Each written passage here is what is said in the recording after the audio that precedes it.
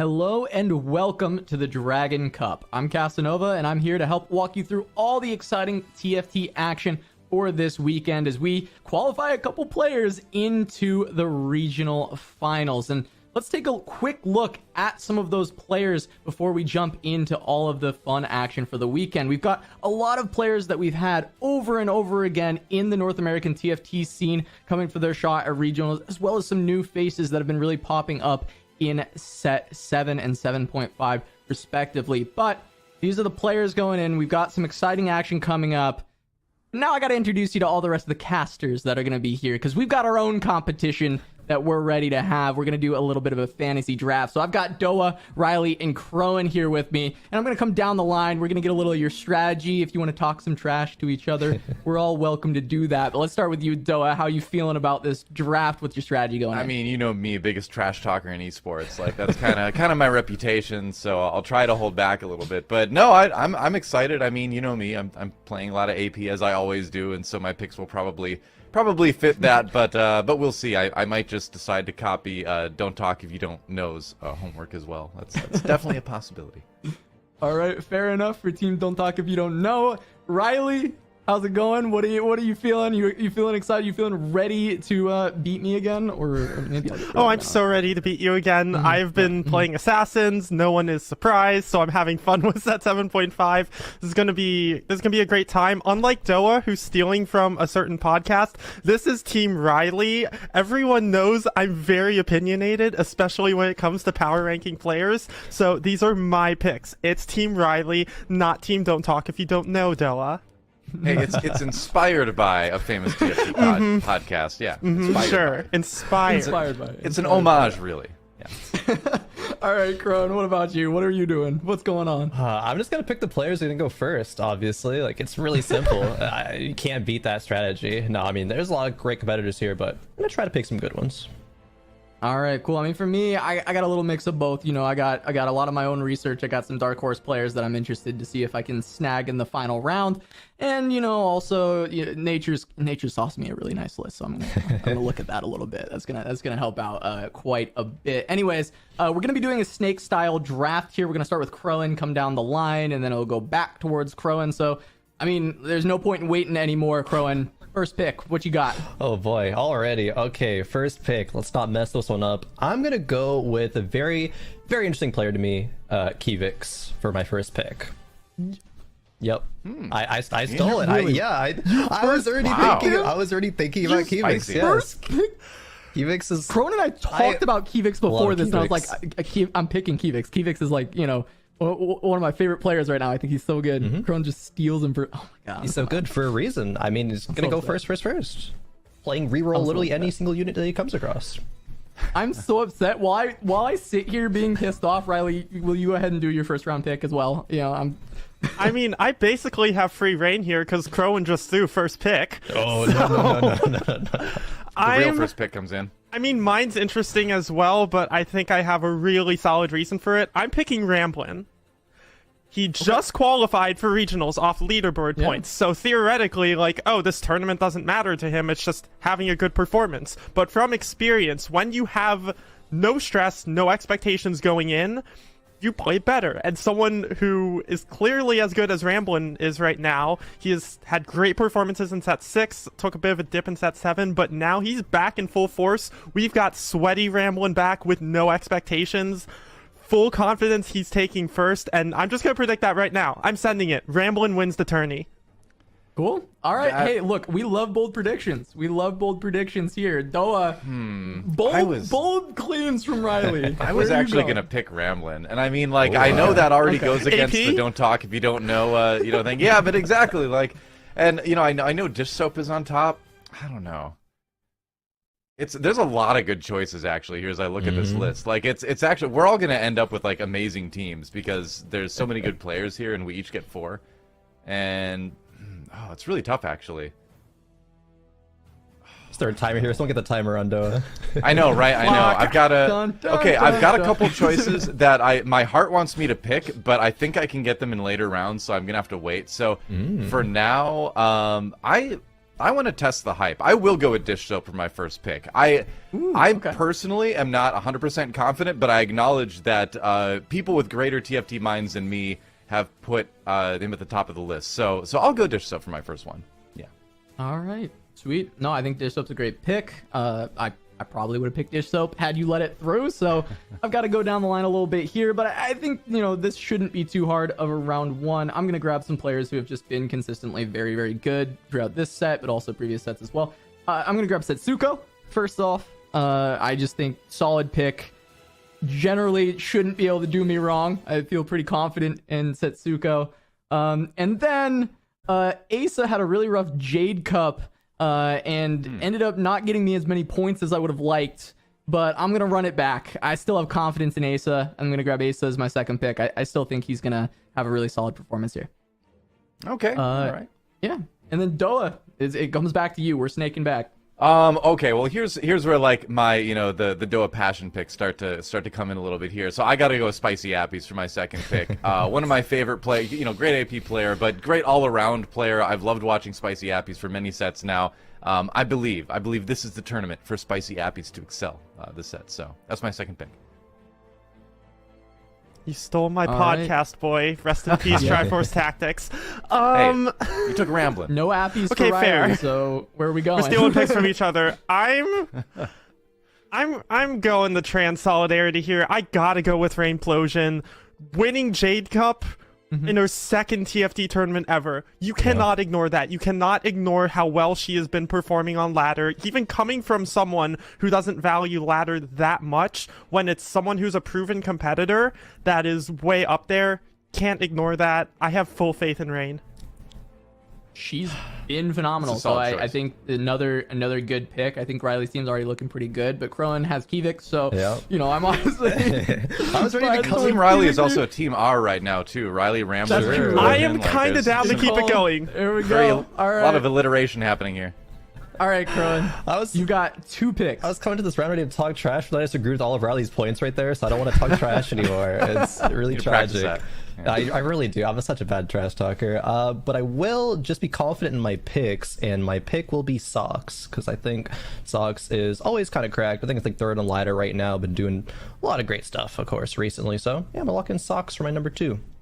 Solid choice. Yep. But then Socks was definitely my other option with Asa. It was Asa or Socks was my pick there. So you still got one more though. Where's the? I do have one more. There's so many good players still left. Who do I pick?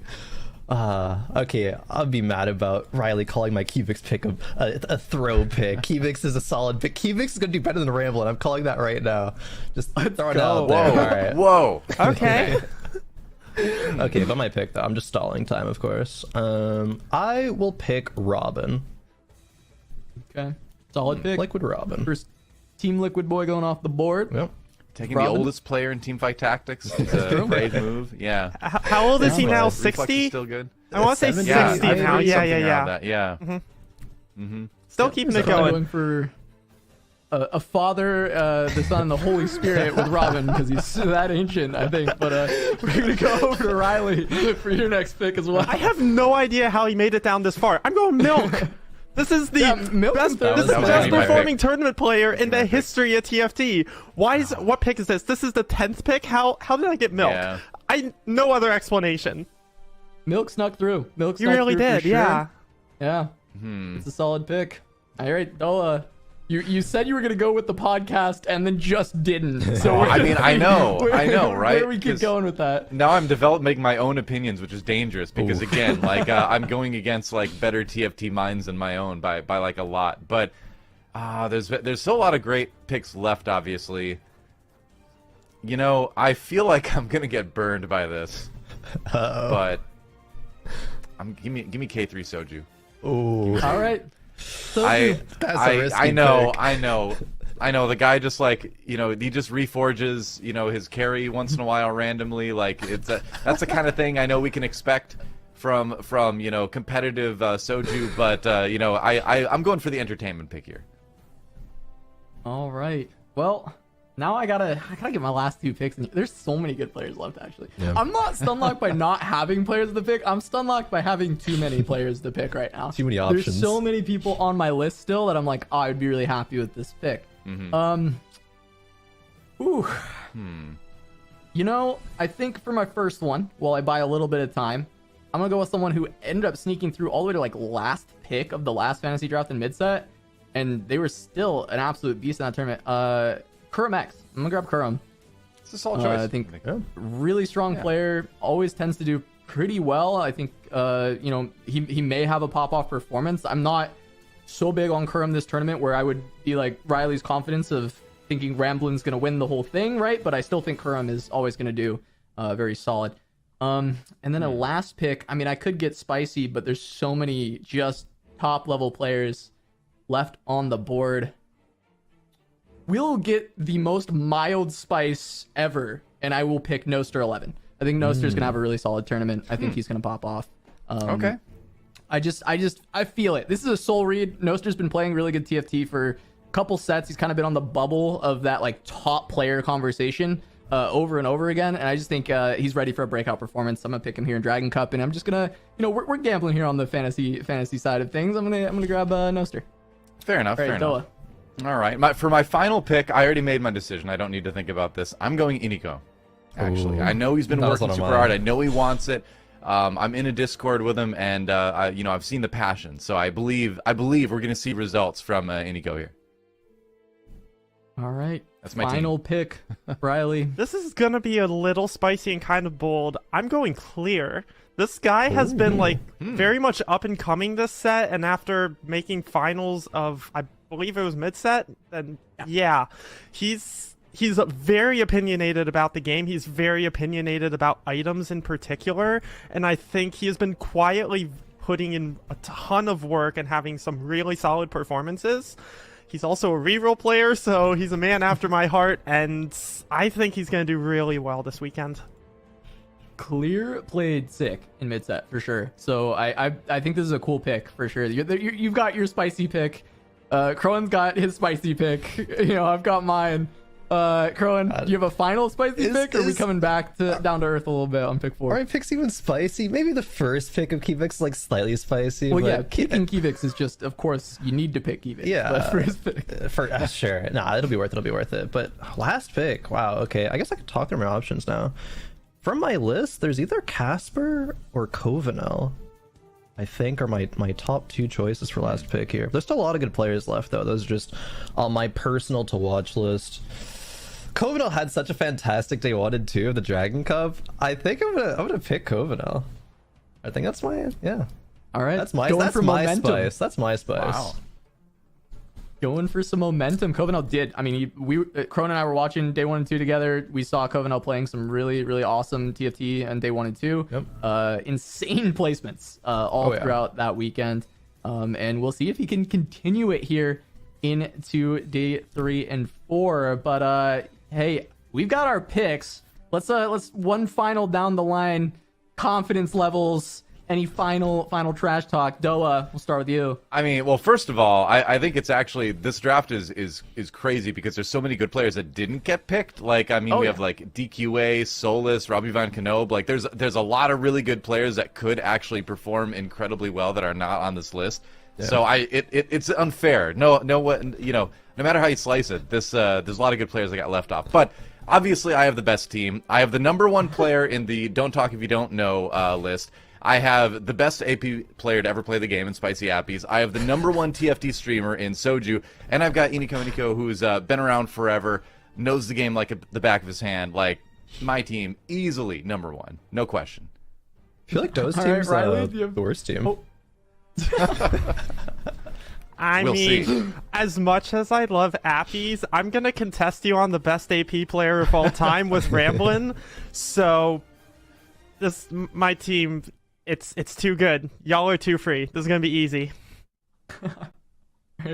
Krohen, I mean, I know you actually have the best team because you have Kivix, but what's going on? Okay, actually, low-key, Cass, I think your draft is the best, but I'm gonna have confidence in my own because clearly, okay, Kivix is actually a Smurf and is gonna win the whole thing. So, yep, Kivix is gonna carry me. Sox is always cracked. Robin is usually cracked, always cracked. Kovano, a god this tournament, is gonna remain to be as such. My team, OP. All right. I mean, and for me, I didn't even have to say anything myself because Krohen already said, and I have the best team of the entire draft. So did all my work for me. Easy clap, easy enough. And this time I got to beat Riley because I got embarrassed last time with Riley and Boop. So this time, you know, that really, as long as I place above Riley, I'm happy. That's really just all. It's you and me, Riley. You right imply now. that's gonna happen. It's just us. It's not happening. Nope. We're just fighting. I don't look at these other. It's just you and me. I'm the dark horse of this tournament. You know, I haven't done TFT show for a long time. You know, my last draft when I did wasn't great. Like, I'm coming back with a vengeance. Just wait. Okay. All right. Well, with that, we've got our games coming up in just a second. We're gonna go to a short break, but the Dragon Cup begins right after this.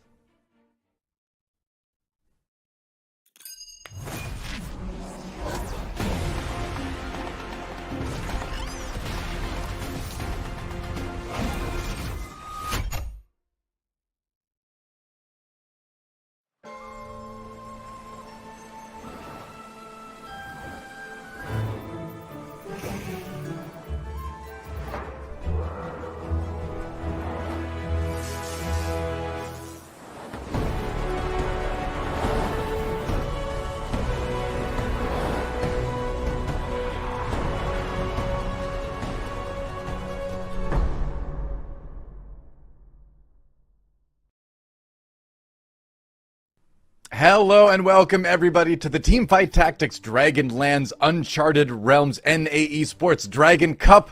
It's a big tournament, it's a big name, it's got a lot of big names in it to see this week. I'm of course Doa, and with me is of course Riley. How hyped are you about this weekend? Because I've been really enjoying the game. I'm hyped to be back. It's gonna be good. I've been enjoying the game so much too recently. I'm so hyped. I'm hyped to be back casting. I'm hyped to be casting with you. Like, I've been telling people since before I started casting, like, I want to cast with Doa. Please let me cast with Doa. I've been bugging so many people. We get to cast together. I'm excited. Baby high schooler, like, OGN League of Legends fan, Doa fan Riley is so happy right now. Let's do it. All right. Well, I've got a lot to live up to everybody now. Thanks for the extra pressure. Really appreciate it. But it's gonna be it's gonna be a ton of fun. I'm like I mentioned earlier, I'm just happy to be back. It's been a minute since I've casted some Teamfight Tactics. I've been enjoying 7.5. I've been playing.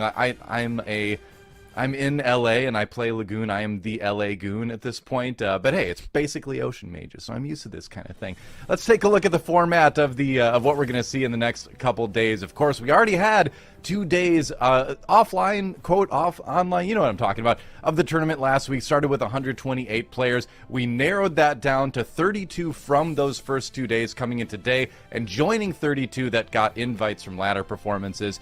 Obviously, we're going to trim that down as the day goes on to day 4 until we finally have our top 8, and the top 4 of those players are going to qualify for the Dragonlands Regional Finals, which is going to be awesome. Let's check out the prize pool, what these players are playing for. I mentioned it earlier. Obviously, there's some good money on the line, but Riley, it really is all about those 4 spots that you get to claim in the regionals if you do well this weekend.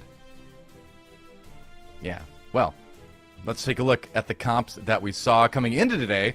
And this maybe isn't the most surprising screen in the world. It's a lot of what you've seen on ladder, probably if you're playing. It's a lot of what you've seen in tournaments recently. Anything really jump out at you on the screen, Riley?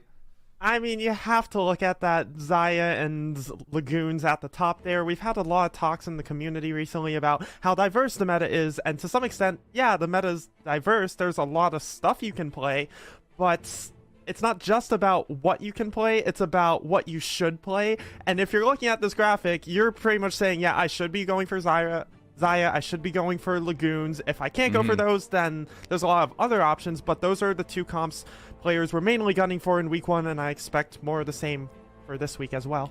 I'm just going to throw this out there. I think Xiaoyu is better than people are saying, so I don't know if I'm going to be proven right. We'll see what happens this weekend, I guess. Here's our first 4 lobbies. We've got 8, obviously, to start the day. And just like a good TFT tournament should have, we've got a great mix of veteran players, big names, and players trying to make a name for themselves. Yeah, you look at the lobbies, and you just you start to think how stacked they are, and then you just realize how many names we have in TFT now between all the established names. You just look at this page, which is half the players. Sox, Soju, Kuramax, Kivix is very quickly establishing himself. Setsuko, Robin, Kiyun, Dish Soap. The names just go on and on, plus like some of the up-and-comers, Clear, Kevchen, Phoenix. Like, there's so many names. This is half of them. Yeah, let's take a look at the second half, because like you said, it just does not stop. It I'm keeps pretty coming. hyped.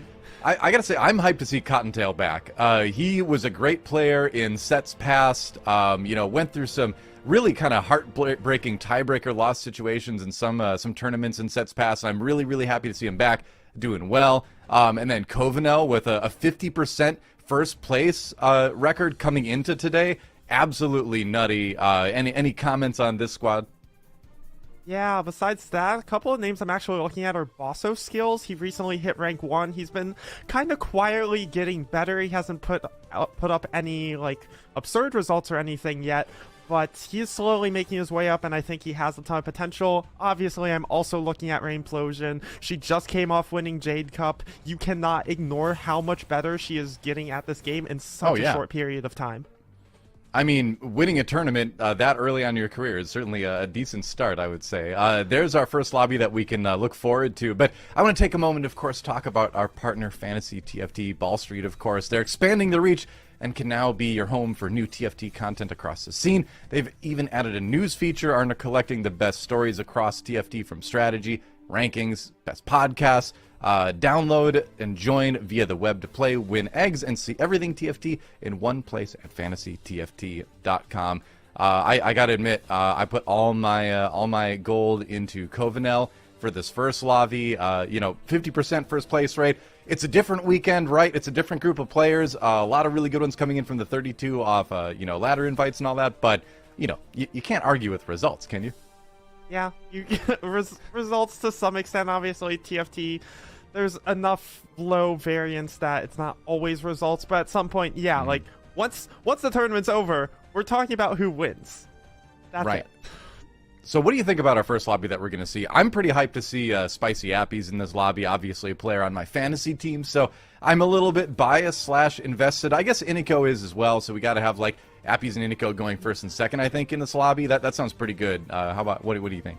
I'm pretty sure Rain's going first, but also if I look at this lobby, I look at a very strong top 4 that had already qualified into Weekend 2, Aniko, Rain, Appies, and Solus. You look at those 4 and you're like, yeah, these are 4 of the best players in the server, even among a server that's super stacked. And then you have these 4 guys, no offense, that like came in from the first week and are like, oh my god, I'm looking at these Titans and it's going to be an uphill battle. Not that they can't do it. We've seen plenty of these more of like the open field competitors come in and do very well against these established names. That doesn't mean it's not a very stacked top 4 though. We should mention too that there are like playoff points. Basically, there's a point system behind everything, obviously, in the competitive scene. You and I were talking about this a little bit before the broadcast started, that players like Spicy Appies, they just really have to have a really good weekend overall if they want to get into the regional finals, because there is still a chance to get there. Even if you don't top 4, you can still make it through points. Yeah, everyone's getting qualifier points for this. Everyone has come in with, I believe, a baseline 25 just for making it to this weekend. But a lot of these players just need to have like okay weekends. They just need to not bomb. Like Rainplosion is at head of the pack with functionally 91 points right now. Wow. As long as she does, even if she gets dead last, she's probably still qualifying for regionals. I doubt she will, based on performance. Yeah, but I highly doubt she will bomb that hard. But for some of the guys like Spicy Appies, he's a bit more down there in qualifier points. He really needs to have a strong performance. Just showing up isn't quite going to do it. This is a stacked lobby where I've been told it's loading. We're moments away from getting into the first game, and of course, while we're on the topic, there's a lot of players right now streaming their POV, so if there's a particular player you want to watch, you can go out and find that. I mean, open it on a second monitor, of course. Don't turn off our stream, obviously. That's not what I'm telling you to do. But I am saying that if you want to study a specific style, you can do just that. But it's time, Riley. It's time to get into game number 1 of the Dragon Cup here in Lobby G, and starting on board with Spicy Appies. And hey, what is less surprising than a tier start from Spicy Appies? I mean, not much. We know him Sun rising, as, maybe. Yeah, we know him classically as a very good AP player, and he's actually been playing a decent amount of Graves coming into this tournament. I did take a peek at his World Chess, and Graves, one of those it's one of the comps that came from 7.5 because we introduced Graves, we introduced Seraphine. We haven't really touched on this yet. It's 7.5. It's a whole new set. There's so much new happening right now compared to all the tournaments we had last set. So how are players going to adapt? How are they going to adapt to the new units? How are they going to take advantage of all the new comps and everything you can do with this game now? Yeah, exactly. Pirate's Greed is our Mirage trait, so we'll have to see who's tempted to try to go for that. We saw a good amount of Mirage over the first couple days of the tournament, and this is one of the ones where some people feel the urge to roll the dice with it. But how about this? 2 stars already for Spicy Appies, getting the set and the Ezreal online. That's got to feel pretty nice. Dragonmancer as well for a little bit extra set power. His items are a little bit awkward. There's nothing you really want to slam. Like Chalice doesn't feel great to slam, especially if he is angling more towards Seraphine, so he might just be content to live with these 2 stars. Of these augment options, I'd be going item grab bag pretty much in a heartbeat here, unless he really wants to go some direction around Bruisers or around maybe Yone reroll with the Mirage Heart, although doesn't really have items for either. Grab bag keeps him super open, especially in the context of he likes to play Graves. That comp can use so many different kinds of items, so I'm taking grab bag. That's just 100% with you. Yeah, I'm 100% on the grab bag hype train, which is also a great band name now that I think about it. True. Grab bag hype train. Oh, he is taking Bruiser. Interesting. So he does have a plan then. Okay. This is the beautiful thing about Appies. He can just take something random like this, but we know he has a plan for it. Either he has a plan or he's gonna figure it out and it's gonna work. We all remember Gnar, right? The Gnar game, right? From I believe it was Innovation Cup, truly innovation. Yep, that's right. If I remember right, it was like a 3-star Gnar carry that I think he had like Bloodthirster on it or something like that. And those rocks did a lot of healing, a lot of damage. Bloodthirster blue buff. I want to either Challenger Spat and Chemtech Unity or the other way around. Something like that, yeah. But it was absolutely bonkers. Nobody else was doing it. People are talking about trying that kind of thing, but he was the one that actually did it. Appies is willing to try so much, and him going for Bruiser Heart, it's off of that start especially. He's got some kind of game plan. We'll check back with him later. For now, we are hopping on board with Rainplosion, who does have a classic Astral start. This is something that's gotten very popular this set. I mean, it's just like a good eco start. The units are, I would say medium strength. If you're able to 2-star one, like you can see Rainplosion's been able to 2-star the Vlad. Like, that's a situation where even if you're losing rounds, you're gonna probably not lose it fully. And she's already got 10 gold, so the interest is already rolling. So just a strong, solid, econ-centric start. We can see Namzi as Cannoneer, by the way, this time around.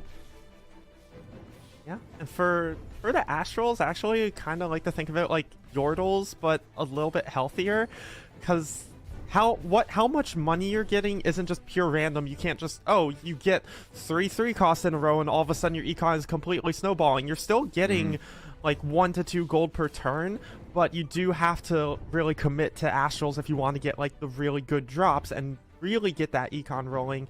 And like you said, some of the units are like decent. If you 2-star them, it's not like you're full open every single game you play Astrals unless you're all 1-stars. You get some of 2-stars going, it's a decent board that can hold its own, pretty similar to Yordles back in set 6. Yeah, for sure. And you can go a bunch of different directions from it too, obviously. You can honestly, you can kind of do whatever you want. It's kind of like it's one of those things where you can sort of wait to see what direction your items kind of point you. You can see the bow already on Nidalee there, a glove on the bench. So, still fairly open, maybe a Xayah angle. I'm sure everybody wants to be playing Xayah right now, obviously, but there's still a bunch of different things you can think about. the weak spot as well could be pointing towards Zaya, and I do also want to touch on Rainplosion got a 2-item start, so that's got the econ even more snowballing super early, so that on top of the Astrals, yes, she's taking a 5-unit loss here, but with how rich she is, I think she'll be okay with that for now. I think so. Yeah, I mean, just looking up across the board, Christopho on top ended up taking, oh my gosh, why is it Tiny Legends? Tiny Titans. I don't know why the name escaped me there. I told you it's been a minute since I cast some TFT, but yeah, getting a little bit of extra health early on. Clearly not concerned about carousel positioning, I guess, on this first one. Yeah, Tiny Titans just, it's one of those super safe augments. It's incredibly generic. If it gets offered to you, you can take it literally no matter what. And for Christopher, he's only lost 8 HP. He's got still a decent board to back it up, so it's not like he's losing too much carousel priority here. Yeah, exactly. All right, Covenel grabs a tier. Gerpin with a glove. Looking around, Rainplosion was able to grab that needlessly large rod, so that with the bow could make the Rage Blade for her. So maybe, again, you mentioned the weak spot augment choice. Seems like the intent is possibly Zaya there. We'll see. Meanwhile, on board with Iniko's got the bow, and he's got the Hurricane built already. Yeah, that could also go in a lot of directions. Hurricane is just a very good generic strong AD item slam, especially with the Knife's Edge. And he's also got Astrals in that we're seeing a couple different ways of playing Astrals, and Nico is playing pretty much from win streak with the Astrals, really getting the econ going, and also has a Varus that he's playing around. He managed to hit that early Varus, and so he has a very strong board to really get that economy going. We're seeing him going up against another Astrals player. I wonder what the story of this early game is in this lobby, but Gerpin is still only level 4. He's going for the super hard econ Astrals rather than trying to win streak like Nico is.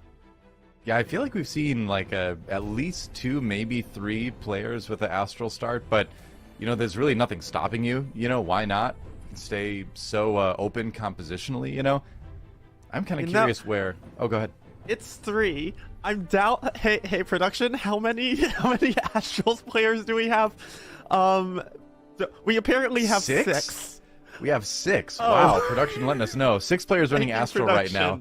All right, that's you know, maybe a couple more than I expected. But again, like, those 1 costs are out there. You know, like I said, very medium strength units. They'll win some, they'll lose some, but mostly they'll just be getting you some extra gold if you turn. So, yeah, definitely a good economic start. Our lobby is so fiscally responsible. Yeah, and you know what? When everyone's running Astrals, that's just going to accelerate how much gold is in the lobby overall. It's one thing to just have like, 1 or 2 players with Astral and they just have a little bit more money. But when 6 players have more money, those 2 people that don't have Astrals are going to really be feeling it. They're going to really be feeling them being down that econ compared to everyone else. And also, when everyone has that much more econ, the boards are going to get crazier. These boards in tournaments with this high level of play already get pretty crazy. Once you inject all that extra money into it, I'm terrified. This is going to be a wild lobby.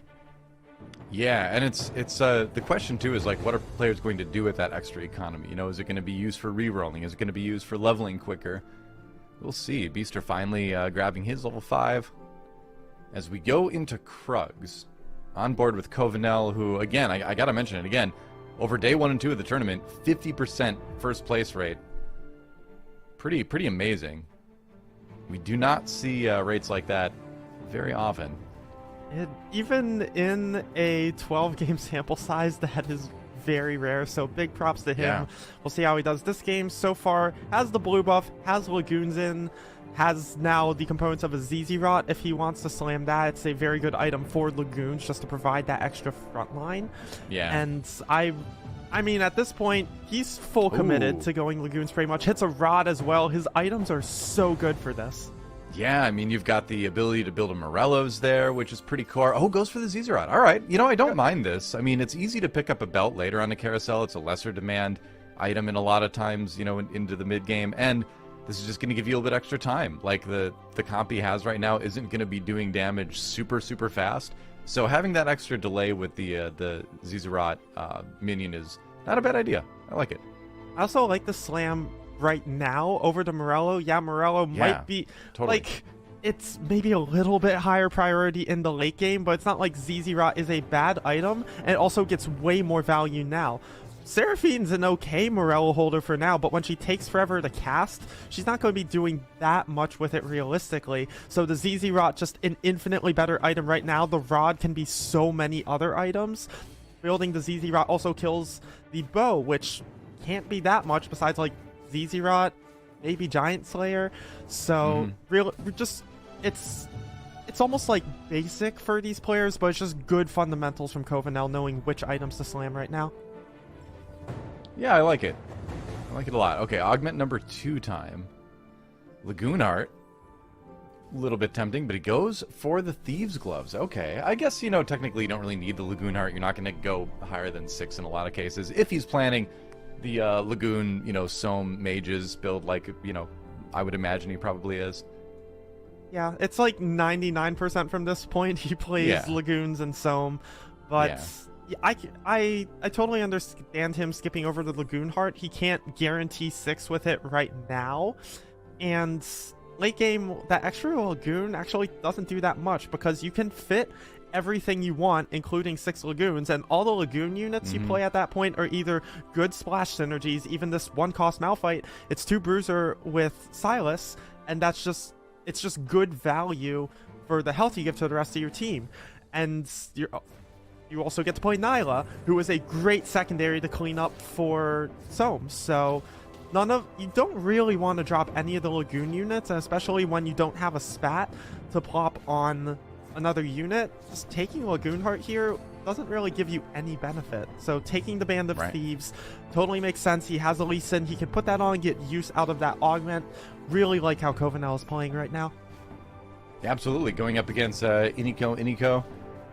Kicking away the Vlad, but sadly this Lee Sin doesn't kick people off the board anymore. That was fun.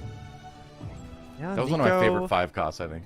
Oh my god, what was that, Set 4 Lee Sin? I think it was Set 4, yeah, where he would kick people off of the board. Lee Sin. Yeah. Oh no.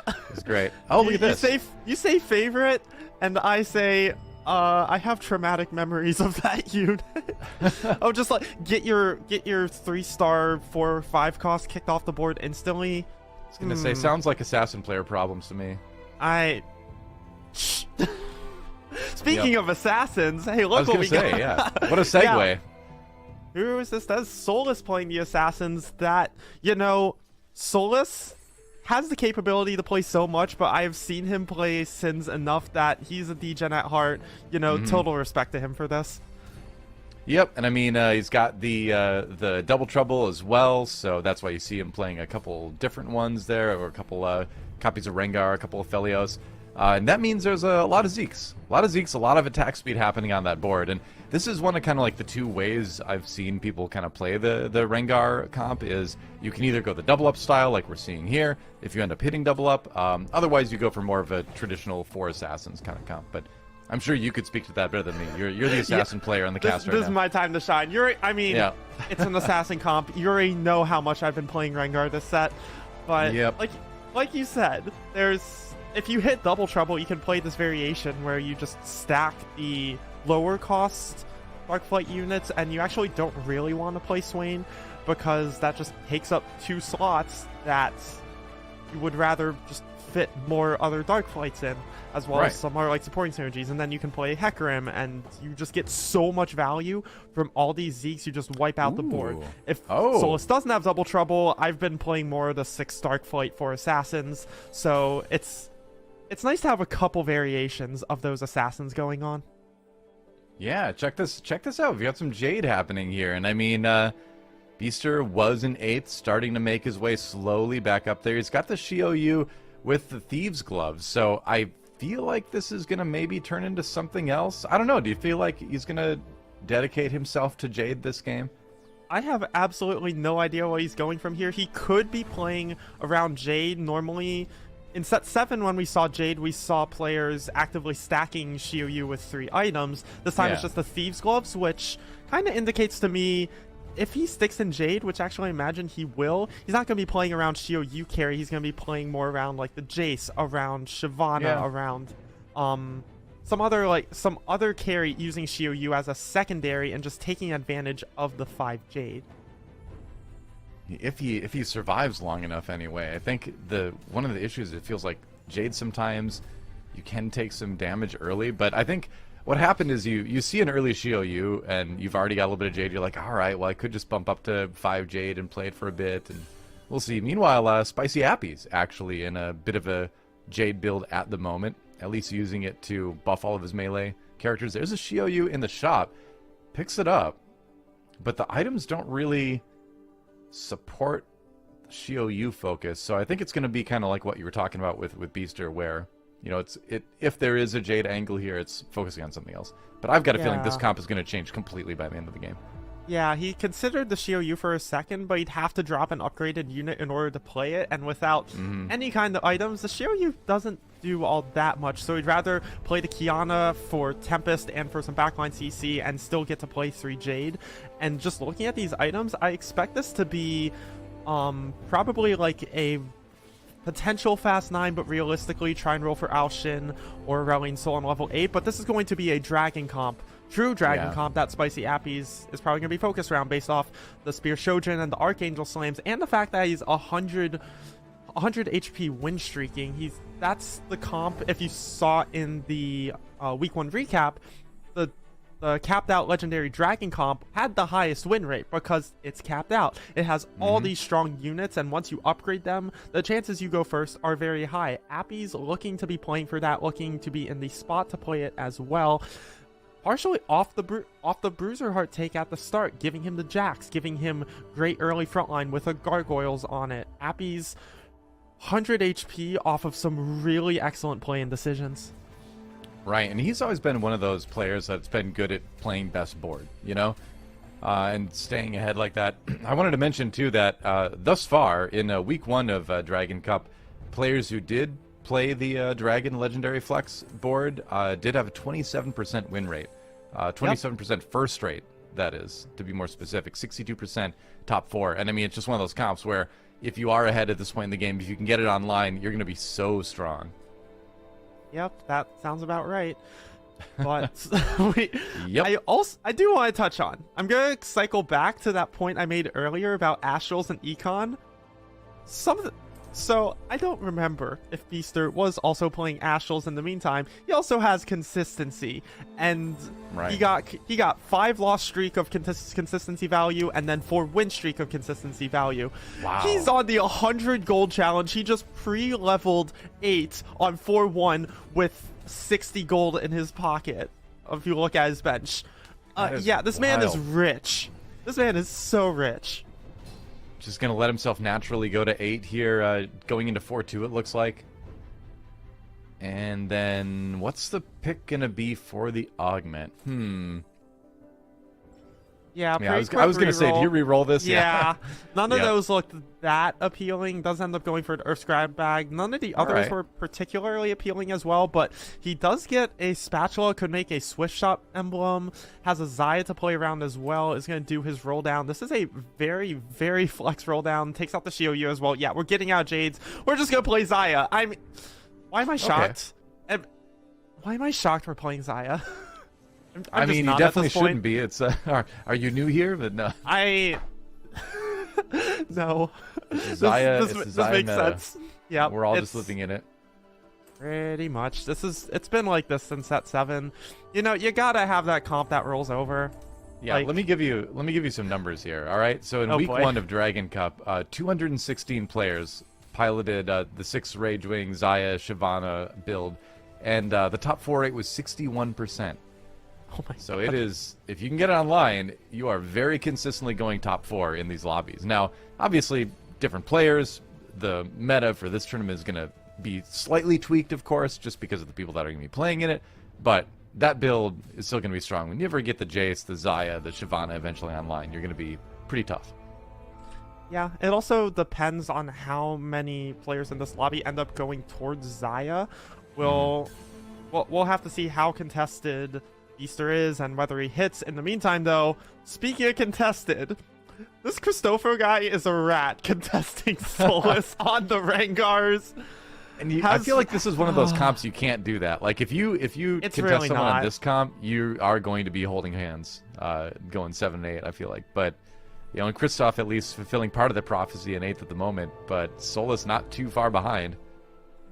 Yeah, Christopher's on 7 loss, had to skip over a Swain pair just to try and find the second Rengar 2. His items are like a little bit sus. I'm not sure about this one. I'm gonna be honest. Could be better, could be worse, but I think Cristofo is about to be our first player to head out in 8th unless something changes pretty drastically. Like there's always the high roll, get the Rengar 3 and the free Rengar 2, situation, but we'll see. Oh wait, he didn't have double up though, so he wouldn't get it. Oh, he didn't even have Rengar. He didn't even have double trouble. Yeah, Solus had double trouble. Cristofo didn't, so he wouldn't have that. But at least he'd have a Rengar 3. Shrug. We'll see if he gets there. That's the thing about Dark Flights right now. Just any way you play Dark Flight really is a B tier comp, and being contested on a B tier comp is pretty much just it's a recipe for disaster right there. Yeah, I mean, you know what number a B looks like. 8. Exactly. So I connected that in real time. That's good. That's good. I appreciate I'm just saying, that. If you play a B tier comp, you just got to think about that. Hey, I beg to differ. I top 4 with this comp. I'm actually pretty sure. What percentage of my top 4s are with this comp? I want to say like 80%. Yeah, but you're like a master of this comp. I mean, that's the thing. It's like if you take a comp that's B tier and you really become like the master of the comp, if you really learn all the ins and outs throughout the game, you can definitely find success for sure. You are telling that to someone who has piloted Talon as a B tier comp to rank 4 twice. Exactly. Exactly. Yeah. You're living proof. Yeah, just right here on the broadcast, especially with Assassins. There you go. Yep. I can't count how many sets like there's been B tier or B tier AP comps that I've played through to Masters or whatever the rank I got to. That was maybe less than Masters. No, it was always Masters. Either way, you can succeed. You gotta hit Masters. I believe. Hey, I'm there too. It's okay. He does. Cristofo does finally hit the second copy of the Rengar 2. Does also have the Nyla 2 in the window. As long as he lives this round, he's on 6 HP. I don't know about this one. This one looks rough. This is looking very rough. Yeah, we'll have to see who the opponent is going to be. Looks like it's either going to be Covenel, Gurpin, or Solus. It would be... I feel like Solus wants this, because he's like, alright, I'm going to knock this person out, and then I'm going to get all the Rengars. We'll see. He goes up against Gurpin. His Swain got Zephyred. He's dead. Yeah, I was going to say live or die for Cristofo. Let's see if he can do it. The Xayah 2, though, doing a lot of damage already. I'm not confident. Poor Cristofo. Yeah, rest in peace, the assassin player. F's in the chat, please. Yep, that's that. All right, the baton comes down, the mace comes down, rather, and Cristofo, our first player to exit right before the treasure dragon. And now on board with Gurpin, the slayer of Cristofo. Yeah, this is something I want to touch on as one of the changes coming into set 7.5. We still have the treasure dragon, but we have 2 different variations with the order treasure dragon and the chaos treasure dragon that just gives variance to what quality of drops that those dragons will give you. So here we get radiant items potential off the order treasure dragon. Gurpin picks up the Radiant Zeke's Herald, which is great for Xayah, gives her a little bit of extra survivability, and also gives her a boatload of attack speed up front, which will get her Ginsu's Rageblade stacks going. It's just a great item that synergizes really well with the Rageblade in particular. So good find for Gurpin. He's still looking for the Shyvana to go into the 6 Ragewing version of this. He's playing the 6 guild for now around the Zippy. But the Shyvana, the 6 Rage Ring with Shyvana is really where you want to be with this comp, and he's kind of just on standby until he finds that unit. Yeah, I like having the Zephyron as Zippy in the front line, getting rid of those front liners, letting Zippy access the back line quicker. It's going to be the Jace that gets lifted. Poor Beaster. But there is a pretty strong Xayah too on the other side. Even the Radiant Giant Slayer over there is going to be absolutely tearing apart this board. Who is it going to live though? Zippy got back there. Oh, exited the fight early though. Whoops. Welcome to Zippy targeting. Oh, we're going to be on the unit, and we're going to go away. And Beaster looks like going to get the better of that fight. Not a bad loss for Gurpin. And could have been worse. Yeah, well, it could have been worse, but he's also 26 HP. Ideally, you want to be winning. Go over to Rainplosion, who I can't tell. Yeah, okay, she's trying to play Xayah as well. I was looking at that Varus, I was like, this wants to be Xayah, right? It's not just me. You have the Shyvana. Wait, she has Shyvana too. Yeah, I mean, Wait already. I know. Okay. I was a bit shocked, but I'm sure she's not complaining about that at all. I mean, obviously Xayah is pretty good, but it does feel like you need the Shyvana version to really have that consistent top 4 right now. Yeah, and Shyvana 2 is one of the best units in the game right now, especially with these items. This Shyvana, just watch the backline here. I just want to make sure it is going to do what I think it's going to do. Yeah, buy backline. Oh my, wow. Is that Void Vel'Koz? Yeah, something like that. Just, oh, who cares? I only have a Xayah 1. Who cares? Just look at the 6 Rage Wing Shyvana. It does so much damage. Yep, exactly. So Rainplosion, despite being at 15 HP right now, looking like a possible top 4 threat if she can keep from losing a couple more rounds. We will see. I absolutely think she has potential to even go top 2 just off that, hitting that Shyvana 2. Other Xayah players will die, and they'll put the Xayahs back in the pool. She'll find them. But just taking some stock at the lobby. We do have the 3 Xayah players. We see a Nico who has decided to play into the AD Zyra with stacking Whispers. Whispers was a tree that was around last set. It got some minor tweaks, but this Zyra tech is something that has just popped up this set, and the idea basically is you get the Rage Blade on just to get as many Whisper stacks as possible, because every single auto, she is stacking 6 AD and 6 AP. So you just want to get those stacks as fast as you can, and by the end of the fight, she's just blowing up backlines with her autos and with her ultimate. So Aniko playing a pretty new build right now, and takes this fight off Appies with it. It's a pretty solid top 4 comp, and I think Aniko's definitely in a position to top 4 with it this game. Interesting. We're going to jump over to Spicy Appies view for a little bit. I want to point out Rainplosion actually picked Tiny Titans for her second augment, and if she hadn't, she would be dead right now, because that extra HP certainly came in handy, it looked like. Yep. Sometimes that Tiny Titans really does come in clutch for you. Yeah. Well, final items being picked up off of what will probably be the last carousel for a lot of these players. As we go into the latter half of the game, on board with Spicy Appy, still hanging with that set as his Dragonmancer. Where are we going to go from here? Getting the roll down in. He there finds an Aurelion Soul, which I imagine is just going... He's going to want to play around the Ao Shin. That is the AP carry that players are tending more towards. But he needs to get on the board somehow. He does get onto the board somehow. And that was close. So he... A good transition for Appies. There was no world he was ever going to hit his full board immediately, but recognized he doesn't want to downgrade too much in terms of how many 2-stars he has on his board. Still is playing a good number of them, but playing around this upgraded Idas and playing around a new stronger carry. Good transition for Appies. Really nice Zephyr on the Somme from Covenel on the other side too. That slowed down the incoming damage, gave him a little bit of time. Don't know if it's going to be enough to win the fight. If the Somme gets off one more cast, no, didn't quite do it. Yeah, he's actually going to be able to take it.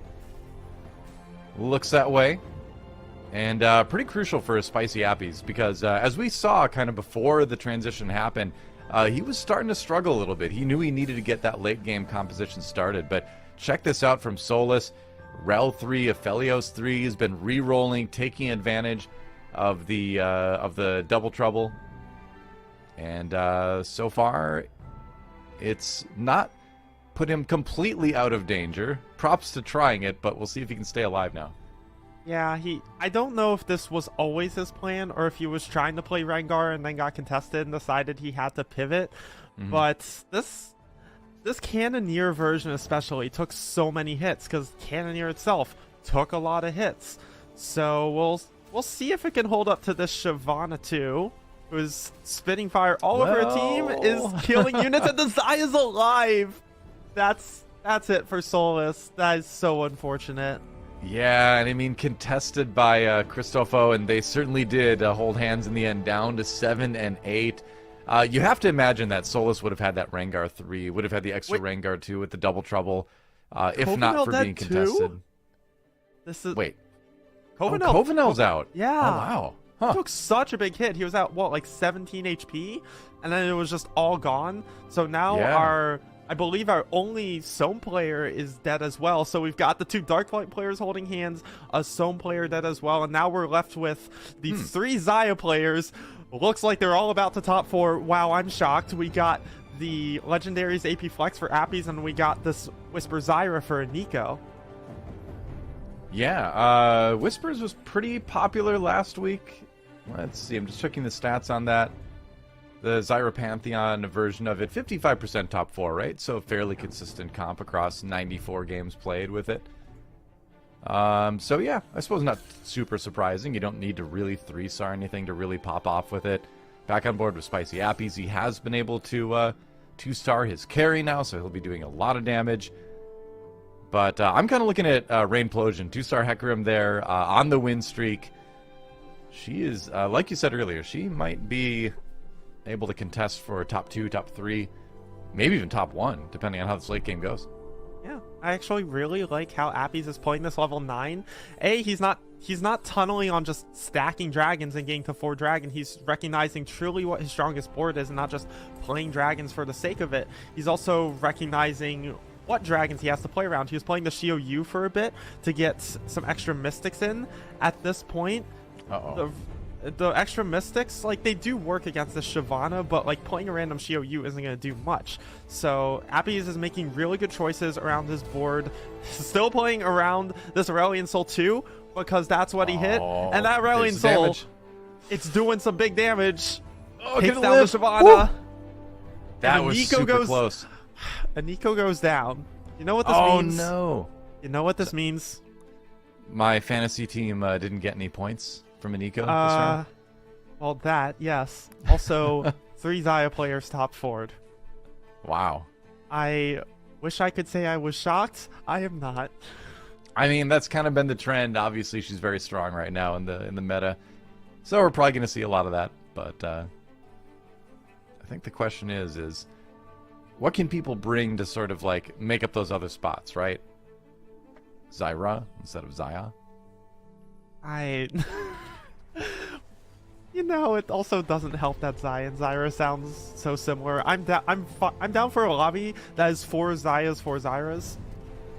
Sounds like great to cast. Voice. Yeah. Well, easy round win this time around for Rainplosion. This is showing just how much work the Shyvana 2 has done for Rainplosion, as kept her coming back into this game off of not even hitting a Xayah 1 until mid-stage 5. Had to play around Varus until then. Soon as she hits the Xayah, oh yeah, she's online. She's winning fights. The Shyvana 2 is just doing so much work. Yeah. It's a top 3 for her. There's a world she goes first. If she hits Xayah 2, finally, she could probably go first. As is, if she wins the game with Xayah 1, I am rioting. I think the scary thing is Spicy Appies, right? And it looks like that's the matchup we're going to get. Yeah, Rainplosion versus Spicy Appies. Now, this was one that Spicy Appies won last time, and there is the Zephyr on the Xayah. It is only a Xayah 1, but it still represents a significant amount of damage. Waiting for that Shyvana to do damage. It looks like the Ocean's taking quite a bit. Or Aurelion Soul, my bad. Ida's standing strong. Aurelion Sol going toe-to-toe with Shyvana on the other side. That's a lot of damage. Ooh, a Sol down, and this may be a round win for Rainplosion now. Yeah, it's great. That was a great Zephyr from Rainplosion, getting it onto the Idis, removing that key frontliner. It allowed the Hecarim to go into the backline and stall out that Aurelion Sol. It also it gave some room for the Shyvana to leak down into that backline, stalled out the Aurelion Sol again. Overall, crucial Zephyr for Rainplosion there, easily a fight changer. Absolutely. That's something that Spicy Appies is going to be watching out for this next time around. Looks like Zerat Portal picked up for Spicy Appies, so just another little bit of front line, maybe a way to kind of distract that Shyvana. A little bit more, possibly. We'll see what happens. And we haven't even talked about Beaster. Beaster actually just hitting the Bard, too. In first place HP-wise, but can he finish it out in a first place? Oh yeah, Beaster has been hard showing this whole time off of how much gold he had. We saw him at 4-2. We saw how much gold he had, that he was able to preserve so much HP after full win streaking stage 2, and I don't know if he's gonna win the lobby, but he is hard showing for this top 3. We'll see if Xayah 1 or Xayah 2 wins, but more realistically, we'll see if Shyvana 1 or Shyvana 2 wins here. I was going to say, it's all about the dragons this time around. That Shyvana, though, taking a lot of damage for Rainplosion. Very, very low. Comes down, tries to deal it again. Meanwhile, the Xayah 2 putting in some work here. Uh-oh. Oh, wait, Rainplosion did hit Xayah 2. That's my bad. But the Shyvana 1 enough. actually won. It got stalled out for so long that Beaster, with the double kill, was off of that consistency pick, able to take game 1.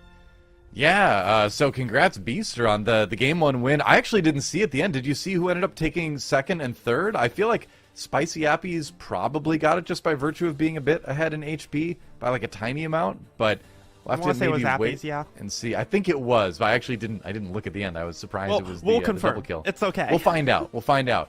Don't worry about it. But that was a fun first game. We saw a lot of Xayah, but I think it is neat that when you have a meta that that has people being able to pile the same comps towards the end of it, it is neat to see the positioning changes. It's neat to see the crucial Zephyrs hitting or not hitting. There's certainly fun stuff to watch towards the ends of those kinds of games. Yeah, that's something I focus on a lot, especially watching those late game fights, just looking for those little positioning details, and also during roll downs, what units are you picking up? How are you playing that macro roll down, and then how are you playing the little positioning game at the end of it? Appies, that 5-5 level 9 roll down, if he had played it any less well, he loses that fight and probably eats a 4th or a 5th. So that was a very crucial roll down. He played it super well, won the fight after. If you can get that transition and then win the fight after, you're pretty much golden. Appy's successfully able to do that, get his second out of it. It was impressive piloting through the win streak, through that roll down, like you were saying, and it was enough to get him second. So it was Rainplosion third, Appy's second, and then Beaster was able to get first in that last lobby. But we've got a lot more games to see. We're gonna be able to see our scoreboard right now, actually. Cool. So let's check in with what happened in some of the other lobbies around the tournament. And Liquid Kurimex grabbing the first place spot in lobby A. There we go. Meanwhile, some newer names, some names I'm a little bit less familiar with. Chichin, Exniamo, well, familiar with that name, Lil Top, and then you've got some of a player like Dish Soap, who was on the top of a lot of people's lists in terms of rankings coming into this one, taking the second in Lobby B. What do you make of our 4 lobbies here? I am sure I will go into my Dish Soap hot takes later, but I do want to give a shout out to Kurimex, because he is playing from his mom's laptop, because his place doesn't have power because Hurricane Ian hit him in Florida. He got first in Lobby A in Game 1 from his mom's laptop. Big shout out to Kurum. People clap. Yeah, I mean, DQA can probably relate to having to play through inclement weather after he had to play a tournament shortly after his house was hit by a tornado a year or two ago. So it's there's a couple players that have had to play through some rough patches here and there weather-wise. Meanwhile, the next 4 lobbies, Asa, Robbie Van Knob, and Milk Guy, the other winners in those lobbies. So that's kind of a tour de force of some more notable names. Other than Ramblin', looking pretty okay for my fantasy team right now. That makes me happy.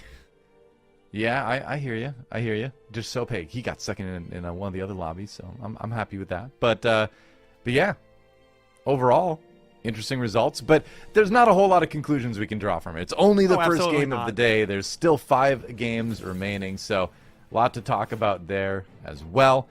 And we also want to shout out, of course, our great partner, Ball Street Fantasy TFT. They're back and they're giving away more rare little legend eggs than ever before. Win a real-time fantasy game or earn eggs via reading and sharing TFT news. I put all my gold on Covenel that last game. You know, it's these things happen. I'm not the greatest predictor in the world. I admit that, but maybe you are. Maybe you should go to fantasytft and .com and prove it, huh? In the meantime, we're going to take a bit of a break, and while we do, don't go anywhere because we're going to be learning a little bit more about Robbie Van Knob as we wait. So, see you in just a few.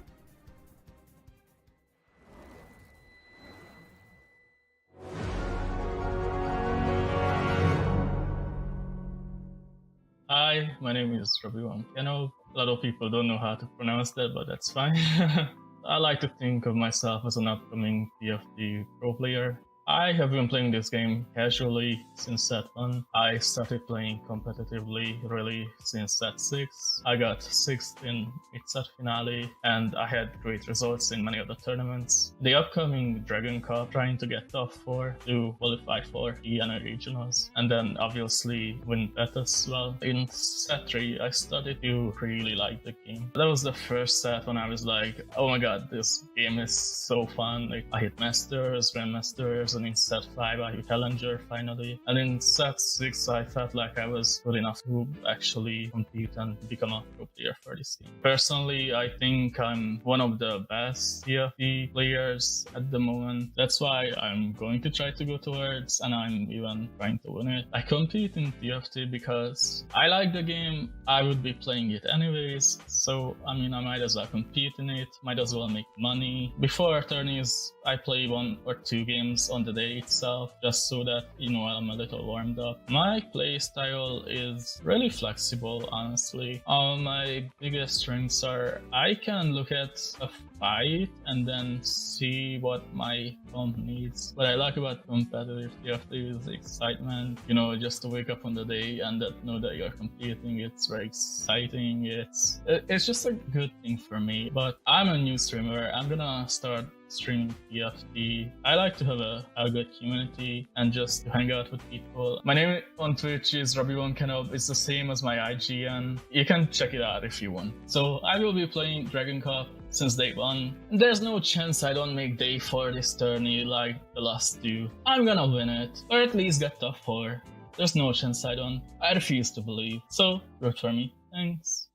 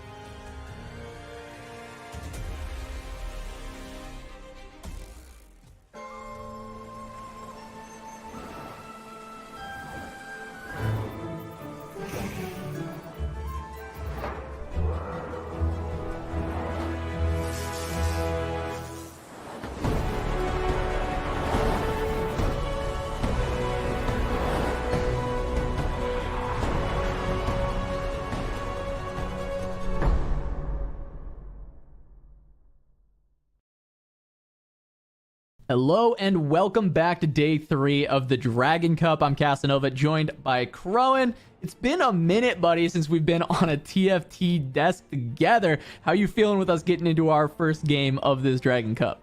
Oh, I'm feeling great. We already saw some fantastic stuff. Glad to be back on the desk with you. I know we started back in like the inception of TFT together back in Fight Night, so we're finally bringing the duo back. But no, this is a great tournament. Really hyped to see the players are going to be qualifying for the regional finals, right? Everyone's looking towards that, and then Worlds. It's just a lot of great stuff, and we're already getting on into the thick of the action here in day 3. Yeah, we even had that player spotlight of Roby Van Knoop. After him getting a first place, he was talking about how flexible he's been able to play in this set and having that playstyle work out for him so far in the tournament, and even here on day 3 with that first. But we are going to be jumping into Lobby A. We were watching the first game of Lobby A off stream just before this, and it was a really tight race for that top 4. A lot of players all kind of right beneath 10 HP at the very end, and just a bunch of deaths happening all at once. But Krohen was able to take that one down from his mom's laptop hanging out over there. But there were a couple of interesting things that we saw. Krohen, the Volibear pivot that Kivix was going through didn't really work out, but also just seeing so much of the Zyra composition working out heavily with the Whispers.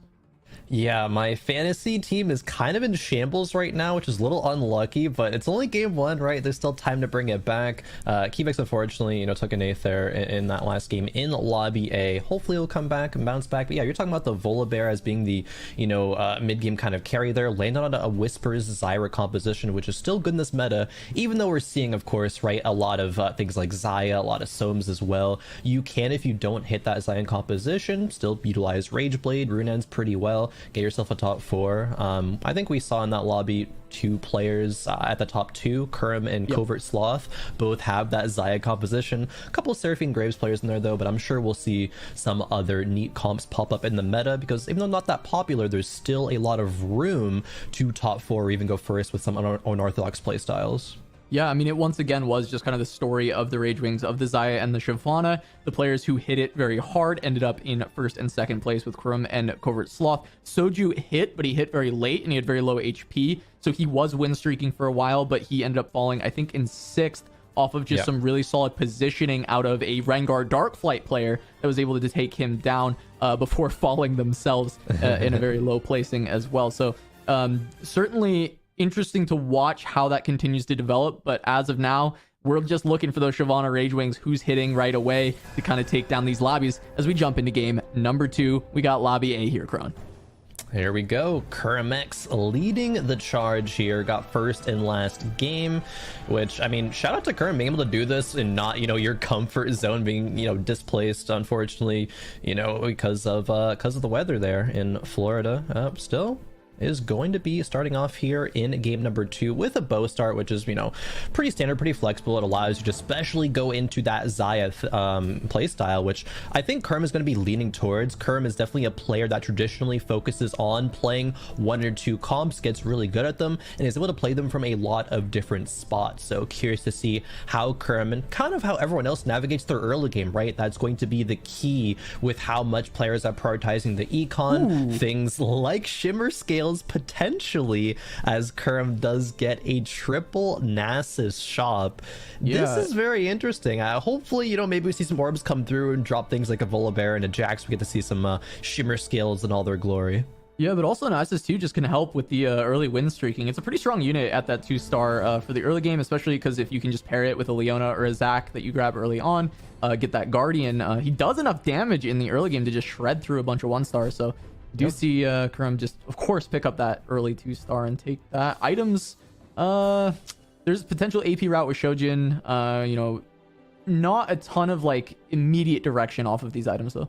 Yeah, no, they can be pretty flexible. Probably not going to be slamming anything here like GiantSlayer or Shojin. You kind of want to slam once you have a bit of direction. So I think with that in mind, even though Krohen has the tier 2 Nasus, will still be okay, I think, to pivot into a bit of just a econ focused early game if he doesn't hit any more upgrades, which there is one Skarner there and a Yone could Mirage, but the Mirage is the Executioners, I believe. So yeah, it was no pirates. Yeah, no pirates to farm up that gold as we get our first augment phase, just silver tier, but Celestial Blessing one that you don't really, not gonna be sad to see, but Knife's Edge really provides that more of a solid direction there, but then item grab bag rounding it out. Yeah, I mean, I'm a player who can like item grab bag, just getting that early advantage, and we do see Krohen go that direction. Gunblade's probably not your favorite thing to see. No, not right now, at least. Not that good of an early game item, and a lot of times it's just not really fitting into the meta from what I've seen. I feel like a lot of players are kind of shying away from Gunblades right now. Another side note I just want to call out, Nomsy is Cannoneer, so we're probably not looking at any Nomsy compositions, as it just hasn't been the variation of Nomsy that's been heavily in the meta right now. Yeah, Mage Nomsy, if that is in a game, definitely going to be seeing one, honestly, maybe even 2+ players running that. It can be really, really strong. Krohen is choosing to go for a win streak early game, probably off the, back of having these, a lot of synergies to run with right now, right? 2 Warrior, 2 Guardian, 2 Mirage, but more importantly, the Nasus 2 frontline and the item grab bag, right? It's a lot of early game power. Having the Executioner's Edge as well, just with Yone having these 2 items, going to be a bit more than, some players might expect to deal with right now, as Kivix takes out Setsuko in that round. Okay. Having a 4 Dragonmancer opener is not one that most players might run, but Kivix is certainly not most players. I was gonna say, that's a really interesting start. I mean, that has good potential to win streak, right? You've got your Lee Sin with the TR as well. Very strong early unit to put in, especially because 4 Dragonmancer is just so much HP to chew through this early in the game. Like, it's just a lot of HP. It's just hard to kill this Lee Sin, and he's going to be doing plenty of damage. God, this already is such a huge smile on my face. I just love watching Kivix play Teamfight Tactics. Kivix, I will sing his praises probably until the end of time, just because they approach TFT so differently than everybody else. Kivix is the player who, I believe it was set 6 mid set, won it by just picking any like 2-3 cost units and re-rolling them. And Kivix has already done some of that in days 1 and 2 of the Dragon Cup, right? I think had like some random re-roll like Zac plus something else. I don't remember what it was offhand, but still, just Kivix plays a beautiful game of TFT, and we're seeing it already here in game 2 of this day. For Dragonmancer, it's winning rounds on a 2 streak. How far can it keep going though, Cass? I think that's really my question here. He's gonna level to 5 next round, maybe picked up a Kiana, so might be able to run 2 Tempest. Yeah, I would love to see that, not only because you get the 2 Tempest in, but pushing the quick levels when you have things like the Lee Sin and the Volibear in. If you ever 2-star one of those early on, going into stage 3, you can continue your win streak really well. So I would like to see Kivix push levels. There was something really interesting that we just saw there playing up against Phoenix. Picking consistency. This is an augment I really like, but it's very hard to use, and the best way to use it to be consistent is to lose streak, and we saw Phoenix essentially open fording with those 2 Ezreals and 1 Sejuani. They're going to be very rich, and it's going to be important to see how their pivot and transition happens when they use all that money that they're going to be collecting. Consistency, of course, doubles your streak bonuses, so when you get to those big loss streaks, it's an insane amount of cash flow that you're getting into your pocket. Like 6 gold a turn when those streaks are doubled and you get to 5. It is absolutely crazy. Kind of akin to players like taking like AFK or something. You're going to be making sure you're going on a loss streak, although AFK, so maybe sometimes you can go on a bit of win streak if you have an insane first couple of PvE rounds. Seeing Kivix, however, maybe starting to lose the streak if this Kai'Sa is able to survive the Lee Sin kick. Get you heal back up enough with the Gunblade. A close round, but no, it will be Kivix maintaining the streak for now, which is nice, and didn't even have to push levels. Just making 10 gold. Kivix is a much better spot, at least, than last game, that's for sure. Oh, yeah. I mean, Kivix had a very rough start. We saw them almost salvage it, but still ended up with an 8th. And so that's why even with an 8th in round 1, we're still very high on Kivix. We've been watching them leading up into this tournament, and he's been playing fantastic. So cool to see kind of the reverse here of having a very good early game, and we'll see if Kivix can execute on that as we move forward. But taking a look at the augments, Krohen, we do have a lot of item grab back, a lot of generics with the silver augment round, and I did point out already consistency, because that was the one that really stood out to me. Oh, definitely. I think even with these, the consistency being the one that stands out in terms of economy focus, there's only one other one that stands out, and that is a weak spot from Covert Sloth is going to, make it a lot more tempting to go into AD tree, right? Because you're shredding armor, but everything else can kind of go still into whatever comp. It's not really committal in terms of, AD or AP trees or any specific variant there. As we move on over to Soju, who did take Celestial Blessing, is going to slam a Hodge here. Soju always seems to get Astrals onto everyone and play this kind of pseudo open fort play style, making sure to make econ every breakpoint, not level up unless he has such an insane opener. Kivix, on the other hand, is going to be happy to see this matchup because it's going to continue the streak. Slammed the Bloodthirster on the Lee Sin as well. Could have waited to slam that, I think, until he saw the matchup, but surely can use BT kind of no matter what direction he goes. Soju does unfortunately take a full 5-0 loss, but that's kind of okay. Yeah, I mean, he is very rich. He's at 30 gold already, and on that loss streak, going to be moving towards Krugs with a very, very nice purse to start pushing levels, start kind of transitioning this board. But that has been the style that we've seen Soju playing mostly. Astrals, loose streaking early, trying to make those big pivots later on. But yeah, this is a board I did want to check out eventually. Olaf. Was how Phoenix decided to sacrifice. And this is a stage 2 Olaf. I don't know when it was found. I don't think it was 2-1 because we did see that fight early on. But stage 2 is early enough to play this composition, and loose streaking would have you very rich for your rerolling. So this is I'm curious if Phoenix actually goes this direction. Yeah, we do get word that Olaf only has one death stack because it only played it that last round right after the carousel. It does end up selling get out of it. So. Get out of there. One at the end of stage 2 is not enough. I don't think. I just don't think that's good enough.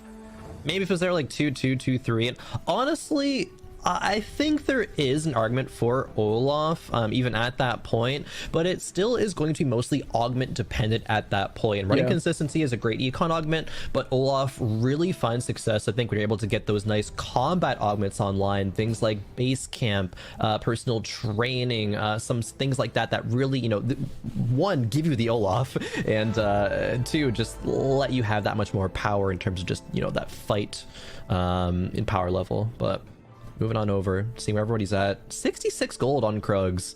Is absolutely massive. Yeah, it's huge. I mean, the only time I've had this much money, I think I sent you a screenshot. I was playing Rich Get Richer, and I had like 70 gold at the start of Krugs. Which, this is essentially that, right? Like 66 is as close as it gets there. You don't have Rich Get Richer, so you don't get that extra bonus, but you get even more bonus, actually with consistency in the loss streak bonus. So, this is I would say this is a very good consistency spot for Phoenix. It's hard to not lose this much HP because you need to guarantee your loss streak. It's so doomed if you take that full augment and you screw up your loss streak. It really can just throw the entire game away because you basically are playing without an augment. So this is really well done from Phoenix. And just from where do we go from here? Are we going to see, spend a lot of gold to try and flip this into a win streak in stage 3? That's kind of the big question I have. There really is an interesting comparison between Rich Get Richer and like consistency, because with Rich Get Richer, it's okay to, win some rounds. You're not like, giving up the whole augment's power if you happen to, go win, loss. But consistency is going to be net more gold, but you're just sacrificing HP. Phoenix is essentially open forward and played 3 out of 4 units in that round that we saw to make sure that you get that. So Phoenix will be pressured to maybe roll down a bit earlier, maybe have the gold to roll down, say, at level 8 on 4-2, as most players will want to greed till 4-5, but maybe be pressured to roll down level 7. That's where we're going to start to see the separation in the lobby of who is too low, who feels the panic, and who goes in on that, spending gold a little bit too early. Yeah, it really rewards you for rubber banding, though, which is, I think, super important if you can pull it off correctly, right? Like a full loss streak into a full win streak gives you so much money. So it's definitely Phoenix is a player I'll want to have our eyes back on eventually when they do go for that full pivot. But we are checking in with Setsuko here, who is pretty low on HP as well. I think they were just on an electro charge, so just trying to help with some of their early power. Definitely. Curious just to see where Setsuko goes. Well, first for this augment choice. Yeah, I mean, Axiom, easy AP direction. Pandora's Second Wind. Running Astrals right now. Not super committal. Has electro charge. Both augments. Second Wind as well. So it does have the Rage Blade, Rage Blade Sam. Yeah. Okay. Yeah, because I was thinking, you have this Lux 2. I didn't see what items Setsuko had. There's definitely an argument to just go Axiom, commit to the AP tree, use your Lux as an item carrier in the mid game, and just try and run it out with that. But seeing as how you've got Rage Blade with a crit glove slammed on an Ezreal right now, kind of item carrying for that Xayah later on. Or Zyra could be a Zyra as well. So that's true. As the Silas already. Although it's just for the bruiser right now, but Silas, fantastic unit, does fit into the Whisper composition very well. Only a Rage Blade means that it, yeah, definitely can be a Xayah, not super committed to a Zyra or anything at this point.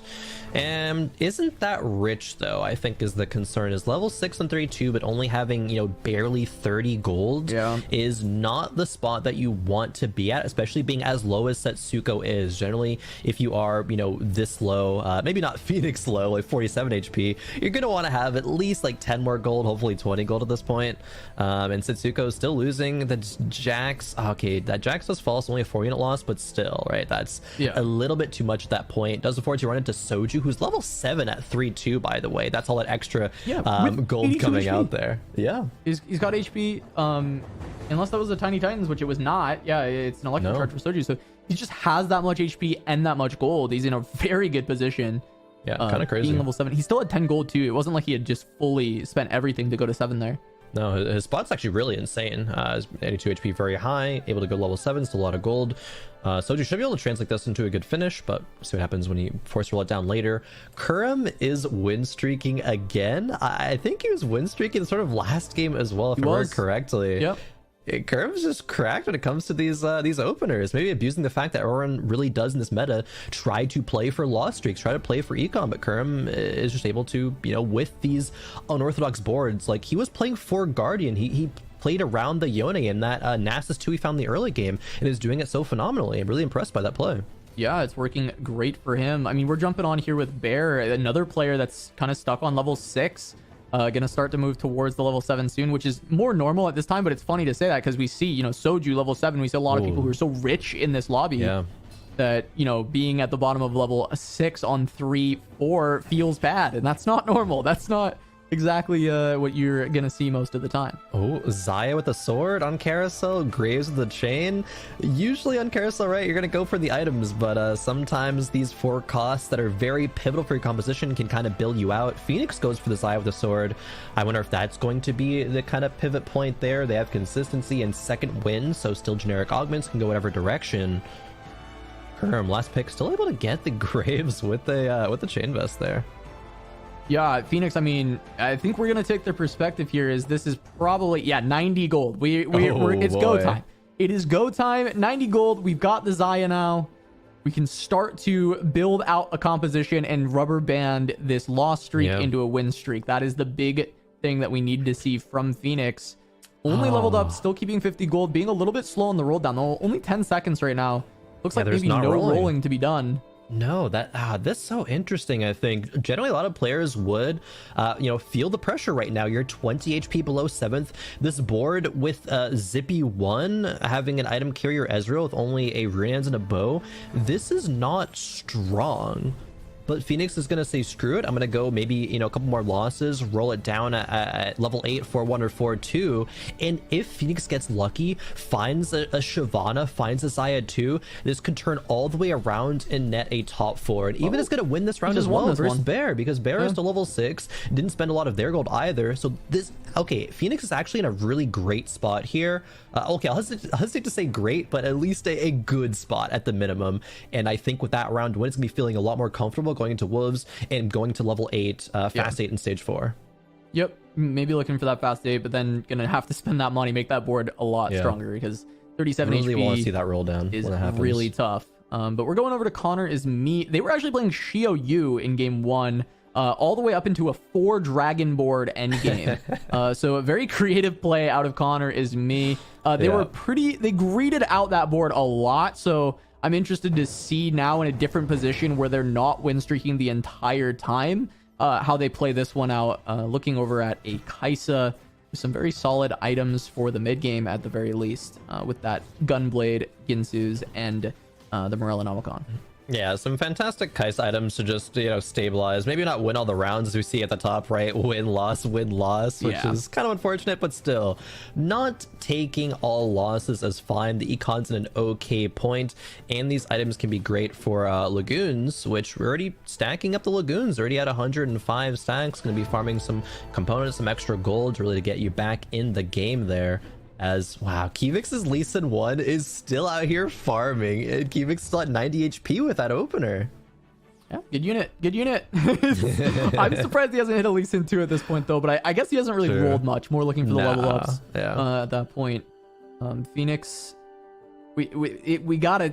I know we're just fishing for this roll down. We're like waiting for this to happen, and I appreciate our observers giving it to us because I know, like, you and I really want to see, like, how does Phoenix transition to a full win streak here because they have so much money. Yeah, and is it going to be a 4-1 or 4-2? I would think with winning the last 2 rounds, it has to be 4-2, right? If they lost the last 2 rounds, they might be pressured to do it at 4-1. They have a ton of gold. I think they can sack this next round. It's fine. Zippy too. Here we go. Well, I was about to say that the other argument for the other side, Krohen, is because you're running consistency. You want to keep. You don't want to lose that round, right? Yeah. You want to recover your wins. Your recoup all your gold with consistency, giving you that gold back through the win streak. But I mean, maybe they didn't. Maybe they go too early. They don't have enough gold to make a really strong board. Is the other possible outcome of this, right? Hecarim 2, Zippy 2, running a Soraka to recoup some HP as well. Not great Xayah items yet, but I think this matchup is going to be definitely a winnable one. And Hecarim, who has not rolled yet, is still 100 HP. At Wolves, level 7. Ooh, okay, Phoenix does slam the Giant Slayer, actually, which is gonna make it so that you probably can't get a Rage Blade until the Treasure Dragon round. This Zippy too, though, like, this is the stage of the game where Zippy absolutely shines. Tier 2 Zippy right now can just be assassinating units, is a bit too tanky to deal with. Starting in like midway through stage 5, maybe even early stage 5, Zippy will fall off a little bit, but right now is perfect time to get that consistency value as you were talking about, turn that loss streak into a full win streak. But if Phoenix does lose any of these rounds, it's going to halt that economy of progress so much. Rolls, quick reroll already has second win. Thrill. All of these are solid options, I think, actually. But is it going to be CB, just the generic good one? Finds a Bard as well to put in for 6 guild. Yeah, I mean, this is a good spot. I think this can win streak, but the Xayah 2 is kind of the crux, right? If you find the Xayah 2, you're in a really solid spot. Obviously, we want Shyvana, but yeah, I think we're in a good spot. Yeah, there it is. Too. All right, sweet. I mean, this should be a good stage 4 win streak to recoup all this money for Phoenix. And if that is able to be executed, if that happens, right, no positioning faux pas or anything like that, we're in good shape. We're in really good shape. I would actually think I like to see this Bard run over the Yasuo right now. Sure, Yasuo's a little bit of extra damage, a little bit of CC, but if you hit that Xayah 2, I think it might be enough damage. The items aren't amazing, but they're still good. They're workable. And Soju has hit the Shyvana lottery, went level 8 on 4-2, which Soju, and this is not really in typical Soju fashion. Typically, Soju would greed out until 4-5 and roll then, but maybe saw that was being contested, wanted to find the Shyvanas before they're all out of the pool. Same with the Xayahs, but Soju unfortunately does not have the Xayah 2 yet, and because of that, Phoenix is able to ride that streak and keep it going. 4 right now, so consistency value plus 4 gold extra econ per turn.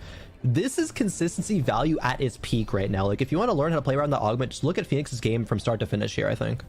Yeah, I mean, an absolute clinic on how to play consistency. The open 4 into the big roll down, looking for that turnaround. Really well done. We got a Tactician's Crown for Connor is me.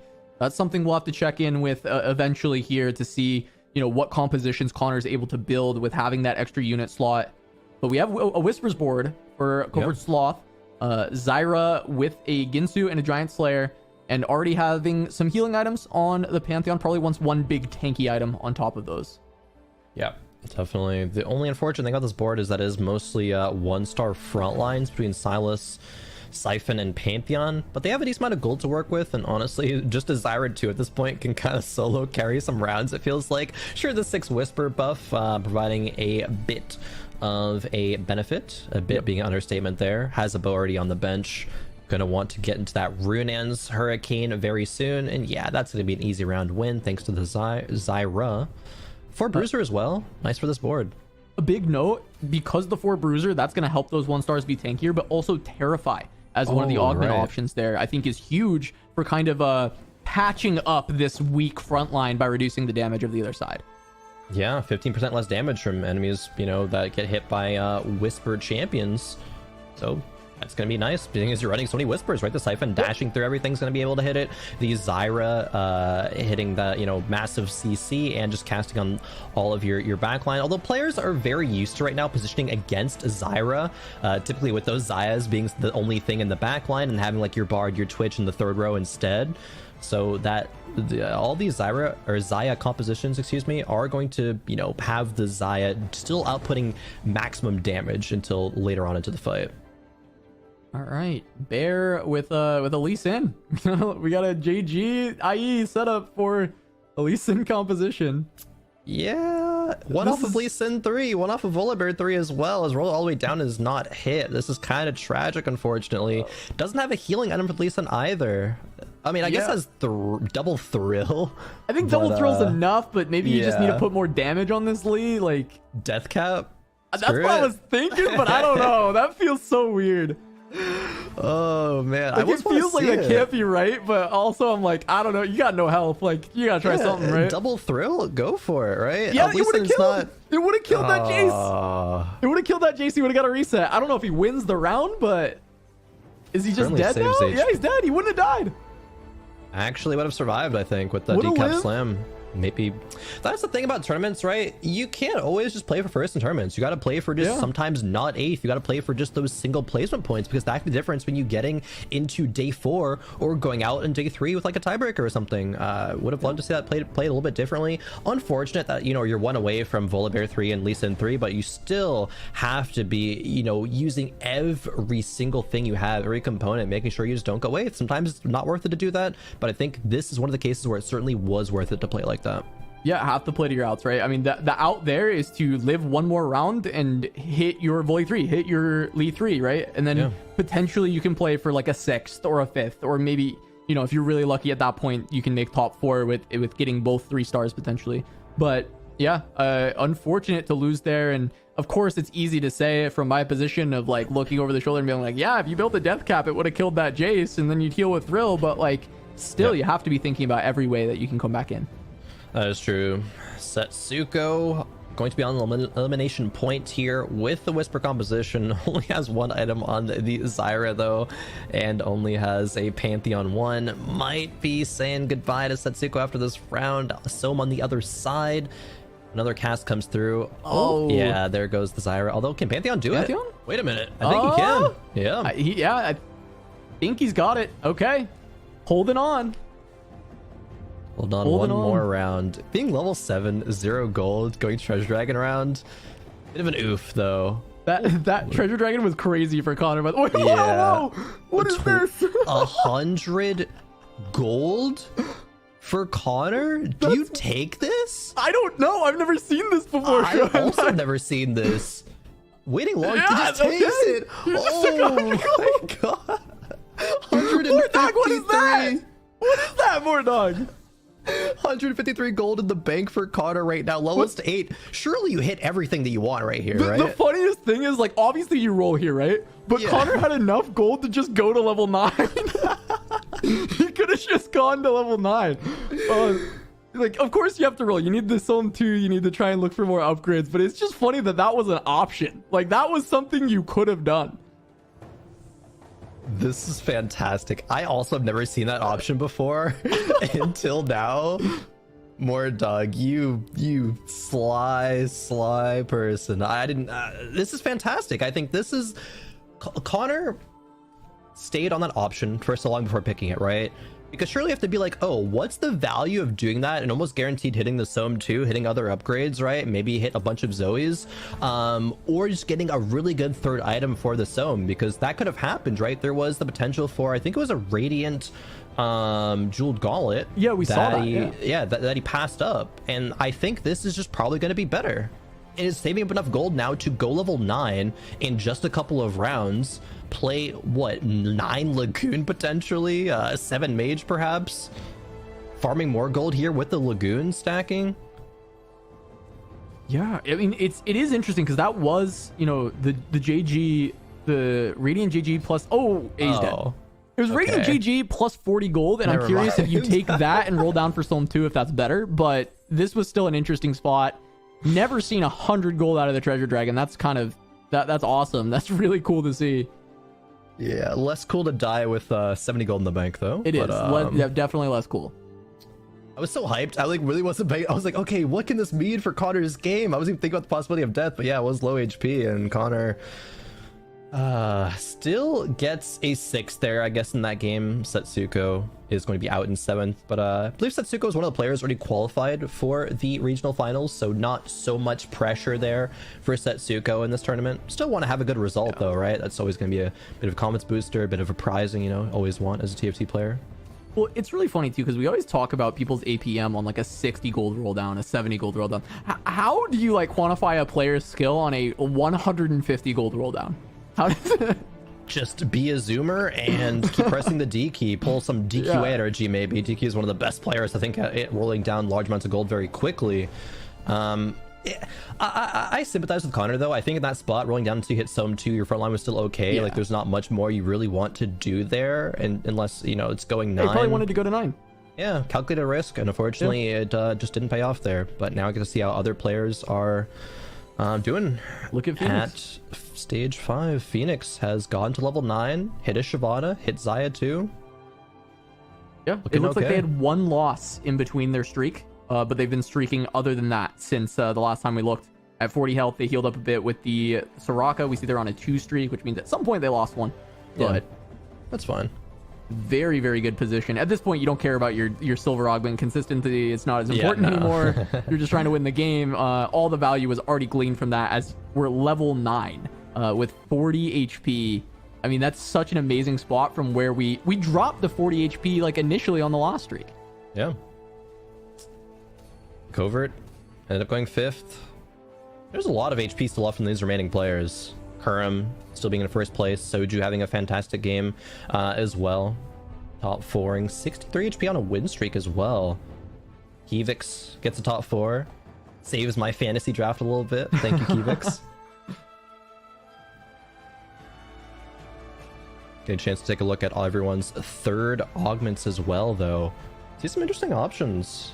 There's gonna be, you know, Ascension for Kurum. Fantastic augment. Remember Ascension back in the day was like a silver augment? I think it was like 75 or 100% damage increase. And now it's gold and only 50%. Yeah. Still good. Still good. Still very good, in fact. Yep. Especially because a lot of these fights last for so long. You think about things like, you know, what's your frontline quality going to be? All the CC that comes out, say even like with the Xayah composition, all the stalling that happens, it can pretty much always allow your Shyvana and your Xayah to get to that ascension point and just be dealing tons of damage. Same thing with things like this Itis providing a fantastic frontline for the Deja, and Sohm benefits from that a lot as well. Just so many good compositions that benefit from the ascension augment right now. Yeah, I mean, it's great for Krohen, right? He's got the frontline Itis, but also has Soraka and Deja with a Gunblade as the backline. So there's a lot of sustain, a lot of healing, a lot of time being bought. And yeah, you'd hope that with all that, your comp's staying alive and you'd kill them faster. But this is a Deja 1, so she needs a little bit more help. And I think Ascension might be enough to do that. Probably not in this fight against... ooh, maybe so. That's a lot of damage from this Deja. It just came out from those wins. But I think the positioning here... Oh, maybe? Oh, almost one-tapped. Wow, actually gonna win this fight. That's crazy. I thought this was definitely going the other way. Yeah, this is such a good recognition from Kurum to say, how do I need to spend my gold? Because Kurum was level 9 on 40 gold, pair of Dejas, but is honestly probably waiting for Kivix to be eliminated. So that's 3 Dejas back in the pool. Such discipline from Kurum. You really want to see that out of like veteran experienced players, and Kurum is that, right? Is one of the old guard, the greats of NATFT, and is playing absolutely phenomenally right now. Yeah, now Kivix is about to run into Phoenix, who just hit a Shyvana too. I don't know if Kivix comp is going to be able to handle the Shyvana to Xayah 2. I mean, this is just a very, very stacked board. It's not fully capped yet, but it's pretty strong. Shyvana 2, Death Cap, Ionic. Only thing better than a Sunfire right now would be the Morellos that people love to run. Still, perhaps winning this fight, however. It is a Radiant Death Cap on the Deja. It's so much damage coming through. Can it cast one more time? One more cast. It does cast. Oh, it's not enough damage. was a bit of a letdown. It was. It really felt like that was going to do a lot more than it did. Yeah. I guess his executioner is not like Spell Sword or something. With Spell Sword, it probably would have been, but... I think we got spoiled by Kurum's Deja with the... I know, Archangels. The Archangels and the Giant Slayer also giving that percent, so it's like constantly scaling on top of the Ascension as well. It's Yeah. Sorry, Deja, we had too high expectations for you. Yeah. Our bad. Because there's a Deja 2 as well versus Deja 1. It was like, that has to... Surely this will kill. Kurum's pivot is going to be a thing of wonders here. He's going to, I would assume, run for dragons.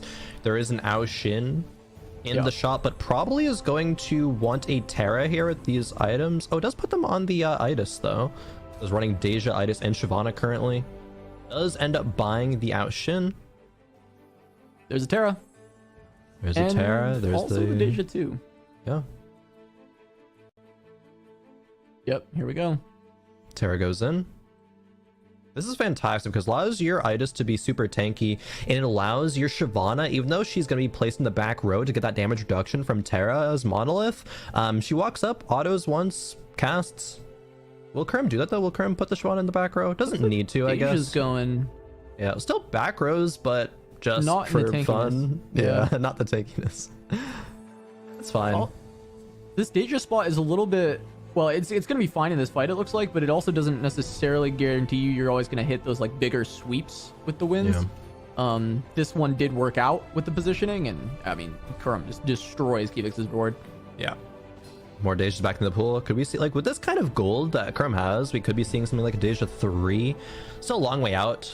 Yeah. But Soju is still streaking. 9 streak, I think that was right there. Oh, Shyvana 2 with these items is huge. I think Kurem isn't going to be wanting to roll down that much because of the Goldmancer's value and having extra gold. Yeah, I mean, he's going to be able to 2-star all these dragons. The Terra, he's one away. He even almost has an Ao Shin 2. Is that goes in for Deja if you get that 2-star with these items, you think? Yeah, I think so too. Probably. Soju still running Zippy in this board. Zippy and Shyvana. Shyvana only being tier 1, but his board's still so strong. That's just the power of, Zion, what this board can do. The Jace, all the CC that comes through. The utility of this composition is just so phenomenal. It is going to be a mirror matchup here. All right. Looks like Phoenix still has their Shyvana a lot healthier than Soju's. Zaya almost clutches that one out, but Phoenix going to stay alive a little bit longer. A lot of HP to overcome for Phoenix, though. Soju and Kurem both over 50. Yeah, turns out Shyvana 2 is a bit better than Shyvana 1, and both the other players that Soju's facing have Shyvana 2, so maybe Soju's waiting until 1 gets eliminated, then he's going to roll down for the Shyvana 2. Hopefully hits at that point. Kurem now on a pair of Terras, pair of Ao Shins. Jace as the Jace, for the shapeshifter for Shyvana, I mean, it's almost necessary, it feels like, and just a good unit in general. It was over. The interesting for me, right, is because it goes in over Rakan 2, and Rakan is giving the 4 Rage Wing, which it just gives Omnivamp. I guess it's not, the attack speed doesn't matter as much for the Shyvana. And then you also lose Guardian, so you actually lose a fair bit of tankiness because the Itis has so much HP, but... Yeah, and just Rakan utility, very good, just generally. But seems to be worth it right now. Still working, still winning the rounds, and I can see how it would be worth, right? Because Shapeshifter is so much HP that you're getting, and Jace gives some crowd control, but you get crowd control from the Rakan as well, so it's kind of similar in that vein. I'm not convinced on either way which one I kind of like better, but it is something that must be a relatively tough decision to kind of think between those two. Gets guild as well, which can't discount the guild value. Of course, you're still one member of the guild, AP, right? Yeah. So. Kurem 44 gold in the bank. Gets he Titans in that carousel. Is gonna roll down. Really wants to find some upgrade. Finds a Terra 2. Pretty big. Finds the Titans for it. Yasuo 2 would be big as well. Yeah, I was gonna say, still doesn't hit that Yasuo upgrade, unfortunately, nor the Jace. Gonna be running into Soju this next matchup. Yeah. Honestly, though, Kurem looking so good for back-to-back firsts to kick off the day. Yeah, I mean, even if he doesn't go back-to-back first, still, this is just insane. Being able to, I mean, pretty much guaranteed top 2 at the least, but Kerm is just playing so well right now. You can tell if Kerm is feeling a patch, is playing so well and is very dominant, and especially being dominant here already in day 3 of the Dragon Cup. And yeah, it's gonna be taking out Soju in that round. This has got to be a first. Like there's still he can still cap his board further. Like he's not even, you know, the full strength, and Phoenix is gonna go down. Yep. Soju versus Kurum, heads up, but Kurum still has Jace 2, Yasuo 2 to hit. Could even hit Aoshin 2 to replace the Deja. Yeah, it's rolling. Does make this run a little bit weaker. Oh, now he's making an actual decision here. Now he has to actually choose, because the Mirage, you would lose that Mirage. You are getting to play 4 Mirage right now. Yep. You'd be swapping that out for just 3 Tempest, which isn't a breakpoint. I mean, you have to think with Kerm holding the Aoshins for as long as he has, right? Surely you pick it up. Otherwise, he's just kind of losing Goldmancer's value. But nope, doesn't pick it up. Just holding them for fun. Probably was just like kind of blindly thinking that, like, of course Aoshin is better, and then finally has the option, and now you're actually thinking, rounds. Is this better, right? Yeah, he doesn't have to make any decisions, right? He's already winning. Why change anything up if it's working? So if he loses, maybe can then consider the pivot, but it looks like this is still going to be a win. Xayah goes down, and that's going to be Soju going out, and Kurum winning game 2 in lobby A with over 50 HP, going back-to-back first places. Yeah, what a valuable third pick of my fantasy draft to get Kurum X with the back-to-back first here on day 1. But he's playing fantastic, and he's in circumstances that you would think would make him play worse, right? Having to play on a laptop, not on his setup, having to play not in his home, and just coming out swinging. And as you mentioned, you know, he can be dominant on a patch when it clicks, and it looks like this patch is very heavily clicked with Kurum. He's playing some awesome early games, and I think you mentioned it in that game, not just tunneling on Econ, but playing a lot of boards that are keeping his HP high and just letting him win streak. And maybe this is a good recognition of the meta being so slow to kind of go a little bit faster in the sense of playing just strong boards instead of playing for Econ. Yeah, definitely. I think a couple things to highlight there. One, what you just mentioned, being able to, you know, abuse the rest of the lobby playing for that loss streak and being able to get that 100 HP win streaks. But also, Kurum typically is going to just be playing one comp, maybe a second one that he can flex into over and over again. But Kurum, I think, playing Xayah game 1 and then playing this 4 Dragon capped board in game 2, sure, he's able to get there, as everyone will, I think, in this TFT set with as good of a start as Kurum's, but still being able to do it and do it so well. Recognize he didn't need to overroll while being on Deja 1 and still winning a lot of the rounds. It is hard in TFT. I think this is one of the hardest skills, to be able to recognize board strength relative to everyone else's in the lobby at each specific stage, each specific round. But Kurum did it so well that game, even holding the Aoshins as a just in case, but still being strong enough with the Deja. Like, everything there is kind of chef's kiss from Kurum's play in that game. Yeah, really awesome. And Soju kind of turning it around from game 1 as well, making it all the way up to a second place in this lobby, playing the Xayah once again. Just continue to play solid. I actually think it looked similar to his previous game. He just was able to maintain more HP early on. He still pivoted really well into the late game, but in the previous game, he just didn't have the HP to support it. Ended up losing like 1 or 2 stray rounds, and it just knocked him out. So Soju's actually looking pretty on form today, looking really solid. And I'm looking forward to seeing, you know, as we move into the next few lobbies and get the reseeding, if he continues to have this really solid play. It was also nice to see Kivix bounce back. That's true. Kivix, thankfully, bounced back for my sake. But no, just Kivix as well has been I mentioned earlier, I sing the praises of Kivix. Just such an interesting player to watch. Still was able to play these standard boards decently well as well. But when that Kivix Spice comes out, that's going to be a real thing of beauty to watch. Oh yeah, I mean that's all I want to see. That's why I want to watch Kivix lobbies, is I want to get the spiciness, and we haven't quite had too much spice from him yet, but there's plenty of more games to play in order to get that. So let's take a look at the scores real quick from across the entirety of the tournament. We've got Kurum getting that first. We just saw Robin picking it up in lobby B. Lucky and Kiyun at the bottom of that. Dish Soap with a 6th there as well. Clear and Noster, 2 of the players that in the fantasy draft we talked up as being kind of maybe this is their set to really shine, break into the top 10 of players. Both of them having a great performance in lobby C. In lobby D, we got Lily Top and Goobums on that one. Guanwei at the bottom of there, but there's still plenty more lobbies. There's a ton of lobbies that we got here at Krohen as we take a look at lobbies E through H. Yeah, ooh, P God coming out with the first here in Lobby E. Asa Ramblin as well. All players kind of, I think, on the top of people's lists right now. But Roby Van Knob, is that double first as well for Roby? Wow. And Krohen.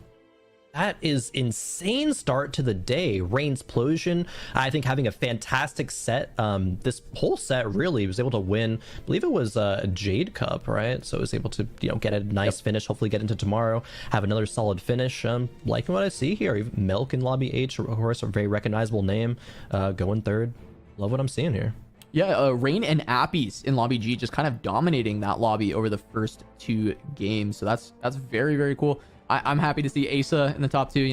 I'm always spotting my fantasy players out. They're all doing fantastic. So good job, team. Really proud of all of you. I think mine did good there too. Robin got a first. We're coming back. It's gonna be Kivix top 4 as well. Yeah. No, you're coming back after your pretty terrible round 1. You had to get in there, coach them up a little bit, be like, all right, everybody, time to pick it up as we go in. But talk. There's plenty more games to come, right? This is just game 2. We've got 6 games today, and there is a lot of movement that can happen throughout these standings as we get into that. Krohen and I are going to go on a short break. We're going to bring Doa and Riley back in, but before we do, take a look at a word from our partners over at Ball Street. We'll see you in a moment with more Dragon Cup.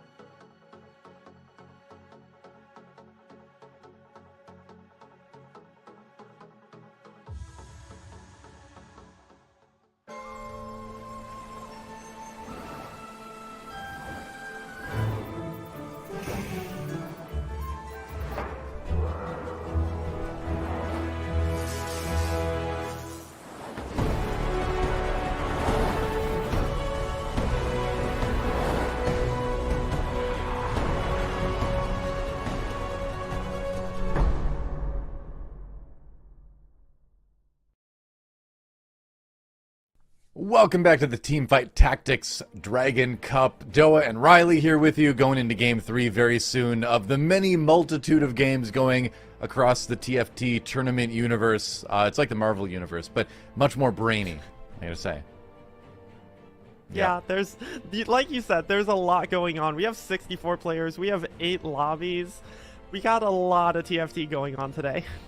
Absolutely, and we've already seen some players kind of starting to rise to the top. We're going to take a look at the overall point totals after this next game, but for now we've got some pretty consistent performances being put on, namely Lil Top and Robbie Van Cano both getting double firsts in their first 2 games, which is pretty amazing. But here's our upcoming lobby that we're going to take a look at. A lot of big names in here.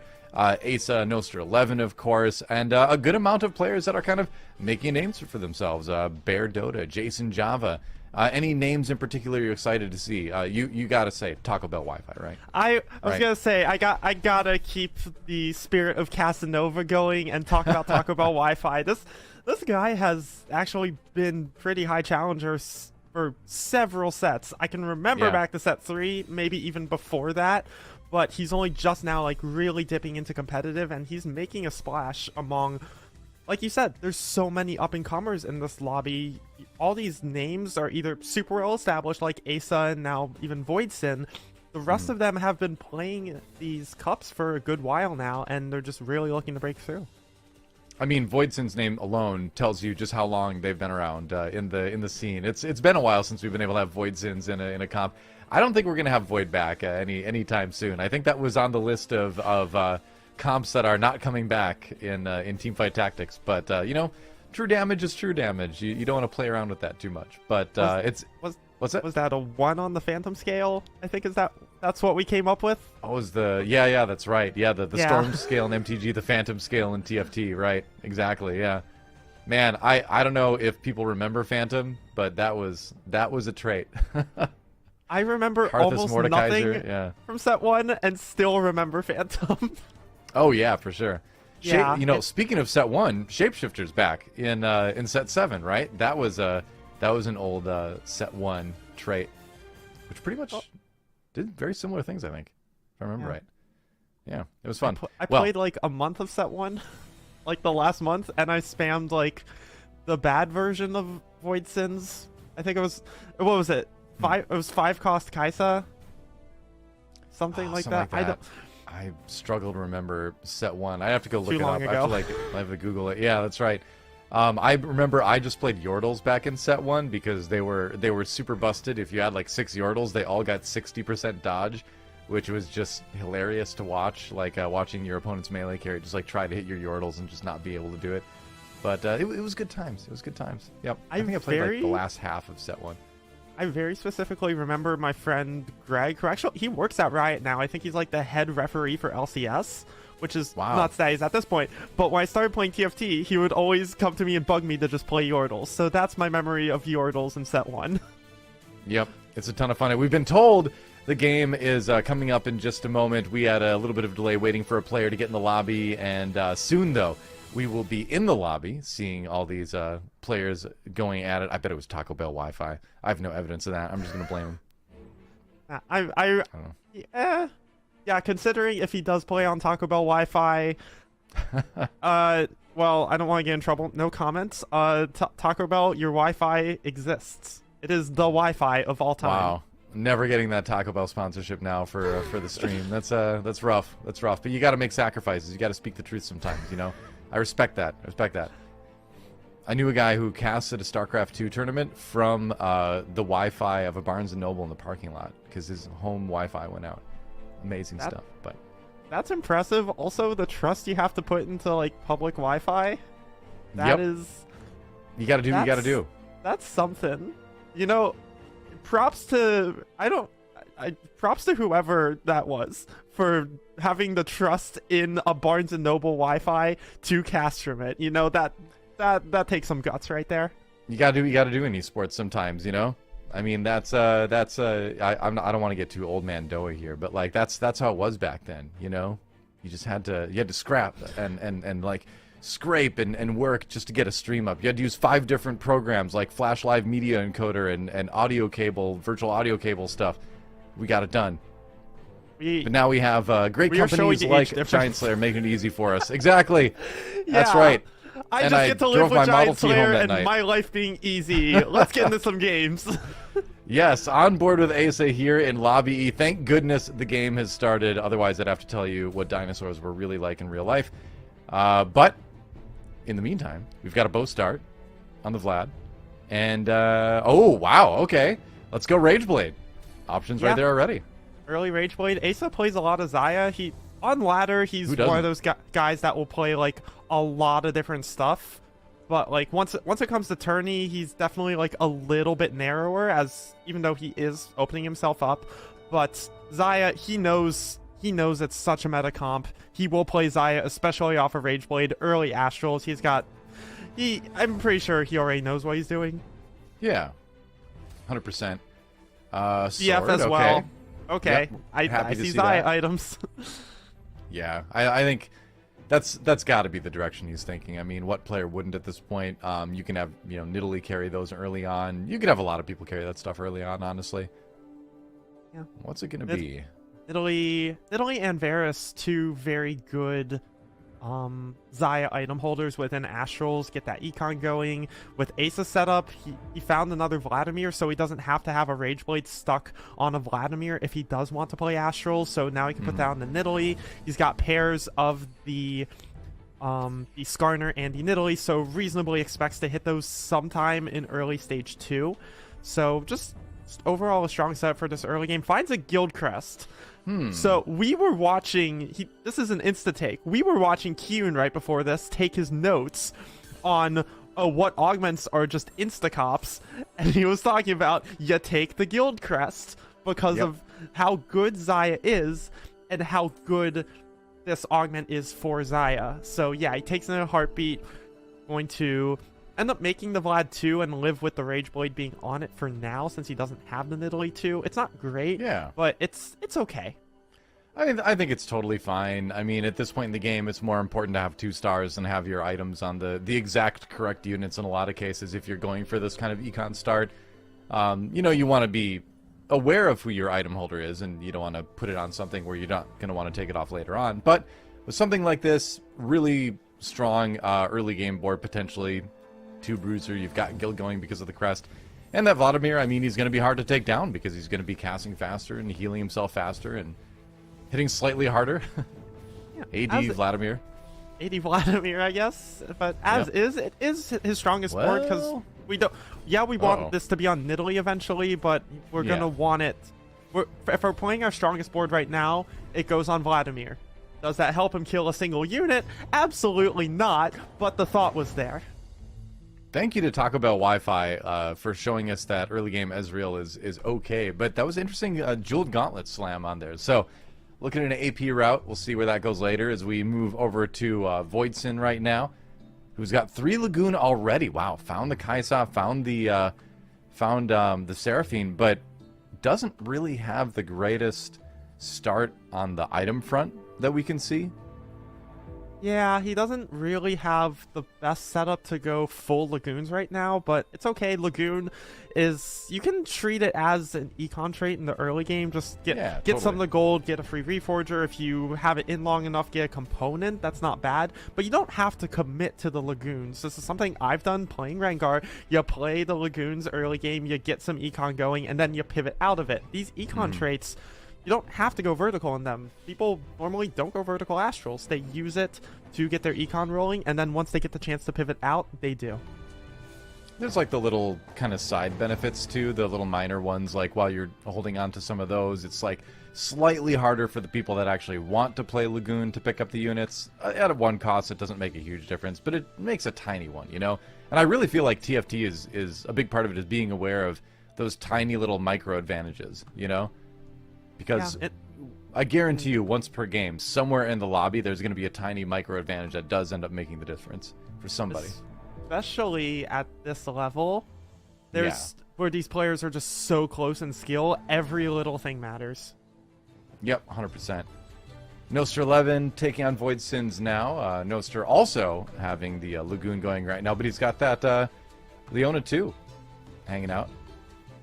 Yeah, definitely the stronger version of the Lagoon board has the Leona 2 to complement the Zac as part of the front line. Did take the Jeweled Lotus, so could if he chooses to find an Infinity Edge for a Soam, if you were to go that direction, then that massively ramps Soam's damage. With that Jeweled Lotus pickup, and the Lagoon opener, I do expect Noster to go for the Lagoon's late game, kind of the opposite of what I expect Voidson to do, of just use the Lagoons as econ and then flex out. But for now, Voidson with his first pick and the Metabolic grabs a belt, so we'll check back in with him later. Yep, sounds good. As we look around the lobby right now, our 2 undefeated players are Bear Dota and Within. Kind of hard to read, actually. taking stock of the augments. Within not only has 100 HP, he's 100 HP with Clear Mind. So that Clear Mind functionally an econ augment, because it's not giving you direct combat power, it's giving you extra money through not having to spend the extra money on levels. But the fact that he has a functionally econ augment and is win streaking bodes very well. We talked in game 1 about like the econ boost, and especially if you have a win streak, just how much money and how much health you have to work with. You just have so much to work with, and if Within can maintain this 100 streak for a while with Clear Mind, he's gonna have so much to work with. Yeah, checking out Taco Bell Wi-Fi now on board with him. 2 stars already, including that Sejuani. He's got Yone into the back line with the full crit build, I guess. So we'll see what that turns into a little bit later. And that is going to be an easy round win. Taco Bell Wi-Fi really coming online in the second half of Stage 2 here. And you'd expect, I don't know, would you expect this board to be a win streak into Krugs? I feel like depending on who he's played, probably is what I'd say. Yeah, I'm genuinely not sure about that. What I am sure about is he has 2 directions he can go. I think a lot of us, when we see that kind of AP, we'd think maybe Deja. With how contested the Lagoon is, and with him not having early Lagoons, no one's gonna imagine he's going Soam. So it's either Deja, or he could go for Lee Sin. This is something I scouted him, and he has been playing. He has still been playing Lee Sin carry around the Infinity Edge Dual Gauntlet build, even after it got nerfed, and has been having success with it. So has a couple options. With the Infinity Edge Dual Gauntlet is a pretty good item combos for the Warlord's Honor Mirage specifically, so he has a couple options of what AP comp he wants to go. Yeah. Meanwhile, checking out Bear Dota's board, 4 Mage, 3 Astral, 2 Bruiser. Did find the Silas, that bumped him up to 4 Mage. And if you can hit 5 Mage early, obviously you're going to be fairly strong. It's really nice to have the Lux 2 at this point in the game, actually. Lux is like a frustrating unit because she can miss a lot, but at this point in the game where things aren't quite as dynamic fight to fight, she's going to be a pretty strong item holder. She is a super strong unit in the early to mid game. She can just blow up backlines, especially if you get some damage items on her.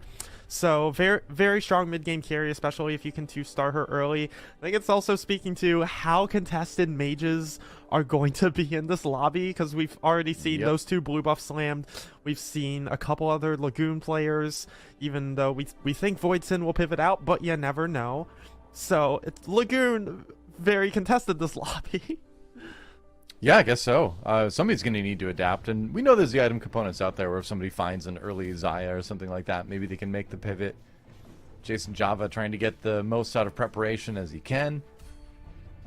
The thing with preparation is that it is a lot of gold sitting on your bench, and, you know, if you don't end up using one of those units, then it's a situation where, you know, suddenly you've kind of wasted that gold. But if you're going deeper into the Astral, if you're maybe trying to 3-star something, which I don't think definitely isn't, but I guess you could look at it that way. Yeah, it's preparation. It's so much combat power, it just takes a little bit of time. But if you're taking that little bit of time anyway by just playing Astrals and building up your econ and not caring quite as much about your health, then you will get, once you hit late game and you start hitting like the pairs of your carries, And then once you get the preparation stacks and you upgrade them, that is so much combat power and so much stats in that unit. So it is one of those just bide your time traits or augments. And for Jason Java at 92 HP, he's biding his time and he has a lot of health to work with. What do you think about the item slams, the Zeeks and the static Shiv? I think it goes towards Xayah, actually. This is something I've seen a lot of Xayah players do. They will slam the static Shiv early to save HP and then just put it on the Twitch later to get as much value out of it as you can without putting it on Xayah herself when you'd rather have pretty much any 2 other items. So you just use it to save HP. And we got a Prismatic! Yeah, alright. Prismatic augments here in game number 3. Binary airdrop, always a little bit tempting, but I think the most tempting thing when I get a Prismatic augment set is like trying to fight the urge to reroll and go for something truly insane, you know? But yeah. We'll see what Jason Java goes for. He's gonna go for binary, you know? I can respect that. He doesn't have too many like core items. He's not like, oh, I have my 3 item carry already, I'm not gonna get value out of binary. It's going to be around, you're going to get at least 2 extra items here off of binary itself, and it depends on what he slams. He's going to need to. He doesn't actually get the second item slam off. Honestly, a little bit dizzy, and I don't even blame him. These components don't make that many good things.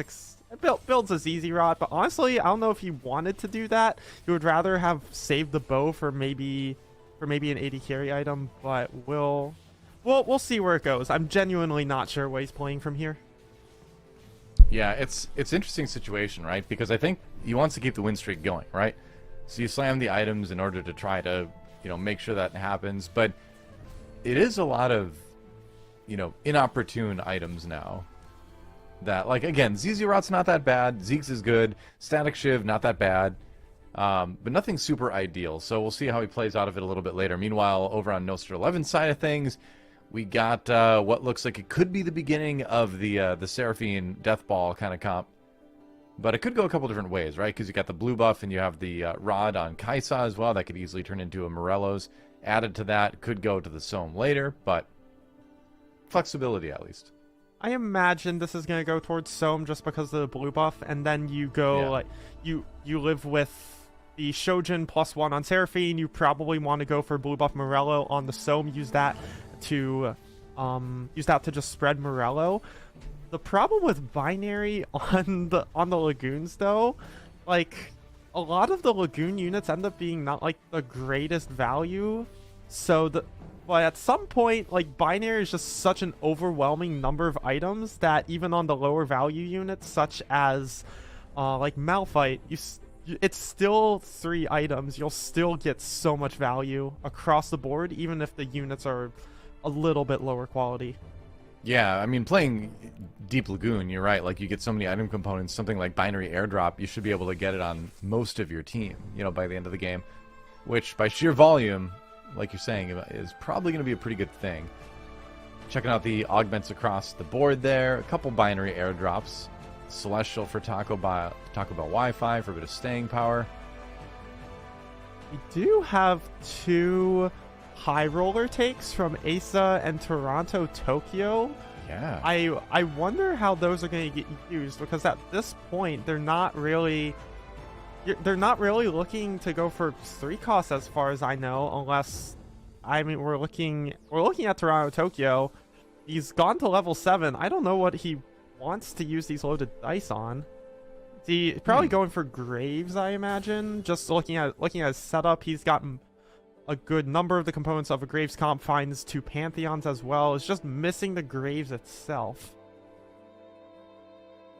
Yeah, and obviously only a 15% chance to run into one, or run into a 4 cost, and then, lower chance to obviously hit the Graves. But down to 1 gold, so this is a board that's going to have to kind of do work for a little while. Especially because Toronto Tokyo finds himself at the lowest HP in the lobby as well. So the ability to sort of come back from this is going to be a little bit tricky, maybe. I'm worried for Toronto Tokyo. I am too. This is an awkward spot for him. Him taking the high roll here is pretty much indicating, hey, I want to hit a super strong board now that even without the combat power of a prismatic augment, I can still win fights, accepting that I'm going to be beating up people now and probably falling off down the line. But in order to do that, he has to use his loaded dice and actually hit a board that is going to punish people. Hasn't done either of those yet. Not really, no. And I mean, there's some item components on the bench yet that could be spent. There's an itis, so trying to find a little bit of frontline strength. Looks like maybe a cannoneer angle. I'm pretty sure he's going for cannoneer here. I'm pretty sure he's going Graves. He's just using Nyla and what's her face, Senna, as replacements for now before he finds the Graves. He does play a lot of Graves, so this doesn't even surprise me. The thing is, he still hasn't used the load dice. He still hasn't hit the Graves, or he's not even playing the. Is he playing the Seraphine? He is playing a Seraphine, but it's. No, he's not even playing the Seraphine. So it's a Seraphine Graves comp. He's not playing either. He does take a win off Voidsin just from being level 7 and actually having a good board. But he's still sitting with a Prismatic on his item bench. Yeah, it's almost like being an augment down until you spend that, right? And even after you do spend it, if you don't hit what you're looking for, you are, literally an augment down, right? So we'll see how it ends up. Yeah, what do you even use the loaded dice on? Nothing yet, I guess. I mean, it's definitely the Graves. Like, you find a Graves, and then you try to find more, right? You try to just spike a Graves too, I guess, with it. But more than anything, I'm just concerned he hasn't found the Graves. Yeah. It can just be one of those games. I mean, when you're relying on finding a 4-cost at level 7, sometimes the odds can just be straight up unkind, Yeah, he does have to find the ASAP. With the three loaded dice, his item bench is pretty sketch.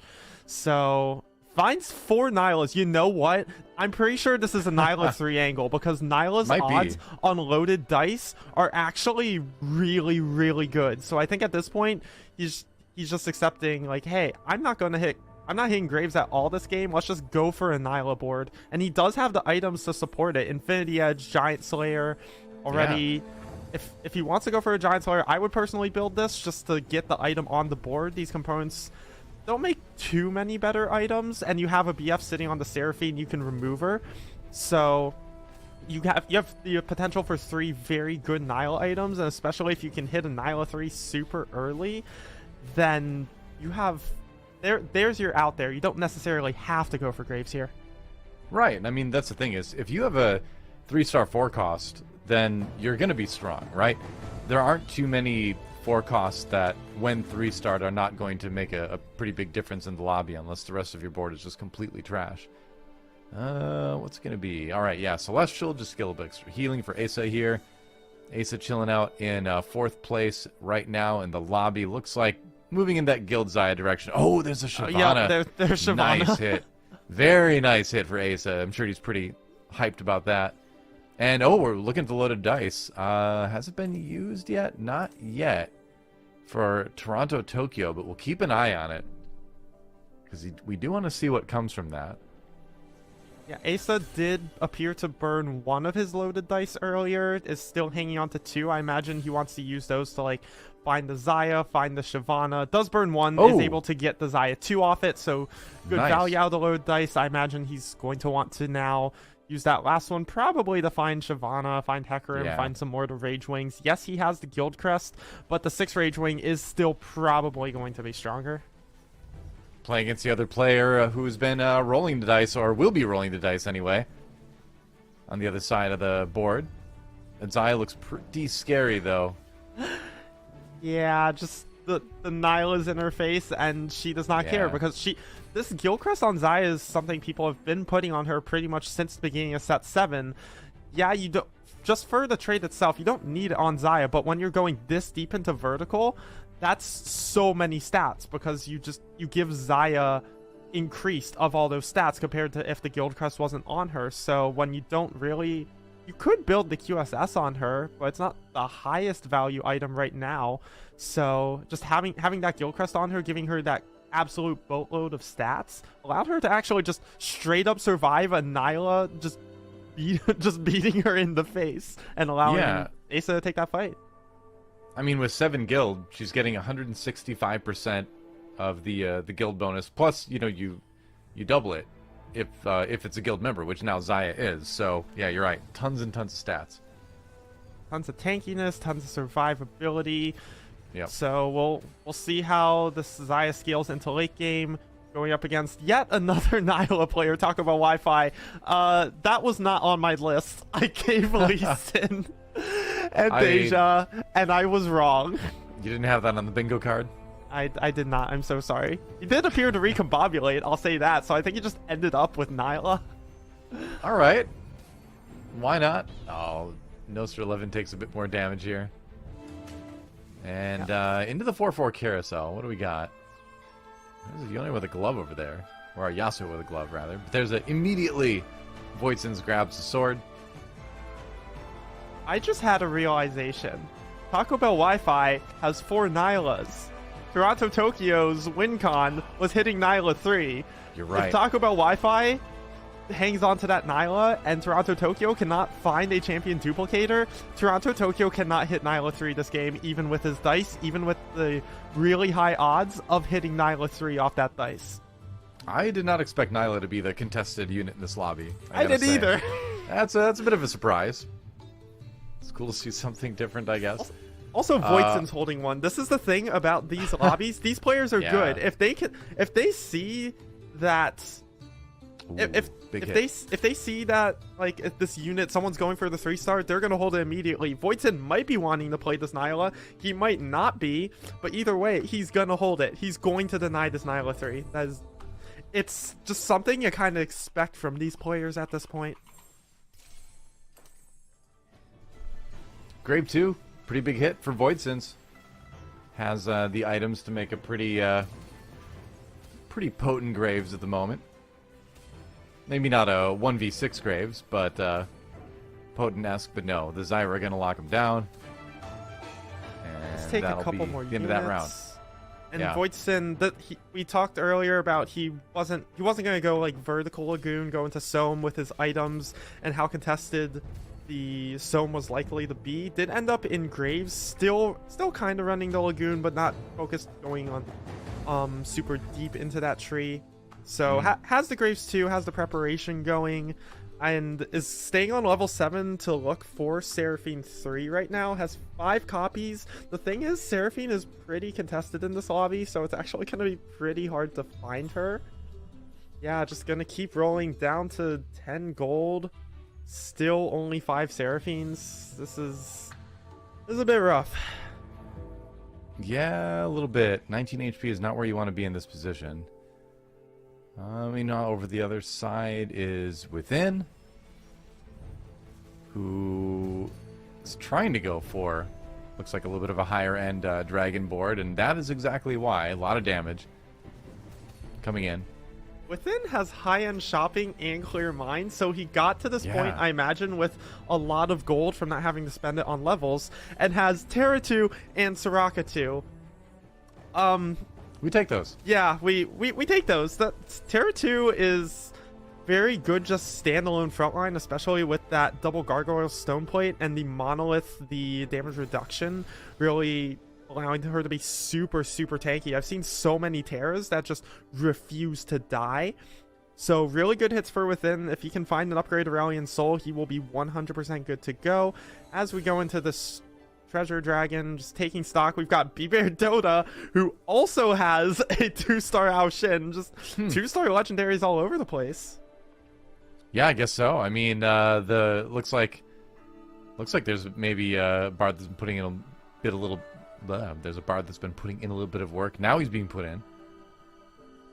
But talk about Wi-Fi as well. Had like a million Doots on the board in that last round we just saw. I do highly appreciate how, compared to game 1 when we were last on, which was 3 Xayah players top 4, I believe we only have 1 here, and it's Asa, and he's just hard chilling win streaking at the top of the leaderboard. I mean, yeah, that's like the dream, right? Is being the only Xayah player in a lobby. Yeah, and that's coming in. I was looking at this lobby. It's actually not a lot of Xayah players. It's like B-Bear and Asa that play a lot of Xayah. A couple more like flex players, but Asa, there's a chance he came into this lobby knowing the game plan could be, hey, I can just play Xayah. He went to that game plan. It's working out very well. He has a very good chance at top 4ing as long as he can keep his win streak going. It could be. Wow, that's Shyvana doing so much damage with the crit build. Is it going to be enough, though, for Asa? Is the Alshin... Yeah. Alshin will go down. Yeah, Asa looking super strong. He still has a loaded dice, by the way. Has 30 gold, is going to be going level 9, probably around 6-1. Could probably use that dice to find Shyvana too. Really cap out his board and go for the win. Toronto Tokyo out in 8th. Our first pro player to fall this particular game. And Jason Java, is that the Seraphine 3? Did he find it? Nope, not quite. Just another Seraphine 2. Yeah, Voidson also appears to have given up on the Seraphine 3, sold the 2 copies on the bench, just recognizing it's so contested in this lobby. I'm never hitting it. I have to pretty much just donkey roll, hope for the Pantheon 2 and the Rakan 2, try and squeak out a 6, which is good recognition of just what you need to do. If he was trying to play for top 4 here still, he would be going hard 7th. He's trying to just squeak out as many positions as he can, as is though he's going into Taco Bell Wi-Fi and is getting some good damage. This Graves is doing a lot of work. Will appear to win him the fight and keep him alive for now. Yep, still staying alive for the moment anyway. Something a little bit different from the usual. Meanwhile, waiting to see how the last fight resolves. Bear Dota does get that win over Nostr 11. Okay, Nostr 11 now on the bubble. 1 HP basically. Yeah, Nostr is struggling. He only has the Sohm 1. He has the binary airdrop, and he has how many? There's 1, 2, 3, 4, 5, 6 units. Is that 6? Yeah, it's 6 units of value on the binary airdrop, but he's still sitting on a Sohm 1. This board just doesn't really have damage. So yeah, it makes sense he's struggling, honestly. Okay, do you want to do that? Yeah, the thing is, I would rather stick with the Talia 1, honestly. As awkward as it is, you need mage. You know, you need that Sohm to be double casting if you want to have any chance. But, oh no, the backline gets hit with the Zyra ultimate, and there's just not much damage coming out of the Sohm. There is no way Nostr has enough burst to get through Jason Java's comp. It's just looking like a 7th for Nostr. You just don't hit the Sohm 2. It happens. Yep. Certainly does once in a while. As with any 4-cost reliant comp, you know, which pretty much everything is these days, aside from a couple 3-cost rerolls. Yeah, as we poke around the lobby some more, Asa does finally get his win streak snapped by Within, which is not surprising. Within has a very strong, basically level 9 board on level 8, has spent all his gold. Asa is 50 gold, is sacking to level 9, does expect to take some losses on the way up, but he just needs to go 2 more rounds, then he can hit level 9, and then look to cap out his board, contest Within for that first. Within right now looking very, very strong for that top 2 with that dragon board. Yeah, and Within, I'm looking at trying to find his scores from earlier in the day. I want to see where he's at. Let's see. He had a 7th and a 5th, or a 7th and a 4th. I'm sorry. So, getting a 1st in this game would get him right back on track. So, yeah, 1st for Within would be pretty big for the day. It is really important to take stock of how these players' previous games went and what placements they're trying to go for. Within, feeling a bit behind, maybe feels like, hey, I have to go for a bit more 1st or 8th, not necessarily like go too risky, but if there's a risk I can take, then I'll take it. And maybe that high-end shopping on 3-2 was a pretty big risk. It paid off. He looks like he's going top 2. He looks like he's going to make up those points. If he was a bit further up in the leaderboard, he might have gone a bit more safe on the prismatic choices. So going for the bit of a risk, and it is very much paying off. It looks like he's going to catch up. Yeah. Meanwhile, Asa has a pretty strong Zyra, but not strong enough to take down the Yasuo, especially with that Xayah being the only unit remaining. Yasuo is not gonna lose those. For sure. I do wonder if Asa is planning on going level 9 or is going to go for Xayah 3, knowing he's uncontested. He does have that fourth Zaya on his bench, has the loaded dice to go for it. Honestly, I wouldn't be surprised if he goes for the Zaya 3 and uses that as his win con. I think he's recognizing that even if he goes level 9 and caps out, there's still a chance that he gets second to within. And even with how the rest of the lobby is spiking, there's a chance that going level 9 will not be a sufficient power spike. So he needs that Zaya 3 to win the game. So would not be surprised if he decides to reroll for that 4 cost instead of going level 9. You may have to, yeah. Meanwhile, the Shyvana in the back getting a lot of work done here. Double barred for Taco Bell Wi-Fi. But they're all going to go down, and I think Taco Bell Wi-Fi might be in a bit of trouble here. We'll see. This is a lobby. There's just one prismatic augment, and you've got so many upgraded 5 costs on stage 5. You've got the Alshin for B-Bear, you've got the Shyvana 2, which is what Taco Bell turned that IE Jewel Gauntlet Slam into. He's using the Shyvana as the carry. Upgraded 5 costs all over the place. You got guys like Void Sin just struggling to hang on level 7.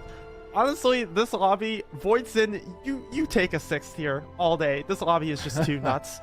Yeah, this is a pretty high-powered lobby, so if you can escape with a couple points at least, I think you're going to be happy. Void Sins will exit in 6. Taco Bell Wi-Fi now, 6 HP, along with Jason Java. So a fight over who takes that 4th place spot is going to ensue after the Nexus minion goes down here. Yeah, you're not like super thrilled to see the Sunfire cape at this point in the game, probably, but you know, you'll take it. I don't think there's any anti-heal item-wise on the board right now for Taco Bell Wi-Fi. Ooh, Terra 2, that's a nice hit. Terra 2 is huge. I want to say 2. he also randomly has 7 bars. That was 8 bars. Yeah. Hold on. Hold on. Okay, I'm down for Taco Bell Wi-Fi to survive 2 more rounds, make it to, or 3 more rounds, make it to Carousel, pick up a Bard off Carousel, Bard 3. Please, let him survive. I'm down for that. Although, knowing this lobby and how crazy this lobby is, there's a chance that does not happen. But where are the Doots? 2 Bards, but still only 6% chance for finding those 5 costs. We need the Doots. He just needs to survive against Jason Java first. Show me the Doots. I mean, it is going to keep the enemy team locked up and taking damage, you know, at least with these 2 Bards.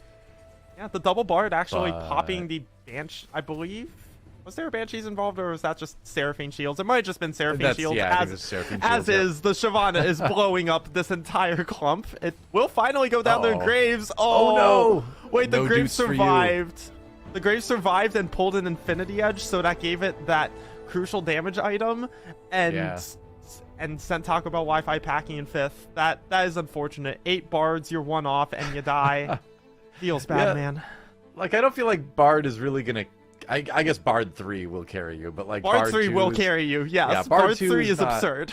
Yeah, Bard 2 isn't gonna get the job done, unfortunately, and Jason Java does win his fight, so surviving at 6 HP for now. But as far as the lay of the first place landscape looks like, within still looking strong, but not quite on that win streak anymore. We'll see how well Asa does here. Got that frontline Zephyr, which can be very interesting. It's going to lift up the Pantheon, which is actually pretty nice. Asa did opt to go level 9. I think he's recognizing, like I said earlier, he's considering people's spots in the rankings. Asa is super high up at 15 points. He does not have to take any unnecessary risks. If he rolls down on level 8, misses Zaya 3, there's a chance he goes 5th here. Instead, he's just going to go level 9, secure the HP I can, secure a top 3, get out. I do like that play from Asa quite a bit. Yeah, I think that's pretty wise. I think when you're playing 6 games in one day, knowing how to squeeze every little point out of every game is so vital, you know? And so if you have to make that decision where it's like, all right, well, I'm positive I can top 4 with this, even if it kind of gives up the opportunity of top 2ing, you know, I think that's a valuable thing. But checking in with Jason Java. Still looking at that Graves Cannoneer angle, the binary airdrop obviously going to be online on, yeah, looks like 6 different champions. Yeah, all the preparation value, allowing him to actually overcome some of the upgraded 5 costs in the lobby, going up now against this Aurelion Soul. a super clump heavy board against the Shyvana, against the Terra, against the Aurelion Sol, but wow. Okay, there's the damage. You know what? Jason Java, the top 4 in this lobby without the upgrade legendaries, yeah, you take those all day. Yeah, IEJG GG for Jason Java out in 4th. Asa out in 3rd. That leaves us with our top 2. Asa actually knocked out that round as well. So now we move to our 1v1. It should be a pretty good one, too. Bear Dota versus Within. Bear Dota on the win streak here. What's it going to be? All right, goes for the Thieves' Gloves. Goes for Thieves' Gloves. We usually see, at this point in the game, it's like maybe one capped out Dragon comp, but with just the nature of this lobby and the nature of the Prismatics these two picked, we've got 2 capped out Dragons. So at this point, it's kind of about how do you play around your Dragon boards. There's a lot of different variations. This isn't a set board at all. Yeah, as you can see. We can call these Dragon Flex because it is super flex, just the units they hit. What you play around whatever, and B-Bear is only playing around 2 dragons, and meanwhile Within is going for 4. So you have a lot of options in this 1v1. I think a big part of it is you want to avoid your clumps getting Shyvana'd, you know? If you can do that, you'll be in a little bit better shape here. Meanwhile, the Aurelion Sol, though, this crit build Aurelion Sol is doing so much damage. Reminds me of previous crit build Aurelion Sols in previous sets. But is it going to be enough? The Aoshin starts to fire away here, and there is a good amount of healing, but those Aurelion Sol ults are getting so big. There's no avoiding it now. I do worry about B-Bear in this 1v1, not necessarily because of the boards, but because of some of the itemization. The Aurelion Sol, yes, you're waiting for that point in the fight where the black hole just becomes massive and does extra damage, but until then, you're still getting really good damage off, especially with this crit build. B-Bear doesn't have any mana items on the Aoshin, so it's casting so late into the fight. You saw that fight, it just got a couple ticks onto the Aurelion Sol and then just died. This Aoshin does a lot of damage. It just cannot get that damage up in time, and that's why I worry for B-Bear in this fight, even though he's getting this good Zephyr on the Terra. Yeah, no mana item means no mana means no spells. Getting casted here. Can Within close it out? I mean, when Aoshin casts, it does damage. It's just a matter of getting him to do it. Yeah, also, that is an extremely tanky itis as well. Okay. He got the cast off that time. Yeah. The Zippy actually kind of fed the Aoshin mana, so the Zippy throwing a little bit and going to allow B-Bear to win this fight. So at some point, it's just a back and forth of just how do you optimize for these fights. Within needs to figure out how to not get his Terra's effort, because that Terra being off the board just by such little time, at some point you might have to consider even taking it off that monolith hex just to avoid getting its effort. You're playing around with, what do I value? Do I value that damage reduction, or do I value having a Terra on the board at all? Right. I mean, Bear Dota does also have that Terra 1, still waiting for the other Terra to show up, which is a little bit scary. Item-wise, all right. So no Zephyrs, no cloaks, nothing big and kind of board changing like that. Roll-downs happening here.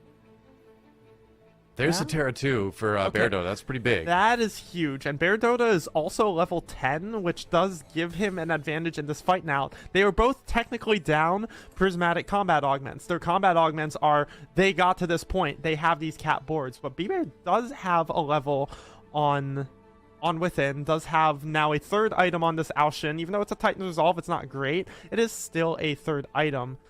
Gets the Zephyr on the Terra again. This probably isn't the last fight, but if this goes well for B-Bear, then I think that's going to be really indicative of something here. Yeah, I felt like the first Aurelion Sol ults were pretty good for Within, but now the A-Sol's getting jumped on the other side. It's looking a little bit better. Aoshin gets another cast off. Bard duding it up in the back lines. Welcome back, Bard. And okay, there's a good chunk of damage over onto Within, so we may be heading for our last round here, but this is one of the closest games of TFT I've seen in a while. I do like how B-Bear is positioning. He's nailing the Zephyrs on Within's Terra. He's putting his Aoshin kind of just in the back alone, basically guaranteeing it doesn't get touched by Aurelion Sol. If it's not getting touched by Aurelion Sol, the chances that Zippy comes into the back line and like you take the little bit of disruption, but you also take it feeding the Aurelion Sol mana. It's not going to die. And this fight, he's going to put that little bit of a clump around Aurelion Sol. I wonder how that's going to affect this fight. And does not get the Terra Zephyr this time. That's also that is also huge. Xiaoyu walking away with the double redemption probably is a little bit of a bummer as well. Not going to get as much of a bonus from that. That said, though, damage coming in. Okay, Aoshin casts. Bard goes down. Such a close fight. Oh, another cast. One more Aoshin cast, and the Yasuo's still up, so it looks like B-Bear is going to take it. Yep, B-Bear Dota able to win in Lobby E here. Getting the first place there. The Battle of the Dragons. I felt like I was watching Godzilla or something at the end. I was like, let them fight. And we're moving lobbies. We still got other lobbies going, so why not, Riley? Let's keep this going. Let's jump over to Spicy Appies. Whoa, this one might not be going for much longer. we got Appies. Right. Yup. Hey, whose fantasy team is Spicy Appies on again? Can you remind me? I forgot. I'm so forgetful. Do you remember? Who was most recently on a podcast with Appies and has been rooting for him for the past year at least? Hey, but you had the chance to pick him. You passed. I was right there to be like, I'm a huge Appies fan. He's welcome to Team Doa. In all fairness, I passed up Appies to pick Ramblin', who is also a friend of the podcast. Can you blame me? I think it's a fair assessment. That's fine. But Appies looking at his board, got a little bit of the Seraphine action going on. The double Protector's Vow. There's the Seraphine 3. Oh, not bad. Yeah, Appies is strong. I'd say so. I just a little bit. I called out earlier that he's been playing a good amount of Graves. He's clearly very comfortable in this comp. Actually, I like to think of this kind of like set 4.5 keepers around like the Kennen, the 3-cost carry. So you have like the primary quote unquote 3-cost carry, and then you have also a 4-cost carry, which is the Graves, as was the Xayah in set force, and you also don't move typically. So yeah, Appies clearly very comfortable with this comp, is looking at the double kill potential. It is the double kill, takes down Chichin and Kiyun, so Appies looking very, very strong today. Spicy Appies has gone second, and now first in his third game. So yeah, I would say that's a great start for Spicy Appies, and he's one of those players too where when he's on, he's on. Like, he has the ability, I think, to be like the best player in the world on a good day, you know. And I think you can say that about a fair amount of players in NA, but like Appies is one of those ones that seems like hit that extra, like, is this the power of Ultra Instinct level of, you know, play sometimes. I think there's a lot of players that you can say would be among the best on certain days. There are not that many that you can say can be the best on a given day. You think of guys like Milk, Ramblin', Socks. Yeah. I think Asa's starting to put himself in that conversation. I think Appies has been in that conversation now since around like mid-set 6 when he really started establishing himself. Yep, absolutely. So right now we're just waiting for some of the scores to be tabulated, and then we'll be able to look at the lobby scores, and then something that I'm excited to see, which is the overall scores right now. I've got the running tally here, but you know, I have to kind of like scroll around to get a proper idea of like how it actually is. So I'm excited to see it very, very nicely laid out. But just going through some of the lobbies here as we wait for the official thing. I'm looking at players like Lil Top, who got first. How did they do? Oh no, an 8th actually in their third game. So the definition of a first or 8th player, but I guess if you're gonna take 2 firsts out of 3 games, it's not too bad, is it? Yeah, it's, in all fairness, like, it's still only 3 games, and for all these players, they do have to keep in mind, no matter where they are, you still got 3 games left. Even if you have to adapt your game plan, you maybe have to get a couple firsts in there. There's still a chance for everyone right now. No one is out until they are knocked out 100%. And at this point, no one is knocked out 100%. Right, just half of the games are done. Let's look at those lobby scores now, see how things shook out across the rest of the Dragon Cup landscape. Some winners here, and just looking across it, ooh, Krohen falls a little bit. So not, knocked out of first, but a couple other take the place. Players like David S202, David S202, which is players that I'm actually not familiar with. Getting the first there. Yeah, I'm looking over at Lobby D with Clear getting first. Good for my fantasy team. Also, Setsuko and Soju. Two guys I talk about as the quote-unquote ladder warriors. And Soju, I think there's still a bit of truth to that. Bring on the flame in Twitch chat and on Twitter. But for Setsuko, I don't think he has that moniker. And him getting a second, just he's had strong tourney performances. He has proven himself to be at least a good tourney player, and he's continuing that. Look at your player Rambling there. Rambling getting a first in Lobby G. Dish Soap, I gotta say, Dish Soap has been having a bit of a mediocre day so far. Now getting a fourth in this one.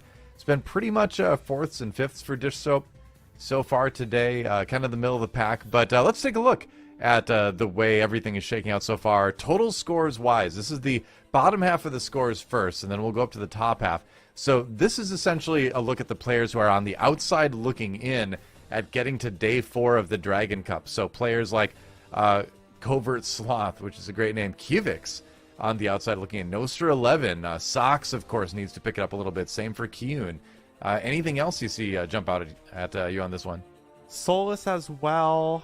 Malala, who's another one of those up-and-comers. And Nico, who's went to the last chance qualifier for Worlds in set 6, also needs to pick it up a bit. I'm looking really at just all these players that are at double digits. They're not too far behind. They don't need to go into panic mode just yet, but they definitely need to pick it up. Yeah, I mean, we'll still be able to see a large amount of shifting between these players throughout the rest of the day, but the day is half over. I mean, that's for sure. And looking at the top 32 advancing to day 4, of course, if you are in the top 12, I believe it is, you do get those little extra points you can see on the screen as well to start the second day with, sort of as a reward for doing, well in day 1. And players like Taco Bell Wi-Fi, Kevchin, Connor is me, Kambuli just have to work on keeping it up, right? Have to work on keeping the same results or better if they want to sneak through to the second day this weekend, the 4th day overall. Yeah, and you called out Dish Soap having like a mediocre day, and as big of a critic as Dish Soap as I am, he's having a solid day. He's still put himself in this top half. He just needs to have a solid day 3 to move on to day 4. Yeah. And also, if I'm looking at the top, Clear out in first at 23 points. Clear has already qualified for regionals, is a very volatile player. Him being in first, pretty on brand right now. I mean, certainly putting on a dangerous performance, right? We'll see if he can. It's either first or 8th. He's in first. Yeah. I mean, out of the two, I'd definitely pick first. Spicy Appy's close behind there. I'm always happy when Krohen has a good day. He's a player that has been around for a long, long time and has been consistently at the top of Teamfight Tactics in North America. World's representative at one point, tournament winner in the past. Always good to see him doing well too.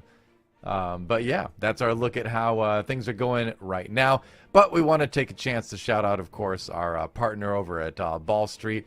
Let us know how you'd like to see Fantasy TFT help grow the scene. They've been working with us for a little over a year now as a motorcycle drives through my apartment.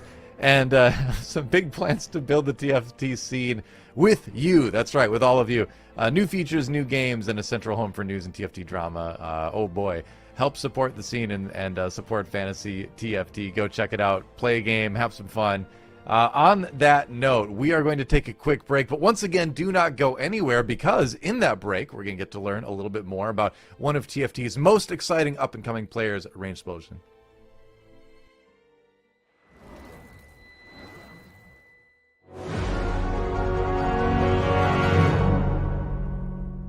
Hey everyone, I'm Rain Explosion. I'm a competitive TFT player who started playing in set 4. I use she, her pronouns, and I'm transgender. I've been playing TFT seriously since the start of around set 6. At the time, I didn't even know there were tournaments, and then it kind of shocked me to find out that I could sign up for one. Up till then, I was still learning how to play the game through Soju YouTube videos, so... However, at the end of 6.5, I started becoming interested in the competitive scene. I started watching some streams, participating in like Twitch chats, and then at the start of set 7, grinded the ladder really hard, and eventually started playing in the tourneys. My first like real introduction to the competitive scene, I guess, was Asa. I've also grown to really respect Iniko as a player. They've taught me a lot. I am definitely like a newcomer onto the scene. When you feel like you've got your own playstyle, you've got your own thoughts on how to play the game, that's when I realized that I could actually do something. In set 7.5, I'd like to take ladder a lot more seriously. Aside from that, I just want to get the best tourney performances I can. I'd love to win another tourney, and I'd like to go to Worlds. Even though there's a lot of other good players out there, it's not impossible for me to clutch up and go to Worlds. But I suppose that I'd really like to outplace Asa. I joke with him a lot about stuff like ladder placements, tourney performances, and it's kind of fun to get one over him. Jade Cup is the tournament I have the worst prep for. Coming to Jade Cup, I just moved places, so I'd played like negative TFT for the past week. I was confident I'd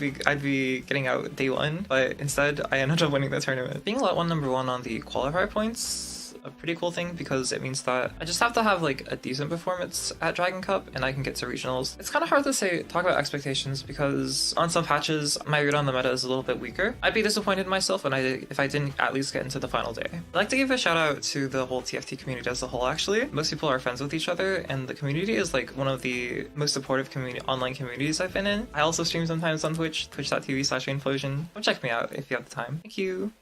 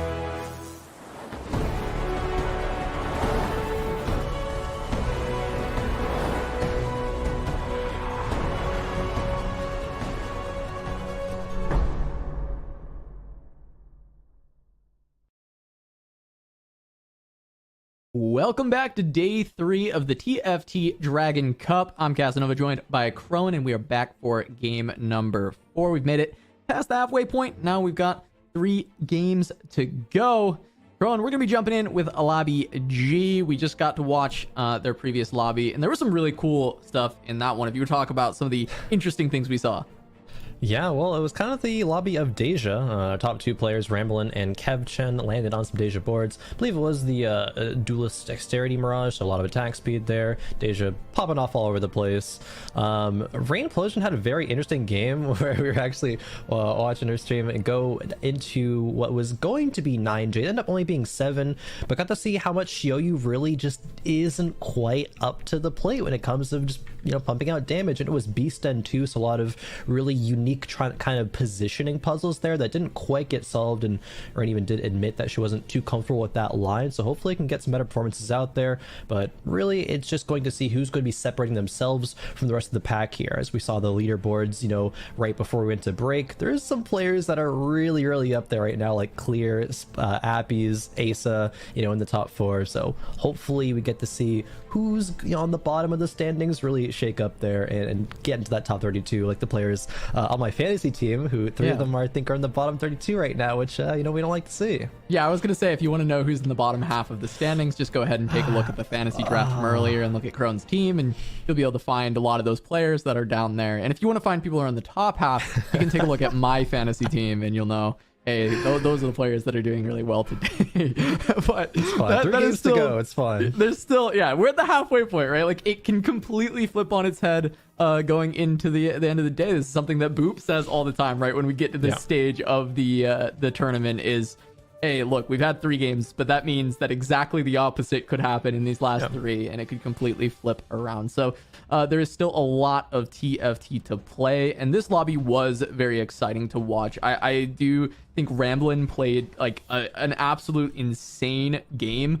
He was able to take that first place, and Ramblin has been completely on form. He's already qualified to regionals. I know Riley was saying that she thinks that Ramblin is able to just kind of chill, and because of that, he's going to play well.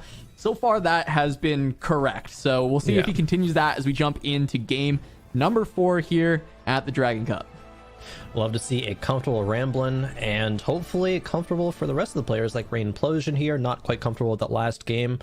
Hopefully going to turn it around here, starting with a belt on the opening carousel. Generally, it's going to be like things like bow, swords, tears, rods, belt, defensive start. Not too bad, but see what Rain makes of it. Also a potential just Lagoon opener, right? Being able to get something like a Nidalee with a bow, or like, a Malphite with a belt. Certainly not going to be too bad. Yeah.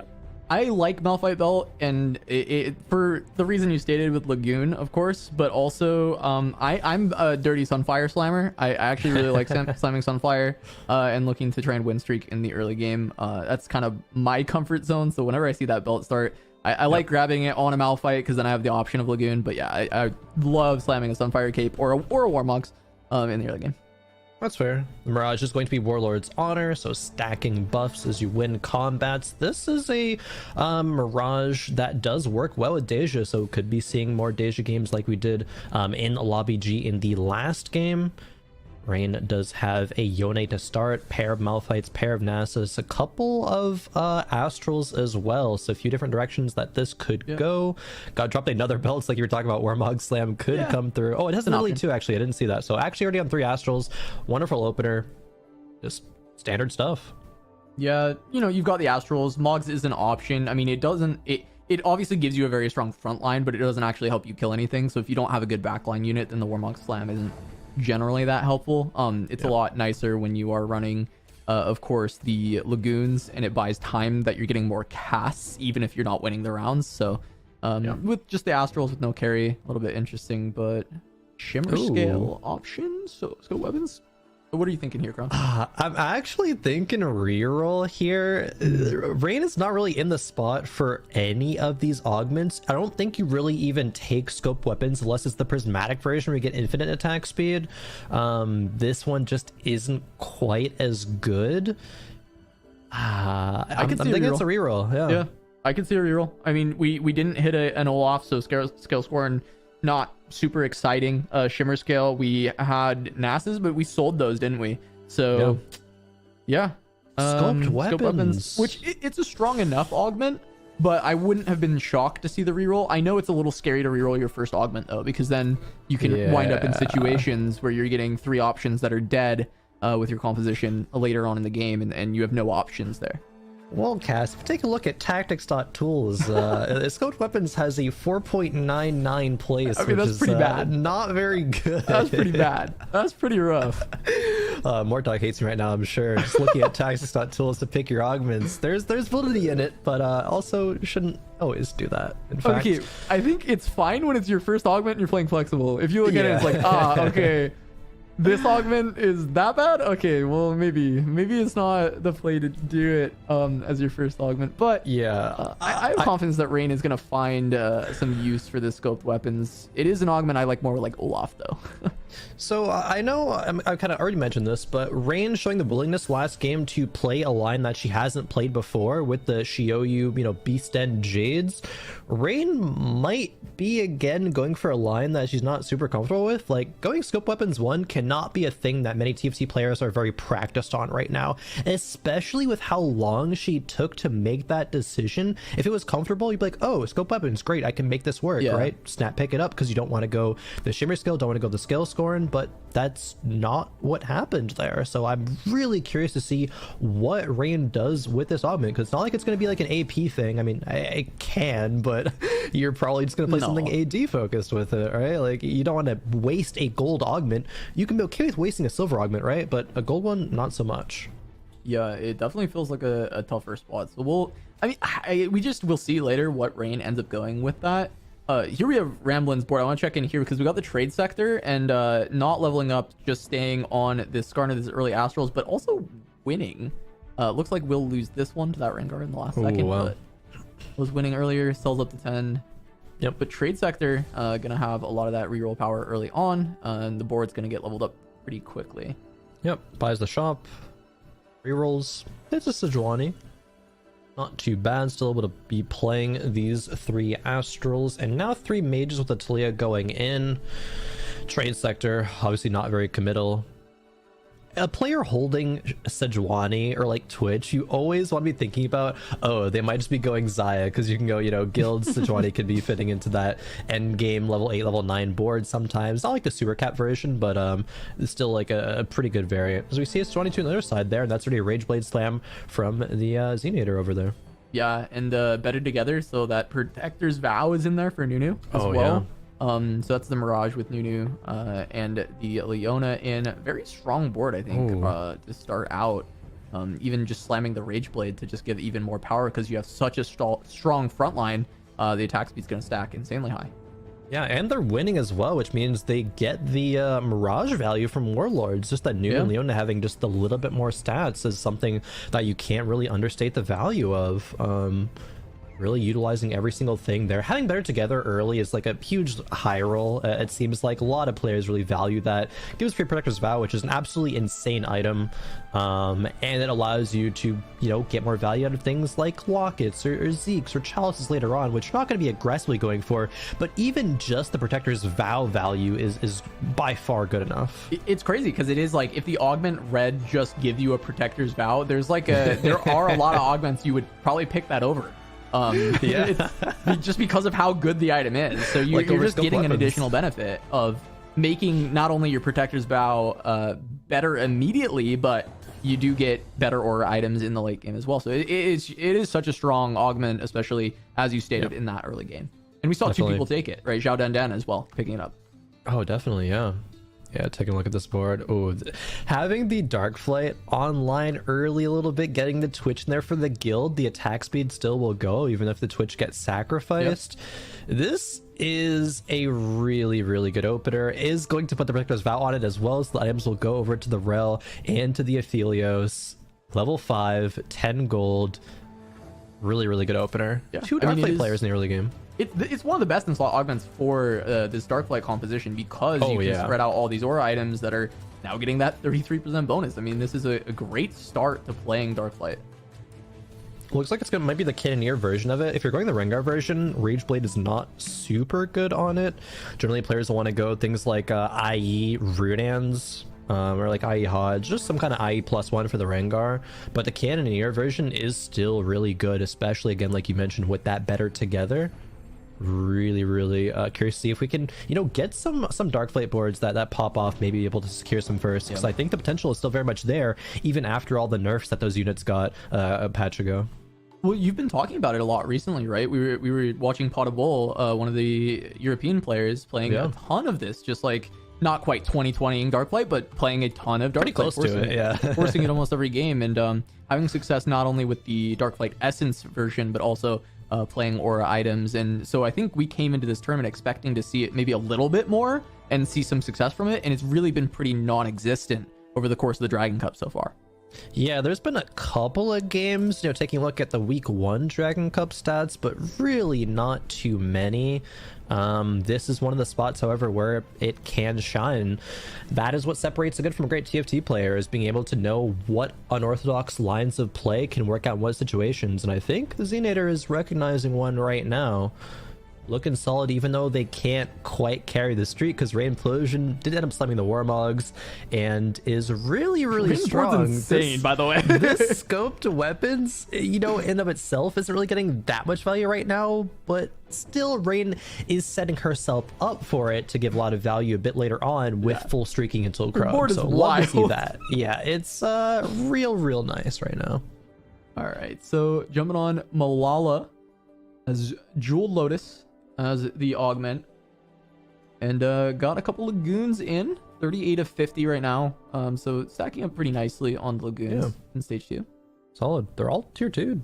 Very nice. Even having a Zac 2 is very early for that one to be online. Even having the Guardian buff in there with Braum as well. Items though is gonna be the big thing. A tier is a big pickup for this line. You can just like pivot all the way out of Lagoons. You don't have to commit even if you run early Lagoons. It's one of the worst, econ options. You would want to run Astrals or like, Shimmer Skills or Pirate Mirage over Lagoons, but they're still decent. But you do have the Jeweled Lotus augment, so probably wanting to stick with Lagoons in the AP tree, however. Yeah, Jeweled Lotus. I mean, you have some swords. One of them can turn into an IE, which is nice to combo up there. Yep. This tier, ideally you'd want to get towards a blue buff, or potentially it can just be a Shojin, depending on what this next augment is. Like if you get a blue battery here, then Shojin just becomes really, really nice. True. Oh, BT slam. Oh, interesting. I was thinking, along the line of what you were saying, one of the swords can be an IE, and then that's half of a blue buff, and then you can just Giant Slayer slam. But a BT is solid, I guess. BT on Zac, interesting for sure. It seems like definitely wants to be on the Bruiser line, which is the more common version of Lagoons, right? We're going to keep that Malphite in, play a Silas, and then get rid of the Zac. But this also could just be a full pivot out of Lagoons with the BT slam. Has the potential for it. With the Jeweled Lotus, I think you would generally only be thinking of that if you are going to go things like Deja, or just a capped dragon board running like Aushin, or Early Insult, even something like that. Ramblin actually played last game a soul for a little bit until pivoting to Deja, but we got our second augment coming through. I mean, uplink's great if you're going AP. Yeah, fantastic. Wonder why it's not just a snap pickup of uplink here. It's not even uplink. Oh, and this is what I was kind of alluding to with the BT slam. It feels like we're not wanting to play in the AP space, but as you mentioned with the Jeweled Lotus, that seems strange. It seems odd, so we'll check in with Malala later over Blake space. And we got another Darklight board. Blue buff being... I think it's the first time I've seen blue buff being sacrificed to the Darklight. Me too.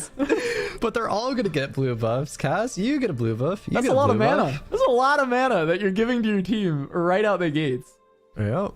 Watch these Rengars just pop off on your... Well, never mind. Rain is level 7 with this board. Oh, this is combat training too. So every time these Rengars are securing last hits, they're going to be so much more powerful for the rest of the game. I don't think I've actually seen a combat training Rengar Darkflate board, or at least not that often.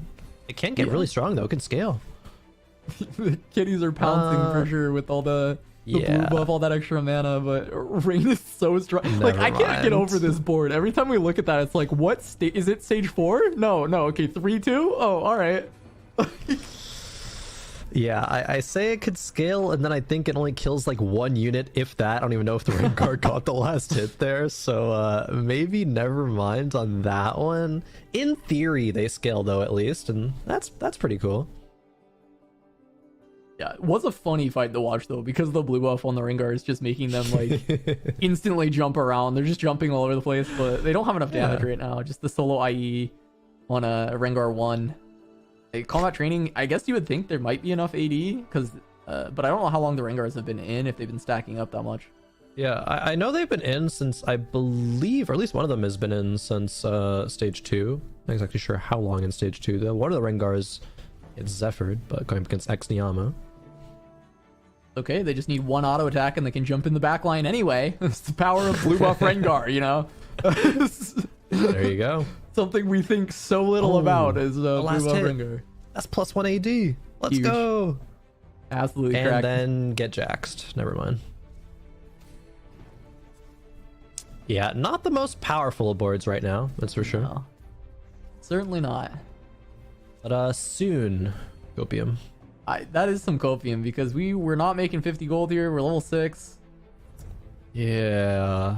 It's a little tough for Blake Space because this comp is also contested and they don't really have like any important pieces. They don't have like a good thing to sacrifice as much as the blue buff is hilarious. Probably not the best item to be dark lighting. No, certainly not. I want a Zeke's eventually, if not, Darkflight Essence, which you referenced earlier, Pot of Bull. Pot of Bull used a lot of Darkflight Essence to go top 4 a lot of games in a row. Not quite 20 out of 20, but close to it. The option for a Rengar 2 was there with the tier. Could have gone Hodge with that, but Ruinans is, I think, the pretty universally accepted best in slot secondary weapon for the Rengar.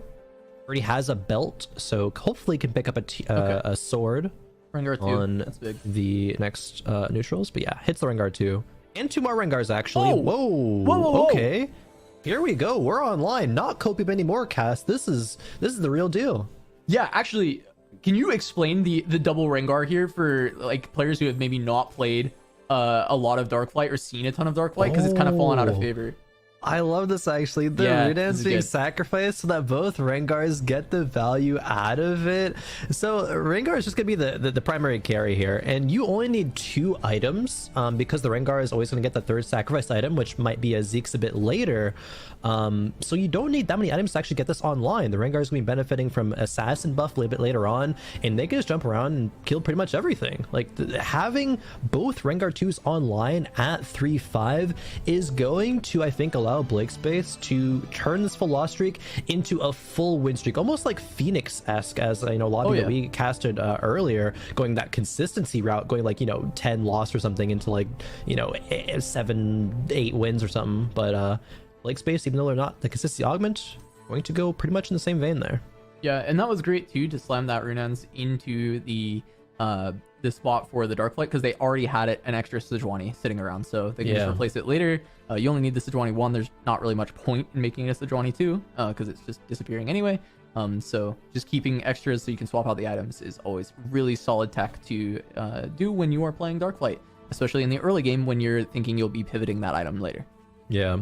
And I guess to elaborate a little bit more on the Darkflights before we move over to analyzing Kevchen's board here is you don't really need to run that many units besides Darkflights, right? Because you get the item on all Darkflights. Oftentimes, before when players were running Cannoneers, you would play like 2 Aphelioses on your board, but now with the Rengar version, you just play 2 Rengars. They're your carry. They benefit from these extra items. That's why it's, one of the reasons why it's so powerful. But anyways, moving over to Kevchen. Some Swift Shots, some Shimmer Skills. Yeah. Looking like a Xayah game a bit down the line, but especially with Ascension, that's such a great augment for it. Yeah, and we're win streaking here. Kevchen's win streaking with the Varus. Now, of course, yes, losing this one, but was on a 4 win streak with just that Varus 1 having good items. Very strong unit. If it was a Varus 2, I think Kevchen could have held that win streak into stage 4. But having that Varus as an item carrier, very, very powerful at this stage of the game. Exniamo, another player running Shimmer Scales. That's 4 Shimmer Skills. Wonder what the 5th item is. Yeah, because it's Mogul Mail for the start. Yeah, not bad. Positioning in the back as well to see if it can stack up during this neutral round. Can it actually? I don't... There's no world, right? No, it dies before that happens, unfortunately. Good attempt, though. Yeah, it's a cool try. I haven't really seen people try that out. Yeah, it was a bit work, tankier. Let's just sell it off. Okay, what Neela direction do we that's go picked up? here? Yeah. Towards Lagoon, so Neela grabbed. Evoker is the Nomsy here. Gets the Silas too. Gonna be a great addition to the front line. Having that Thieves Gloves roll into a Zizirod, it's really good as well. Looks like it's just gonna be the standard Seraphine Graves composition. Zeke's is really good for it. You just throw Zeke's onto a Zeri in the backline, and she's able to buff out, the Zyra and the Graves. No Graves yet, it looks like. Hopefully soon. Yeah, Graves would be the big pickup in addition to this. Can have the Nila as a secondary carry or use it as an item carrier for the Graves beforehand, just because it's powerful enough of a unit. Yeah. But it looks like this is Malala has swapped over to a Zyra. I know we were curious where that direction was going to be with the Jeweled Lotus. That is a unit that will still benefit from the crits, so that will work out. Not too well right now, unfortunately, as Malala still takes another loss and is looking like they're on 0 gold. So don't like to see that. Holding the Graves actually away from Extiamo. So get Shell, Purple Forge, or High Tide. High Tide works pretty well with this composition, Cass. We were kind of talking about this earlier, but it's great for Seraphine to get a couple casts out because her mana pool is so high. Yeah, that's the big thing, because earlier when I asked you about this, it was like, okay, well, why is High Tide so good? I think about all the Lagoon units, and they're like, mana pools are so low, they're going to cast 2 times really quickly regardless, no matter what. But really, the unit that you're looking at when playing High Tide is that Seraphine, which, interestingly, Extiamo not going that direction. Going to be just going Cybernetic Shell for more tankiness. I think it makes sense here. There's a lot of players looking like they're going to run, things like Xayah this game, so some AD routes, and you don't, which I think is the biggest point, don't have Seraphine items. Literally 0 Seraphine items, no tiers, no rods. It's really just going to be a lot of power going into the Graves as soon as Extiamo finds it, because there's 3 bows that are chilling out right now, 1 cloak, so probably going to be a Runans plus just kind of whatever. And oftentimes, if the Seraphine doesn't have items in this build, and there's no Seraphine 3, it does fall off a decent amount. You really kind of need that Seraphine items to reach your kind of capped board state there and contest a top 2 at least, if not a first. Yeah, so Extiamo gonna have to hope for a very nice Dragon Horde, but also needing to make sure they get there safely with already losing a lot of HP down to 54, and their board kind of feeling rather weak at this moment. That's a BV rel right there for Blake Space. Oh my, actually tied. Wow. I don't see that too often, especially at 4 too. Wow. Hit the Pantheon too. 2 more Pantheons in the shop even. This is another Graves composition without a Graves. Level 7, 0 gold. 3 Protector's Vows and better together. I mean, honestly, this just looked like the other one. Like, we got over here and I was like, wait, is this the same board? Oh, no, it's not. It's a little different here. No Seraphine items. But so many Aura items. Well, if you wanted to play around an augment, here we go, Krohen. Actually, yeah. 4 out of the 5 items get value from that better together. But Xiao Tian has enough HP right now, Torres. I don't think they needed to roll all the way down at level 7. They could have just been rolling to like 30 gold even per turn, maybe even 50 gold. Just keep that Aphelios. I guess it's kind of unlucky. You'd expect to at least hit 1 Graves, right? Actually get your comp online, but I don't know, Cass. It's looking like Xiao Tian's kind of doomed. Yeah. I mean, sure, they might be winning these fights, but that's because Rain Implosion has been sitting 100 HP, is sitting on 50 gold, is not really rolling down to improve the composition that much right now, so that's kind of a lucky matchup. Yep, she's level 8, 50 gold. Really, really crazy spot. I mean, we saw how well her early game went. And then the augments she's picked up since then, I think, have been really solid, getting second wind into better together for herself. And really, Xiao Tian just being carried by, honestly, better together. And the fact that those shields are so big, there's so much HP. Yeah, how many? There's 3 better together players in this game. Yep, just 3. It speaks to the power of that augment. Very, very solid. Blake Space, ooh, okay, Blake Space got a spat, so if they don't have like a Zeeks or something yet, they could go into that Darkflight Essence, actually, as we were talking about earlier, and kind of use that for their Darkflight item. Might be good because they were using a Runans, yeah. Which they're gonna want that to be onto a Rengar. They want it to be an actual Rengar item. Yes. And they want to have something that's actually gonna help their other dark flights. So the essence would be really, really strong. Basically, getting that old Dark Star increase for the rest of the team. Basically, Ramblin's an interesting spot. Is going reroll Astrals with 5 Astrals. Has the tier 3 Skarner, tier 3 Vlad. Is 3 Varus away. The Varus reroll part can actually be really solid though. Yeah, just in a bit of a transitional period though. Very weak at this moment. Potential to become very strong pretty soon, but 30 gold, level 7. And I really need these astral hits and just hope that I don't know what tier he's out of astral right now. I kind of missed. I'm sure it's at least the 7 astrals tier that he's going to be pulling from. So it should be a lot of money, a lot of things. Yeah. I think it was like somewhere in like the low teens maybe. Yeah, it's gonna be Mirage. Just any emblem. Yeah, it doesn't honestly. matter. Yeah, it really doesn't matter the thing. It gives that Darkflight essence. Which wow, there's a Rel 3 online now as well. The Swain is in there for the 6 Darkflight. This is fantastic. Good stuff here. And the Rengars again have been scaling this whole entire time with the training there, combat training, and hopefully able to find a couple more either Rengar or Swain items here on this treasure dragon round, which surely they'll get to. There's no way they take 16 damage this turn. Yeah, this is actually a really interesting spot for Big Friend as well, right? Because you've hit this Rel 3. Oh, you're yeah. gonna Big Friend all of your Rengars, who are now going to get a lot of HP because not only the 6 Darkflight, but also the Darkflight Essence giving more HP. I mean, that's just a very just creative way to play this. Yeah, I love I'm wondering if it's enough for Blake to actually, win a couple rounds here, make top 4, at least get like a 5th or a 6th, because they're very low HP. And even with all that, look how close this fight is.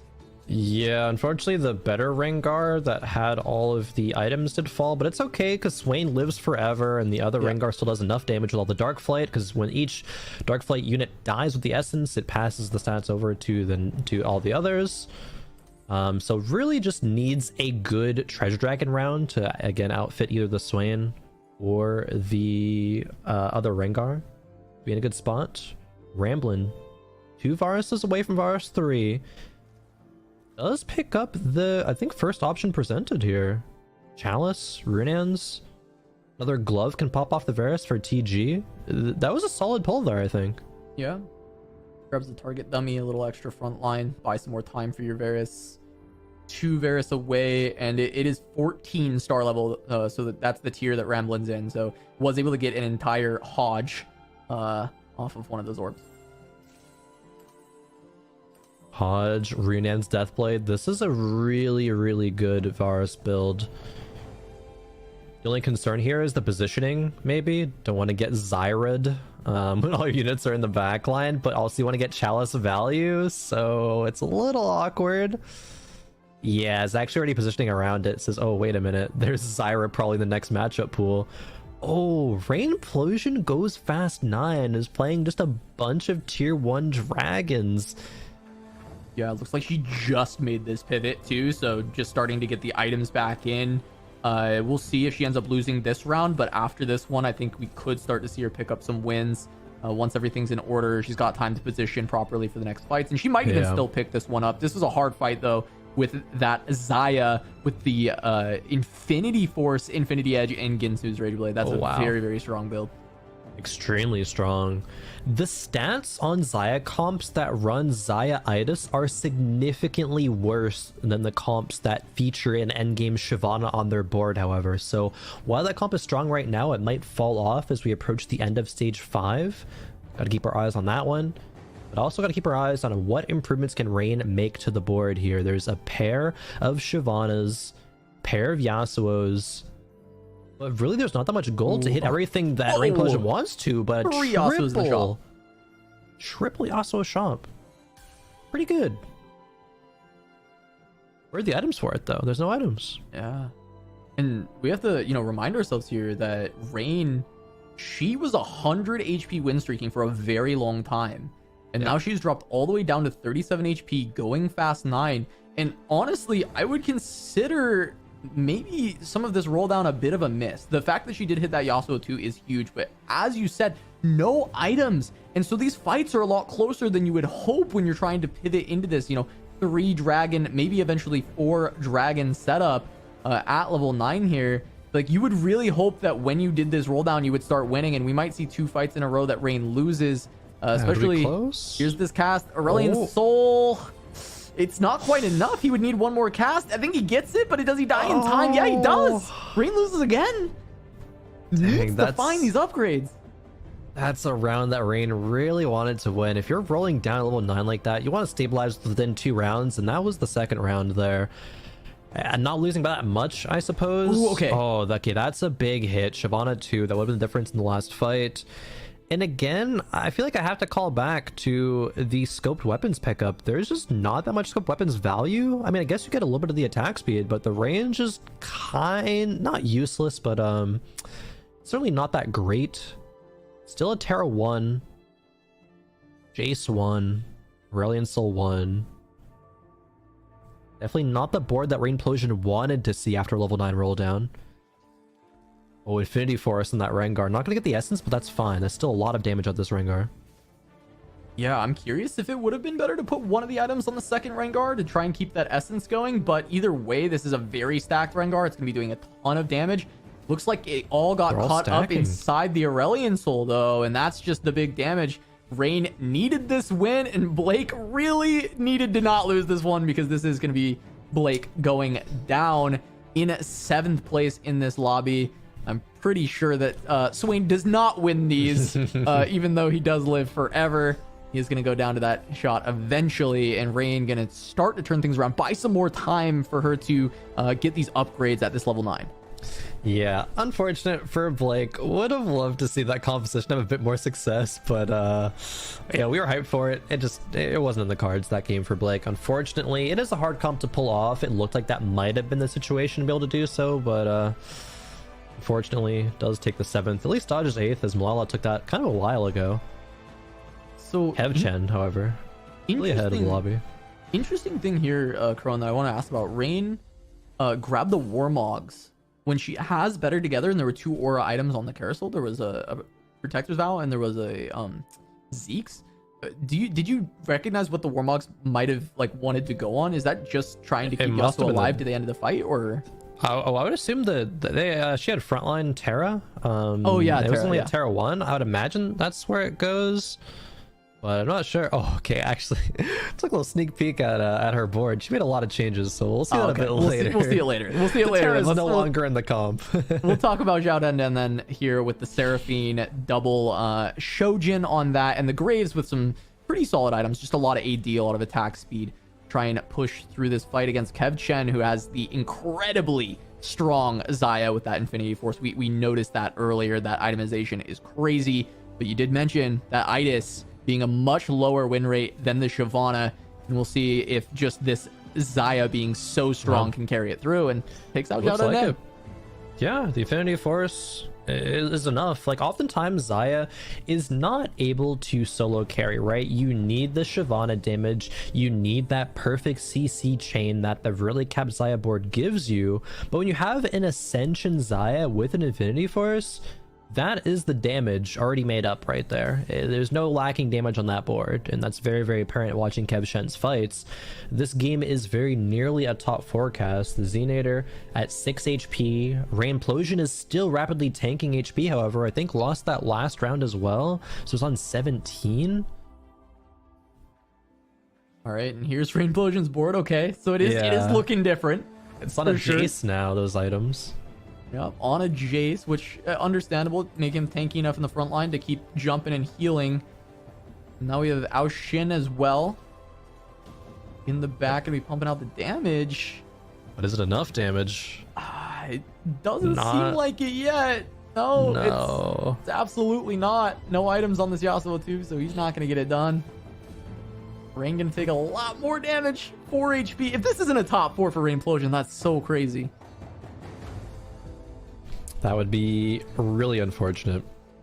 To not top 4 after 100 HP streaking for that long just means that you missed the mark somewhere when it comes to converting your composition to the end game comp. I know the rolls were a bit low, but still, I mean, Shyvana 2, not being able to get it done. Blue buff Yasuo is solid, not just heavy damage items, but Yasuo does carry the blue buff quite well.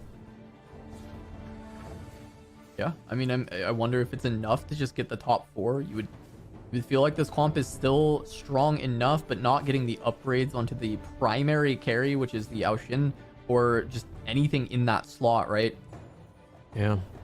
does make it tough, but it's got to be blue buff Yasuo. You got to just try and carry this thing at this point because you don't have something powerful enough. Another Shin, still a Jace 1, sold the extra Soraka, so cannot make Soraka 2 anymore. Blue buff does indeed go into the Yasuo. There's the Randuin's value only on 3 units.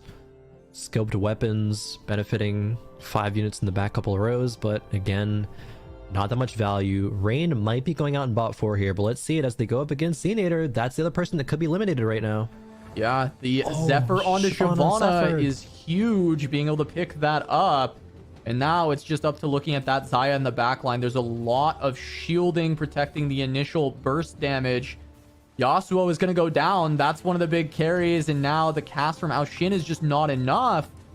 And I don't think the Shyvana is getting it done either. Rain is just losing this handedly.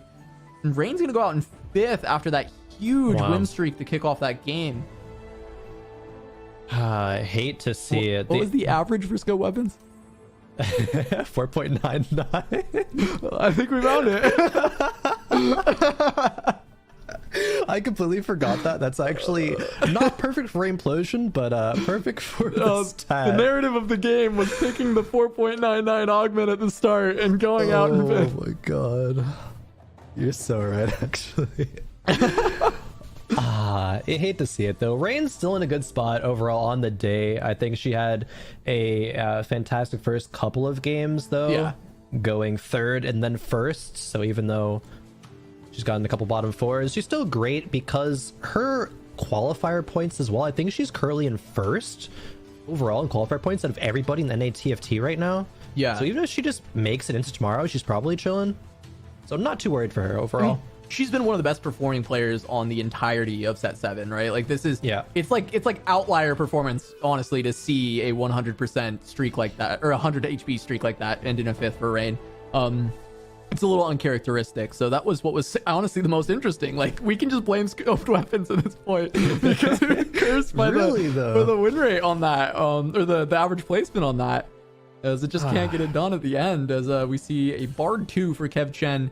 The items on this Xayah, I think, have been the big factor in carrying through with this itis in the front line as well. Oh, definitely. This looks like the board that Kev Chen's going to end on. It's been enough to get top 3.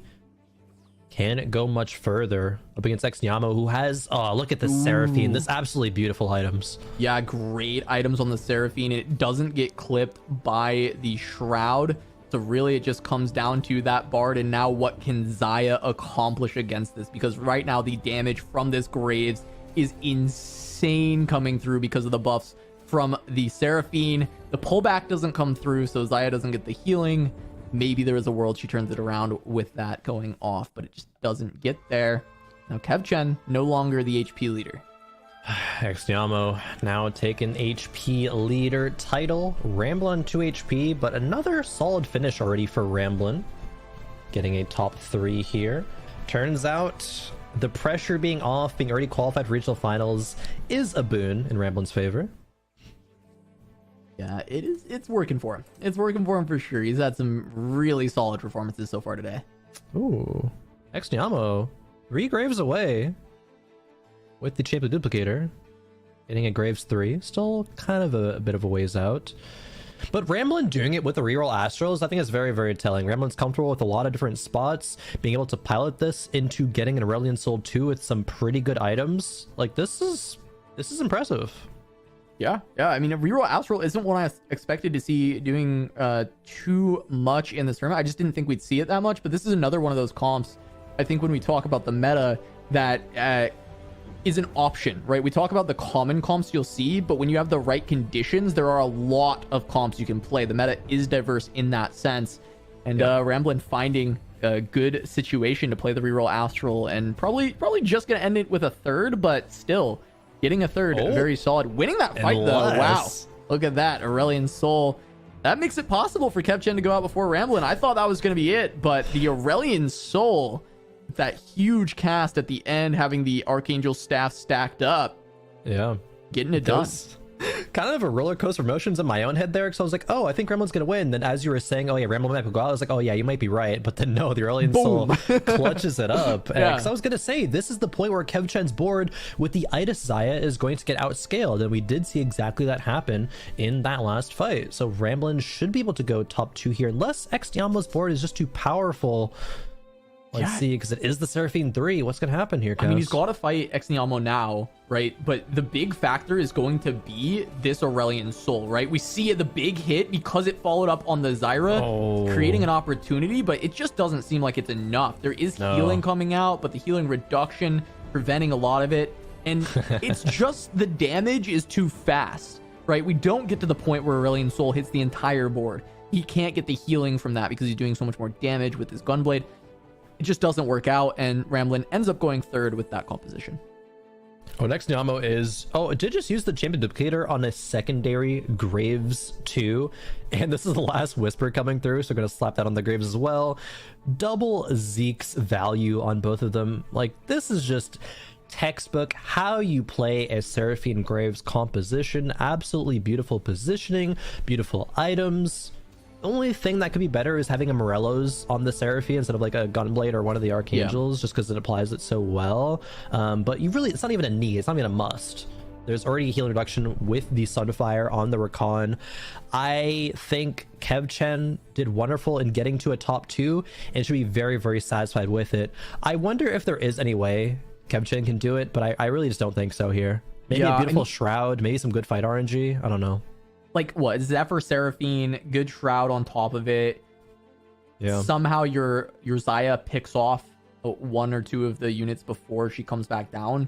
Maybe there's a world, but the front line's still very tanky from this. So we're gonna see here, Krohen. I mean, this is likely the final fight, especially if Xdiamo is able to just win it. Zephyr does land, and the Shroud, actually. Well, this is what we talked about. This is the way you can win this, right? This is the only shot that it's going to happen. And the Graves almost gets picked off. Will he go down? He does. That's one of the main carries. Second Graves down. KevChen. This is actually very winnable. I mean, it should actually just be a win. Both Graves are down. The Seraphine can't carry on her own. She needs support. Did he win hard enough? Yeah, he did. Yeah, absolutely. He did. KevChen. He gets the first. Oh, we called it. we said that's how you gotta win, and KevChen comes through. I love to see that one. That was absolutely beautiful. Landing the Zephyr perfectly, even with the last second swap. Like those were good swaps at the end to reposition the board all the way over to the left side. Have the Seraphine still in the middle, still get a full Zeke's value, but just read like a book by KevChen. Lands everything. The Hecarim CC, then into the Bard CC. Seraphine casted like once. The Xayah Ascension and Proc started hitting the Graves with all the items. It was just... That was a positioning difference right there. That's a player diff if I've ever seen one. Oh, for sure. It's the biggest positioning gap we've seen all day. I mean, that was crazy from KevChen. So just huge shout outs to KevChen for that win, because we looked at the stats for the Xayah with Itis, and it's just miles behind Shyvana. And being able to convert a strong, maybe a high roll mid game with the Itis Xayah, but turning it into a first instead of just a top 4. Really, really impressive stuff. I'd love to see things like that, because there are outliers to every statistic, right? And that is one of them. That is an outlier of the Xayah Itis actually getting a first, being played super well. And that comp will almost never be like a Seraphine 3. There was one Graves off of being Graves 3 as well, which is kind of sad that didn't come through. But hey, use the duplicator to just try to secure the win, quote unquote, but actually lost because of it. Unfortunate.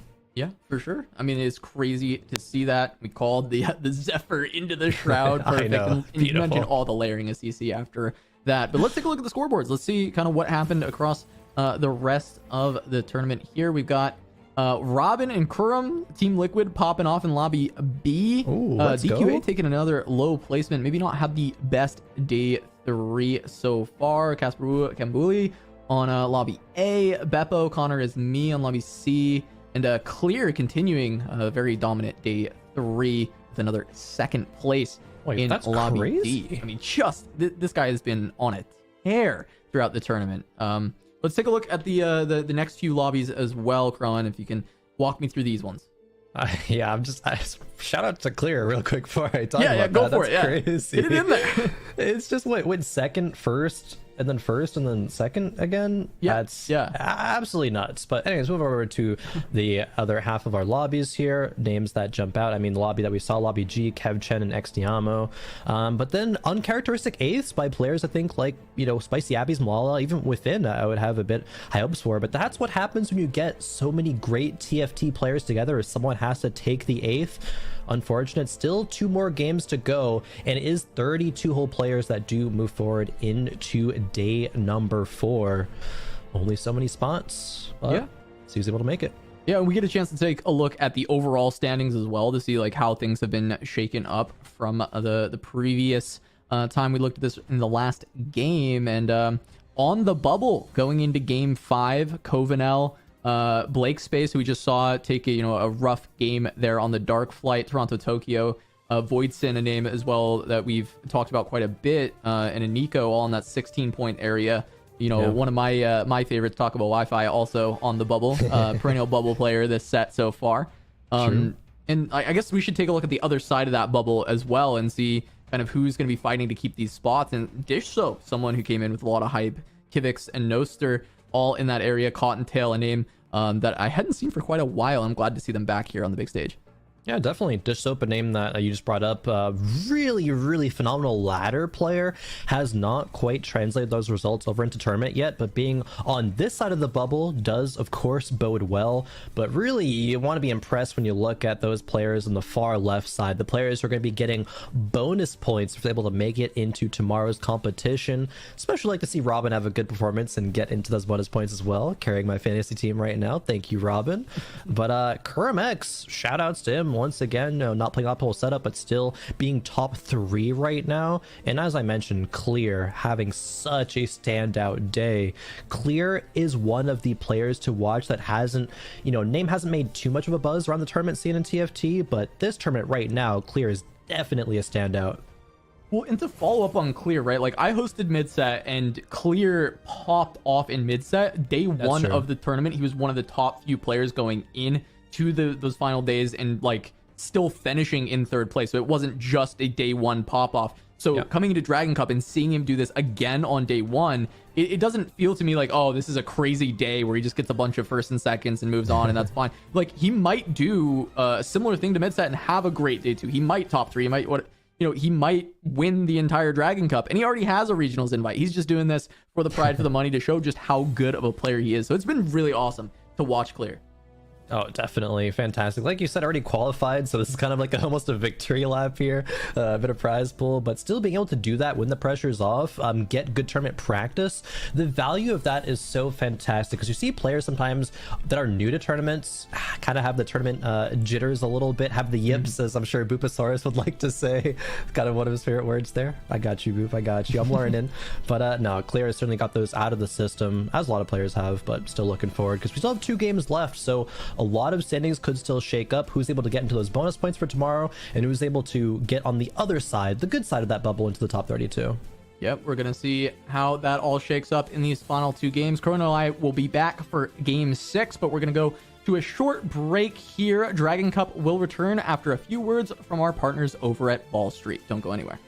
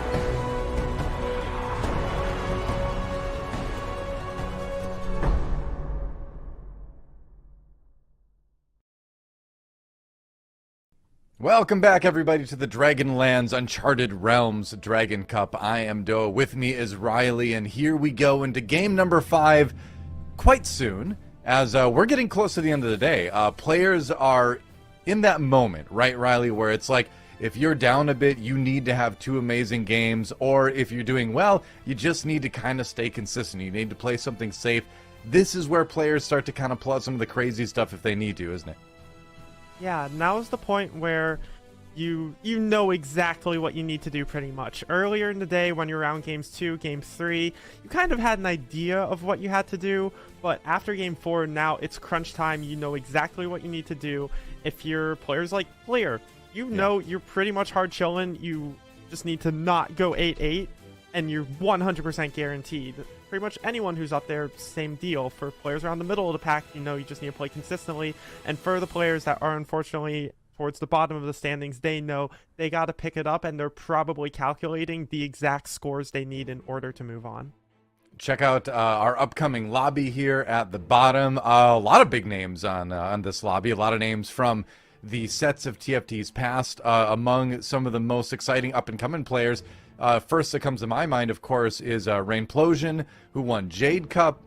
She's been playing really well today. Seems like not a lock for day 2 yet, I don't think, but or day 4, I guess. But pretty likely if she's able to keep up the consistent performances. Yeah, it's up to those consistent performances. They're at 20 points. The cutoff is usually, I believe, around... It's somewhere in the 27 to 29 range. I'm not actually 100% sure. But yeah, somewhere around that range. Obviously, it can get crazy. I know we've had 29 and 27 points didn't make it. So at this point, if you're like Rain, Whale of Peace, Robovan, Ramblin, who are all hovering around 23-20, you're just looking to get a couple consistent top 4s. You happen to get it first. Okay, cool. You only need a 6 or so in the last game.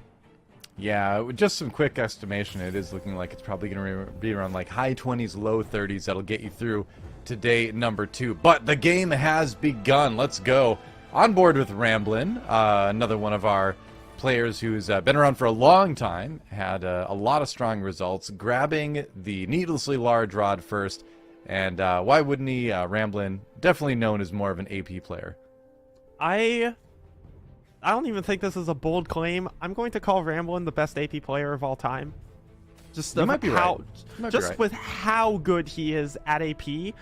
He was definitely struggling in set 7, but to be fair, he didn't have that many AP flex options. It was basically just Deja and legendaries, and Ramblin really does excel when he does have a couple AP comps to flex around. Oh wow. So this set, he has that.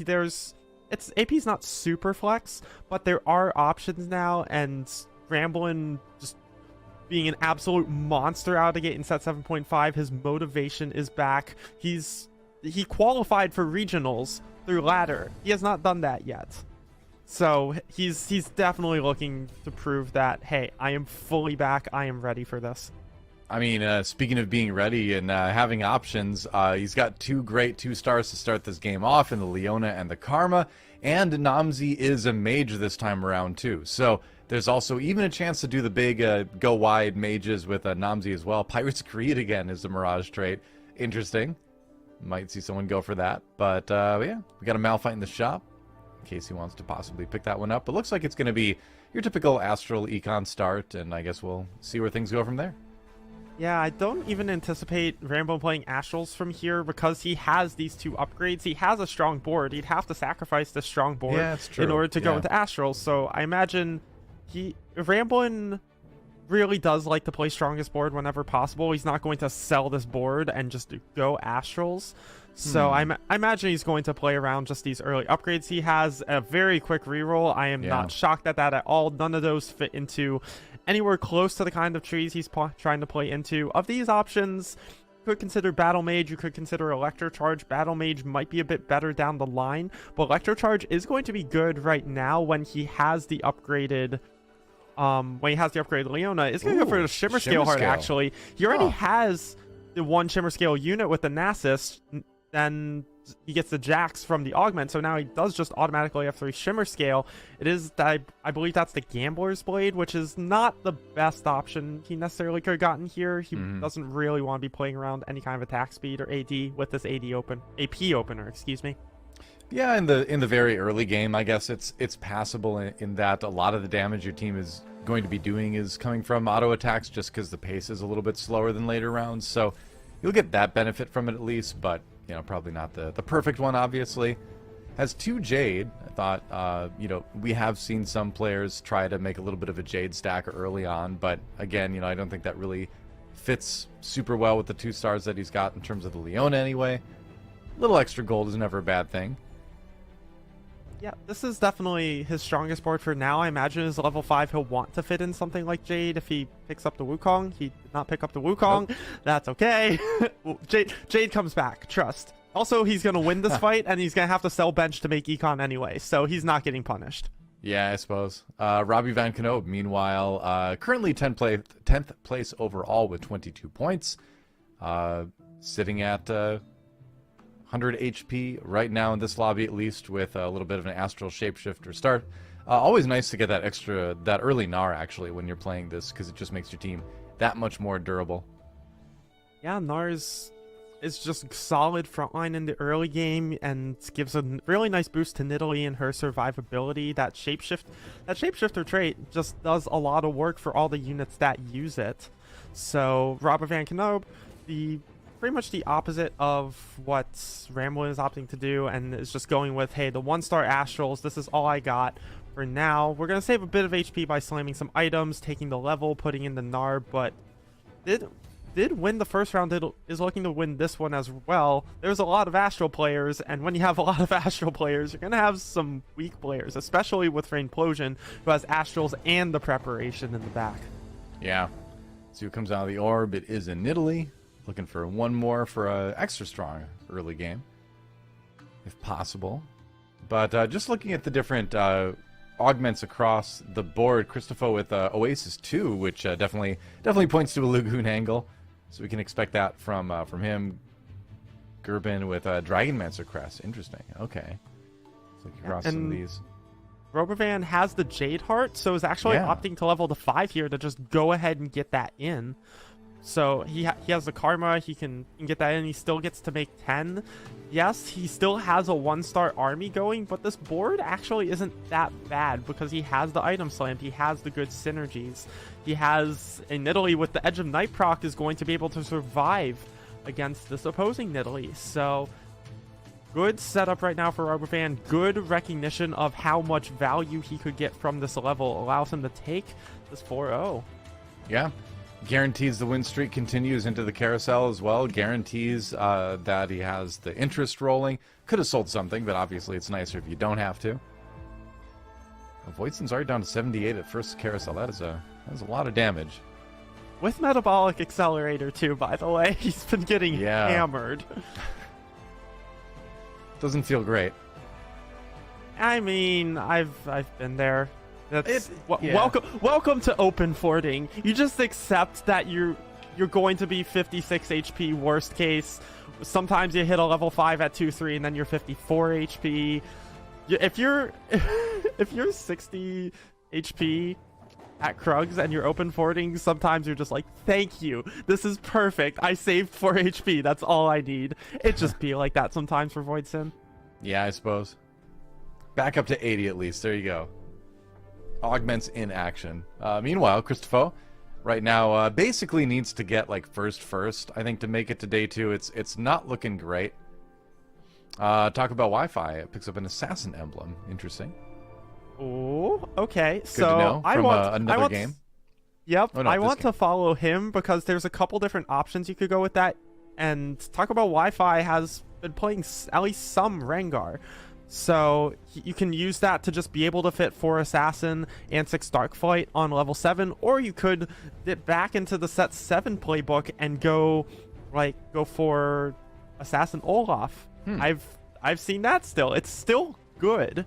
It's just not as accessible anymore. So if once you can access it, actually might be a little better because they haven't felt the need to balance around Assassin Olaf. That's a good So point. you got a couple options you can go with that. I am curious to see what assassin route he goes, because coming from the assassin player, I know there's a lot you can do with that. We'll have to check in with that board a little bit later. Christoph, right now, as we mentioned, has Oasis going Lagoon, has the Kaisa, you know, and you have an extra Dragonmancer in there and set just to make sure that you can buff that Kaisa just a little bit more. So, solid early start. As you can see, it's produced a win streak. And one more win, you'll be able to go into Krugs with that nice little extra cushion of gold. It's always a good feeling.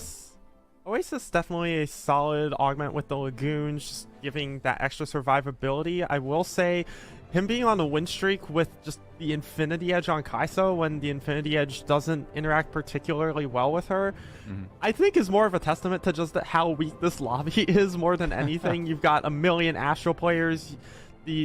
Besides Ramblin', who Christopher has been lucky enough to not run into, the rest of the lobby is pretty weak. So you've got these two players at the top. You got three players at the top, actually, because Robovan took down Ramblin', even though Ramblin' had that pretty strong opener.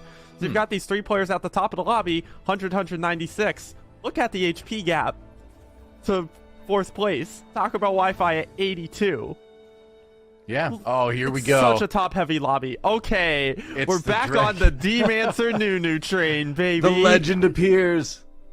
Dragonmancer Nunu. Yeah. Is this still good? I genuinely don't know how good this is still. It is, I don't see it anymore. I think it is still good. I think it's definitely not as good as it was. I mean, that's because, you know, it was at a point where basically whoever got it just won the lobby. But it's at this point, I would say it's still strong, but it's not overpowered. I don't know if it's necessarily always the best choice to go, but if Gurpin is, you know, an expert at piloting this comp, then it's probably not a bad idea. He's even got an extra spat on the bench too. Oh, wow. Yeah, he can very easily get 8 Dragonmancer, and he just needs to go to level 8, find the Yasuo, or he can play around Dragonmancer Ao Shin, which is actually something I've seen most commonly with the Dragonmancer emblem. It's pretty much the same deal as Nunu, where you want to just get as much healing on him as possible with Hand of Justice and Bloodthirster and then the emblem. And it's not the same deal as Nunu where like, oh, Nunu just noms everything and can't die. It's, oh, he spews rain all over the board and just can't die because he's dealing so much damage and healing so much. So like, similar principle, and it was something people were transitioning into out of Nunu in the past. And once you hit like Ao Shin 2, it was just Nunu was so good there wasn't a reason to transition to Ao Shin 1. But I've seen some Dragonmancer Ao Shin 1s do very, very well this patch. Yeah, I'm curious to see what he's going to do. If he's going to try to reroll, or if he's going to try to just go up to the higher levels quicker. And yeah, I mean, as you can see... Oh, go ahead. Yeah, the 52 HP worries me, is the only thing. If he was healthier, I'd be like, okay, he can go level 8. He can go find the Ao Shin. It's 52 HP. You're going to be like 10 HP by the time you do get to level 8. So, good luck. What do you take here? I mean, Battle Mage is a bit tempting, I guess, with the comp. Celestial, I was going to say, is also just tempting because you just get that generic healing. Yeah, probably the better just across-the-board choice here. Honestly, Dragonmancer now. I am very down for this Celestial Blessing. It's just even more healing. When you have that much AP on the one unit, it's just get as much healing as possible on that thing. So just more healing. Why not? Yeah, exactly. I mean, the whole idea is that Nunu just lives forever, right? So the more you can kind of contribute, the better. Ooh, Graves and a Hecarim showing up there, but the commitment is already been made. I guess you could pick up the Hecarim and look at maybe a little bit more of a deeper Cavalier angle for the mid game, but I don't know if that would necessarily be better. Probably not. Yeah, I haven't played this comp a lot, to be honest. Believe it or not. I'm not gonna lie, I'm not the biggest fan of doing that roll down at all. Yes, I was talking about, if he was trying to get to level 8, he's like 10 HP, but Kerpin's also sitting at 13 points. He needs a lot of help in order to qualify, and he's not in a position where, he just needs to like maximize his qualifier points on the day and then he can qualify. He's he just doesn't have enough qualifier points to do that. So in order to give himself the best shot, he does need to go first tier and make day 2. In order to do that, he'd really have to play into first or 8th and just go level 8. Pray you hit the Ao Shin. I think by rolling there, he just doomed himself to a not first. And he might have doomed himself to not make it out of this day. Especially without hitting things like the Nunu 2 and stuff like that. It definitely does hurt a little bit. And by a little bit, I mean a lot bit. Especially with that roll down. If you roll on level 6 and you miss, like, the game is... It's not doomed, but it's pretty doomed. And when you miss on 6, when you probably realistically weren't supposed to, considering your circumstances, I'm sorry, I'm just not optimistic this game. You know, in TFT, it's really not over till it's over. I actually had a game yesterday where I was at 5 HP. My hand was actually, my finger was on the escape key, my mouse was over the surrender button, and I was like, oh, well, let's just play it out and see what happens. And I, like, miracle won that round, and I ended up taking 3rd that game, which shocked me. I never in a million years would have expected it, but just was able to barely edge it out. So you never know, especially in a tournament situation like this. You don't give up until it's over. You have to push every single ounce of advantage you can find. For sure. You absolutely do not give up. Even if it looks doomed, I mean, you keep going. Yeah. But looking just over at the augments, we got...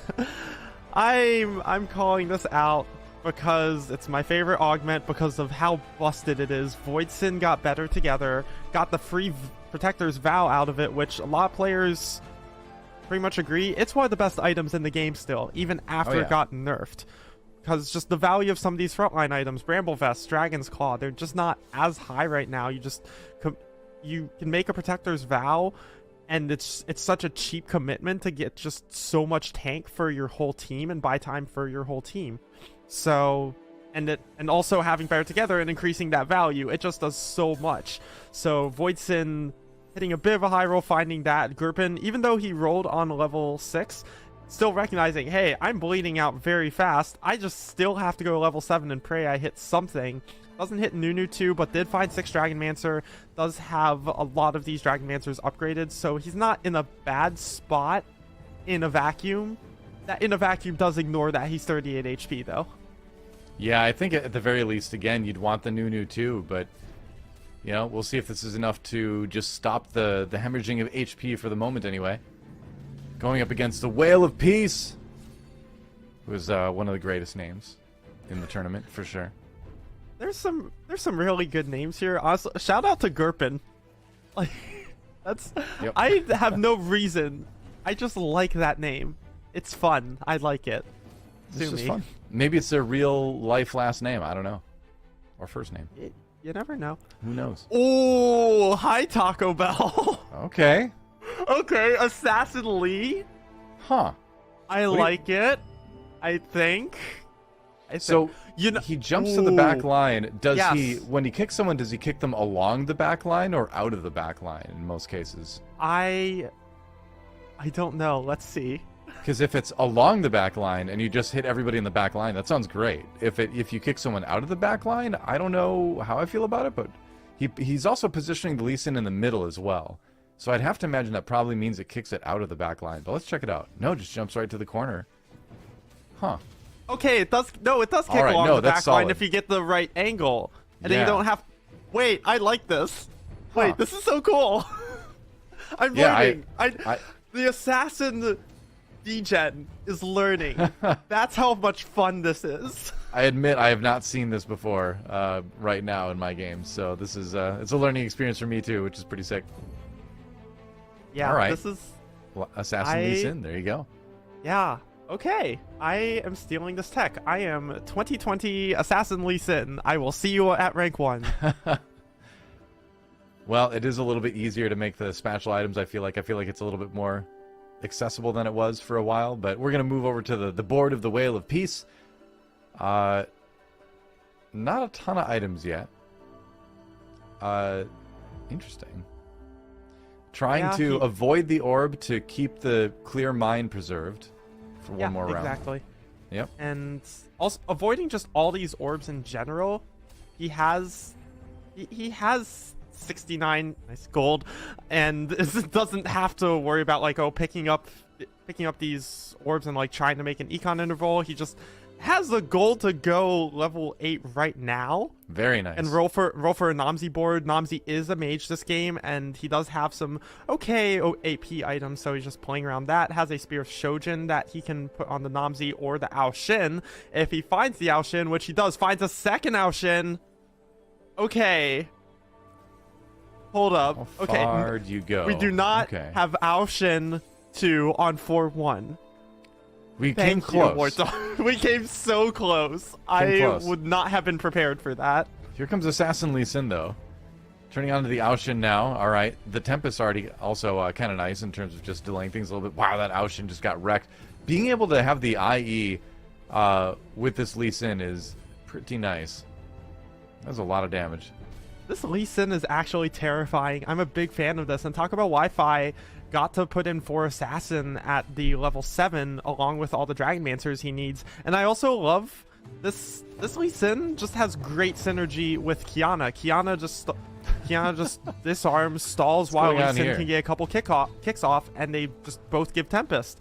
Meanwhile here, we've got the new special into overtime into Deitai. Okay. Hey, we got a Prismatic Augment. All right. Let's go.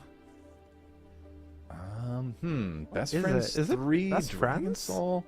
Best Friends is a little bit tempting, but you know, I'd be totally down for Best Friends here, even on the AP units. Like, it's going to let Ao Shin cast faster. He is going to take the Woodland Charm for some extra frontline, which is also good for allowing the Ao Shin to cast faster. So I'm okay with that as well. Still hasn't hit the Ao Shin 2, doesn't really have the items for it yet, but we will get there.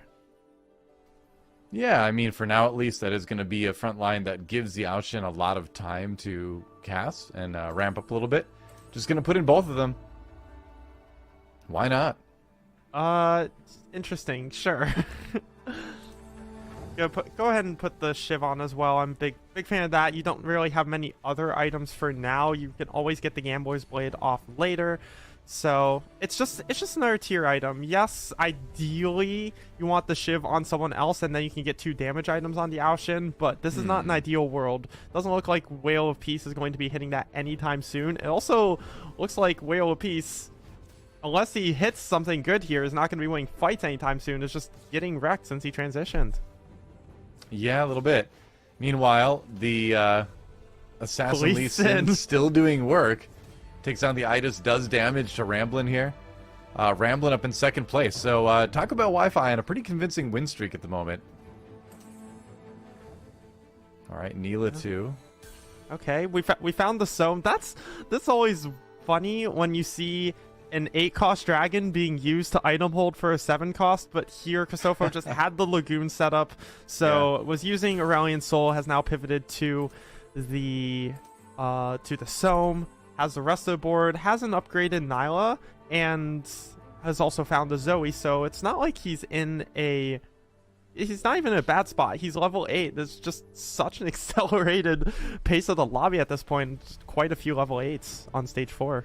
I was reminded that it's actually Neela. I was saying Nyla as well recently. Oh, is it Neela? I just haven't said that champion name out loud for so long that I was just saying it how my brain wanted to say it, and I had to be reminded. But yeah, apparently it is Neela. Wait, when did Neela get added to League? Because I'm pretty sure I've not played League. Okay. It was this year. Okay, well, I haven't played League in at least a year and a half, so that explains why I haven't heard of Neela. There's this other game in the Teamfight Tactics client. Are we sure? Called League of Legends. Yeah, that's right. Oh, the League of Legends, the Teamfight Tactics MOBA, based on the hit series Arcane Bat Chest. Exactly. Yeah, that's the one. They made the Netflix show, and people are like, there should really be a game around this show. Yeah. They made Teamfight Tactics, then they made Arcane, and then they made a MOBA based off of Arcane. There you go. Exactly. I can't wait for the Arcane MMO. Anyway, as we poke around the lobby, there is one augment in particular that I do want to call out. Robovan Kenob has taken Egg All right. Hey. Egg. Yo, I mean, if you're in first place, that's the time to do it, right? Yeah, pretty much. It depends on what his board state is. If he is strong enough to not die in the next 7 rounds, which is possible from 81 HP. If his board is weak enough, there's a very real chance that happens. But considering he is 81 HP 2 rounds after having taken egg, he's probably in an okay spot. Yeah. But as we're back on Rainplosion, just another AP player in a lobby filled with AP players has hit the Mage Namzi at 2-star with what I believe players pretty much consider is best in slot, the Spear Shojin, just to get the casts up, and then Infinity Edge Jeweled Gauntlet as your damage items. So Rain in a very good spot. She is pretty healthy as well. Ramblin's still at the top of the lobby. Just overall an AP heavy lobby. Robovan Kenob actually taking a win with that egg. Nice. At 83 HP, posturing himself to go for that first. Always feels good. We're going to take a look at Ramblin's board, going for the Shimmer Scale angle here. Where did the items end up going? He did end up going for 7 Shimmer Scale. Can't hit 9 without the help of an extra emblem, but just opting into that vertical Shimmer Scale route. And yeah, it's also just playing around the Shyvana and the Jace core. This Shapeshifter core is something it's most commonly played with Xayah, but this is a core that players will use just on level 9. This is a core that Ramblin is just using here. Shyvana is still a good AP item holder, so Ramblin AP flex. He's the best at it for a reason. I like it. It is a little bit on the unique side. Seems to be doing okay. For the moment anyway. Robbie Von Kenob trying again to keep the HP high, waiting for the egg to hatch. And Shyvana turns towards the Jade statue. Does happen sometimes. Yeah, and you know what? Not a bad loss for Robovan Kenob. It's functionally a 5-unit loss with the 2 dragons. So not too much HP lost. He'll be happy with that. Go into the Treasure Dragon. Voidsin playing Zeeks? the Graves again. Nope. Passes that one up. What's it going to be? This one you could consider with Rageblade Titans, but the lack of sustain doesn't feel amazing. He's going to opt for it just so it's an okay roll. You just don't want to spend too much gold when you're trying to go level 8. You're trying to find this Graves 2, which he has found the Graves 2, really trying to find these upgrades. That is big to be able to the actually Graves 2. Yeah, that's pretty big to be able to slam the Graves 2. Yeah, if he had spent a significant amount of gold, he wouldn't have been able to level and find that. So, just opting to say I'm not gonna have a real 3rd item on this Graves is, I kind of like that he's keeping the slot open in case he gets a better 3rd item on Carousel. There you have Hand of Justice and the Bloodthirster available. Also, just reforges a Static Shiv, pulls an Infinity Edge. So there you go. That's a pretty good 3rd item. Yeah, we take those. Graves is going to be in pretty good shape now. I like the Titans as well. Make it a bit more tanky. Oh, we got Jade on the other side for Robbie Van Kenob. Shiou with the IE and the Edge of Night. Maybe looking for like a Bloodthirster or something like that. Or Titans you see a lot on Shiou as well. But he gets absolutely wrecked. Yep. And this is the thing. This comp, I compare it to Keepers from Set 4. I said that earlier in the show. Yeah, and I can see that. It's one of those comps like you're either going to steamroll or get steamrolled. And in that fight, yep, you just absolutely steamrolled Robovan. But back on the items, I will say, like in a lot of Graves comps, you really want the sustain, but with this comp and the Seraphine and all the shielding there is, you don't necessarily. And having the Titans really helps out your survivability. So as far as no sustain Graves builds goes, Voidsin's in a pretty good spot to be in that route. Yeah, has 2 Protector's Vows online as well. The more of those you can get, the merrier in that comp, it feels like. So much shielding. Yep. What's a sustain? Never heard of it. I mean, you don't need sustain if they can't do damage to you. There's just too many shields to chew through. We're going to take a look now at Taco Bell Wi-Fi. Continuing to go with the Lee Sin Assassin angle. That is doing so much damage, actually. He's got a Neela with really good items online, too, and the IE Bloodthirster Edge of Night. Not bad. Yeah, Neela is basically the secondary carry here, but with good items to do that. Looks like he might have this fight over Ramblin as long as the Shyvana does not mess with things. Just one more kick. No, the Shyvana's so tanky. Wow. Yeah, no kidding. Maybe Neela can clean it up, and she can. Wow, Taco Bell Wi-Fi. That's the thing about Neela when it gets down to these like late round scenarios. It seems like she excels when she's only got like 1 or 2 targets. Yeah, she can definitely clean up. She can clean up 1v3s in overtime, especially with the sustain from the Bloodthirster. Yeah. But for Taco Bell Wi-Fi, this is a bit of dire straits. He's in 7th. Whale of Peace has gone out in 8th. And Taco Bell Wi-Fi took Windfall as his prismatic augment. When you're doing that, you basically need to be hitting something super strong unit-wise in order to keep up with the prismatic augments of the rest of the lobby.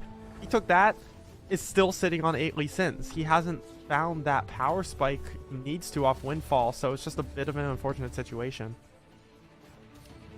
Robbie Van Knob still trying to make this Jade angle work. And it looks like he will lock up the Lee Sin. Oh, maybe I spoke too soon. Neela's still there. Oh my god, wait, that Lee Sin kick killing the Yasuo just clutched out that fight. Yeah. So Taco Bell is going to hang on for now. Ramblin dipping dangerously low as well, even off that really nice Shimmer scale early game. So this lobby's starting to really tighten up. Robovan's egg should also be hatching relatively soon. And we'll see what kind of effect that has on the lobby, because we all know that prismatic augment can be game-changing the second it hatches. Yeah, really excited to see what that turns into at some point. But Ramblin right now, if you look at the overall scores, sitting in 7th at the moment with 23 points. So really just kind of needs a solid result. Top 4, maybe 5th is okay. You've still got another game after that to kind of clean it up a little bit. But a 7th here would, you know, if that happens, which I think is unlikely, but if it does, that would start to be a little bit of a scary situation. But 9 Jade on 9 for Robbie Van Knob. Okay, that was a pretty clutch egg. Actually, got Radiant Thieves Gloves, got another Thieves Gloves, and a Tactician's Crown. Wow. So just Radiant Thieves Gloves for a Yasuo, yeah, I'd call that pretty good. I don't know about you. I mean, look at the items too that pop up. It's got the Radiant Hand of Justice, Radiant Bramble Vest. He's going to be doing quite a bit of damage and being quite durable, most likely. Yeah, and playing 9 Jade as well. This is not a line we've seen much at all this set. No. So it's Xiaoyu, and everyone has their doubts about Xiaoyu, and this fight is not really doing much for them. But if he can hit the Yasuo too, if he can improve the rest of his board, even for a level 9 board, this board isn't great. There's a lot of unupgraded units. He's only on 12 gold, so he doesn't have a lot of eco to work with upgrading them, but if he does upgrade them, he's going to be in a very strong spot. I feel like there's still a chance, for it to kind of pop off a little bit, but missing any sort of sustain, any sort of like healing item like the Bloodthirster or something on Xiaoyu seems to be hurting a little bit. I feel like that's, when I see it succeed, that kind of is a mandatory part of it, is some sort of self-healing item on Xiaoyu, not just the Jade traits. Yeah, and I think the sustain is actually super important for pretty much any melee carry, because you're putting yourself in harm's way of all this damage. You basically have to be able to sustain through it. So, like, yeah, totally agree. Missing the Bloodthirster, or even the Hand of Justice, or even a Gunblade, absolute last resort, definitely hurting the Xiaoyu in these fights. Yeah.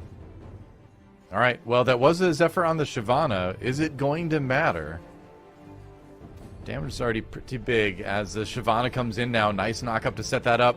And Shyvana just absolutely roasting the enemy team. Seems like that'll be enough for Ramblin. I don't think the Vlad is... Oh, maybe not. Oh, it's so close. Skarner? Alright, I was going to say. I was confident in the Shyvana, but I started to doubt a little bit at the end there. That was close. Talk about Wi-Fi out in 7. Yup. You read my mind. My thoughts exactly. That next time I get an Assassin Emblem and I'm in a spot for that, I'm going to do that. It looks like it has a ton of potential. I see the angle. I see the thought process. respect to Taco Bell Wi-Fi, I'm stealing that tech. Thank you. I think what kind of frightens me with it a little bit is that in a world of strong AoE damage, the Lee Sin, doesn't offer much of that. And I wonder as the fights go on, as the game gets going a little bit later, if that ends up being impactful, that your two carries are not totally single target, but for all intents and purposes, pretty much single target damage. Yeah. And it be like that, and I think there's some merit to just picking off the opposing carries, but there's so much like guessing and positioning involved in that. Look at this roll. It can get hard. So we'll move on to Gurpin, who's doing a big level 9 roll down and has not hit much of anything so far. You can see how fast he's rolling. It's because he's not hitting the things he needs. He finally found a pair of Alshins, and okay. There we go. So what's a caster blessing? That's what it's called? I mean, caster bless is the opposite of the caster curse. That's right. Yeah, caster blessing. Oh, I said he's missing everything. Suddenly hits 3 Alshins in 3 shops. Yeah, that makes sense. Level 9, you'd kind of you'd have a better chance, but that was a frontline Alshin, and they do not thrive in the front line. Is it enough to kill? No, not quite. He's alive. That is actually where these Dragonmancer Alshins have been positioned. They're in the front line just so they cast as fast as possible. And then they do so much damage because they have so much AP from 8 Dragonmancer that they just sustain through all of it. I'm not a fan, though, of it having space between the rest of the front line. I generally like seeing it like next to some other frontliners, so it's taking damage, it's taking aggro, but it's not getting completely blown up, especially in this scenario where you don't have the second sustain item. You have a sustain item and then a Titan's Resolve. The Titan's Resolve is going to help with survivability, but you don't have as much capability of sustaining through everything. Okay. Well, frontline now still a little bit separated, but a more cohesive overall front line here. Pantheon not connecting with that Alshin, which might end up being pretty impactful later on, but Gurpin needs to win every fight if he wants to stay alive. It's a battle of 5th and 4th between Ramblin and Gurpin. Whoever loses will take the 5th. Well, there's the power of the Dragonmancer Alshin. Yep. Did Ramblin win his round? Looking at the right side. Waiting. Okay. Now looking at the fight. Looks like he is. Cool. We got 5 still alive going into 6-3. A bunch of low HPs. Voidson, Gurpin, Ramblin, surely all on 1 life. Robovan, potentially 1 life if the loss is bad enough. Rainplosion as well. Rain finally makes it to level 9. And this is such an AP 8-cost dragon-heavy lobby. And honestly, anyone could take this right now. Didn't find the Zoe 2. Decided to just sell. Now he can move the Zephyr around. Zephyr could be the difference maker between a 4th and a 5th here for Ramblin. Who is he going to hit the Zephyr on? He's going to hit the Zephyr on the Alshin. That's huge. Nice. That is big. How much can he kill before the Alshin comes back down again? Nothing drops. Here comes the Tempest now. Oh, I don't know. This is looking a little bit scary. That Alshin is not taking a lot of damage.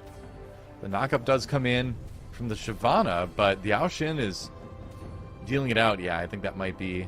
might be about it. Wow. Good Zephyr on the Alshin, just hoping you can kill something before it comes down, and then everything can turn on it. But that's the power of 8 Dragonmancer Alshin too. Even when it comes down, good luck killing it, and then once it actually casts, everything dies. Yep. Speaking of dying, Robbie Van Knob out in 4th, despite having that long streak, despite having the golden egg hatch in his favor, barely able to sneak into the top 4 of this game. Honestly, I'm not even considering Robovan's board besides the egg and the boards of the rest of this lobby. Him getting 4th is actually kind of chill. This lobby is just so absurd. Rainplosion now has a Nomsy 3, has now a Bard 2 and a Zoe 2 just waiting to be combined in the shop that she cannot even make at the moment. So... Rainplosion really strong as well. A ton of 3 stars. This is a lobby, Doa. It is, and I love it. Like, what better way to end our day than a heavy AP lobby? That's what I like. Then our day. There's still one more game that Casa and Krohen are casting after this, but This is our last one for the day. It's a good one to end Wait. on. The Oh my damage comes god, in. the That Alshin was died. Gurpin just got destroyed. that was. Wait, Sin Oh, dead as that's well a double too. kill. That's a double kill for Rainplosion. Wow, That's it. Rainplosion again, with a super strong result in this lobby. And that ended so fast. Wow, that's it. Double kill for Yeah, Rainplosion. there you go. That's the end of that game. That I thought we were going to get a couple more rounds, but not the case. Yeah, Rain actually, she started off the first lobby with third and a first, started off very strong. Kind of struggled a bit in the second lobby, getting, what was it? She got 7th and 5th. So her bouncing back with a first, she wasn't in a bad spot, but she definitely needed a strong result here. That first, putting her at 28 points, she's in a very strong spot now. As long as, I'm pretty sure as long as she doesn't go 8th, she is qualified for tomorrow. And if she qualifies for tomorrow, then she's pretty much guaranteed for regionals. Yeah, they're going to have the points regardless of if she can take the top 4. You know, again, like, she won Jade Cup, so already a pretty successful Set 7 experience, but maybe able to repeat a little bit of success in 7.5. We will find out. But still one more game to go as we wait for all our lobby results to get tabulated here so that we can kind of share where we're at with all that. I'm taking a sneak peek here as I look through, but we're going to see the lobby scoreboards in a moment.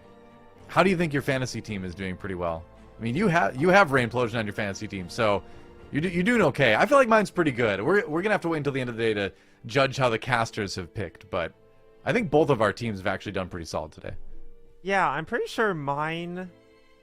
Yeah, I just off the first 4 games, I have Clear, who's in first, Ramblin' in 7th, Milk in 11th, and then Rain at 23rd, but Rain just got that first, so she's shooting up. So yeah, I'm feeling pretty good about my fantasy team right now. I had people in the top 3, but they've dropped off. Spicy Appies, come on. Spicy Appies, yeah. My team had a strong start, but it's starting to fall off a little bit. Oh well. Maybe they'll bounce back in this game. I haven't seen all the scores yet. And game number 6. We're waiting for a moment to see that. You gonna jump right on the ladder and try the Lee Sin after this? You know, the second I get an assassin emblem, I'm forcing it. Until then, I'm just gonna keep playing my assassins. At some point, I've conceptualized this. At some point, Fort Dog just recognizes that you are a degen and is like, okay, this is just you. We'll reward you every once in a while. Yeah, just have the perfect game for your setup. Yeah. And just eventually, I'll keep slamming assassin games, get that assassin emblem, get the perfect setup. It's the law of averages. Eventually, you'll have a good game. Apparently, we're waiting for Lobby A to end. That's the one that we're waiting on right now. Clear is out in 8th in Lobby A. I'm not happy to let you know, but I just thought, you know, I'd convey that information. Well, thank you for letting me know anyway. Bring me back down to earth after I trash talked everyone during the draft. You're welcome. But we're waiting for that one to end. It looks like it's a 1v1 in the end between Toronto Tokyo and Xiao Jianjian. I trust I'm pronouncing that perfectly. Xiao Tiantian. Yeah, exactly. That's what I said, wasn't it? Yeah. This is, no flame to the English casters, but like as someone who's half Chinese and grew up speaking Chinese, some of the Chinese pronunciations, I'm just like, okay, it's fine. That's all I will say publicly we're doing about the it. best we can. Yeah, it's honestly, I don't blame y'all. Chinese is a hard language, especially like coming from English. Tonal. It's tonal, which makes it like 10 million times more difficult than learning a lot of other languages. In my honestly, I don't even know. I imagine in Xiao Dian, Xiao is that because I imagine it's small. I don't know the tones on Dian. That's my best guess. All right, well, we've got the scores in. Thankfully, we won't have to try to pronounce any more names for a little bit, at least. Oh, never mind, we do. Xiao Jianjian wins Lobby A. I tried. And a Toronto Tokyo that was pretty good, second actually. there. Thank you. And look at that, Boss of Skills getting a first in Lobby B. So we have a lot of some of the maybe less legendary, less veteran names popping up here. Wage and Iverson first in Lobby C. So this will shake up the scores a little bit when we finally get to the overall scores. Yeah, I'm also noting Dish Soap, who got a third that game, is still putting himself around the middle of the pack. And considering how highly people are rating him coming into this, he was first on the Don't Talk If You Don't Know power rankings off of very strong performances on the ladder. You know, his performances here aren't quite living up to that, but it's this day, it matters, but what really matters for living up to that ranking is going to be tomorrow. So Dish Soap's still middle of the pack, still looking to just at least get himself through to tomorrow. Meanwhile, Dace, the Zeniator, Rainplosion, and Iniko getting wins here. Hey, we both had two of our fantasy players win lobbies. Wonderful. And Iniko really needed that, actually. He was kind of down towards the bottom of the middle of the pack. And so a win in the 5th game is might end up being crucial in terms of making it to the final day. We will see. Let's look at the overall scores. We can find out right now. True. There we go. This is the bottom half right now. So another one I want to point out is Covenel, the player that came in with a 50% first placed rating in weekend number 1 for the Dragon Cup, struggling a little bit in weekend number 2, needs to have a very good final game to be able to make it. Same goes for Cottontail. Same goes for streamer extraordinaire Soju. What do you think about the rest of the names on this list here? Yeah, it's like we've been calling out. There's so many names here. You're going to see some in this bottom half. Socks not looking good down there at 18 points. Yeah. Radit, who we haven't really talked about, has been just a mainstay of the scene, of the TFT scene, but has really been trying to establish himself competitively. Doesn't look like he's going to be able to do that today. Kiyun, who is kind of back after also taking it pretty easy in set 7, not having a good showing today. So just there's so many names, you expect some of them to be here. It's just unfortunate they are.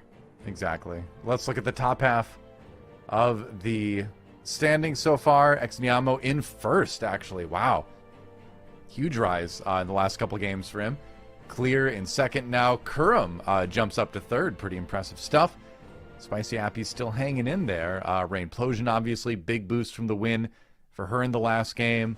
And looking around the board, it's really players like Voidzin, Noster 11, Milk Guy to a certain extent, a lot of the 24s, 25s that need to just have like a good game. You don't need a first, you just need a solid top 4 to lock in that spot for tomorrow, ideally.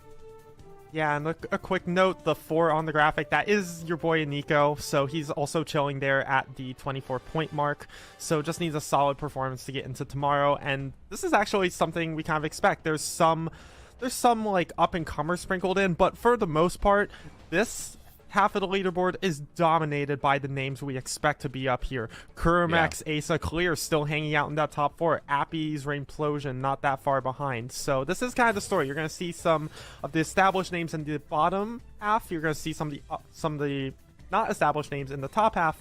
But for the most part, it's the opposite of who is dominating which half of the leaderboard. Right, exactly. Just imagine the way that the lobbies are going to look tomorrow. I'm excited already for the collection of names we're going to have.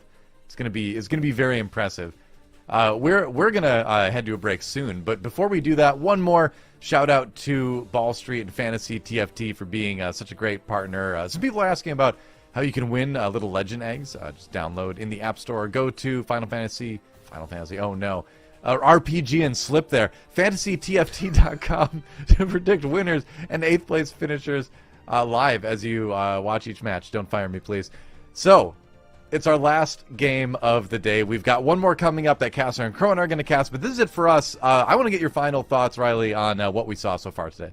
It's been some great games. I've had such a It's been such a blast casting with you. For anybody who's been following me on Twitter, you know I've been going through it with life, so it's just good to be back casting some TFT. Really been enjoying myself with you. It's been a good day. Yeah. Esports is a refuge and a place to hang out with the best of people, in my humble opinion. And yeah, it's been a ton of fun casting with you. Looking forward to more games tomorrow. Looking forward to chilling out and watching the last game of the day that's coming up in a moment. So do not go anywhere. The Dragon Cup will be back with the final game of the day in just a few.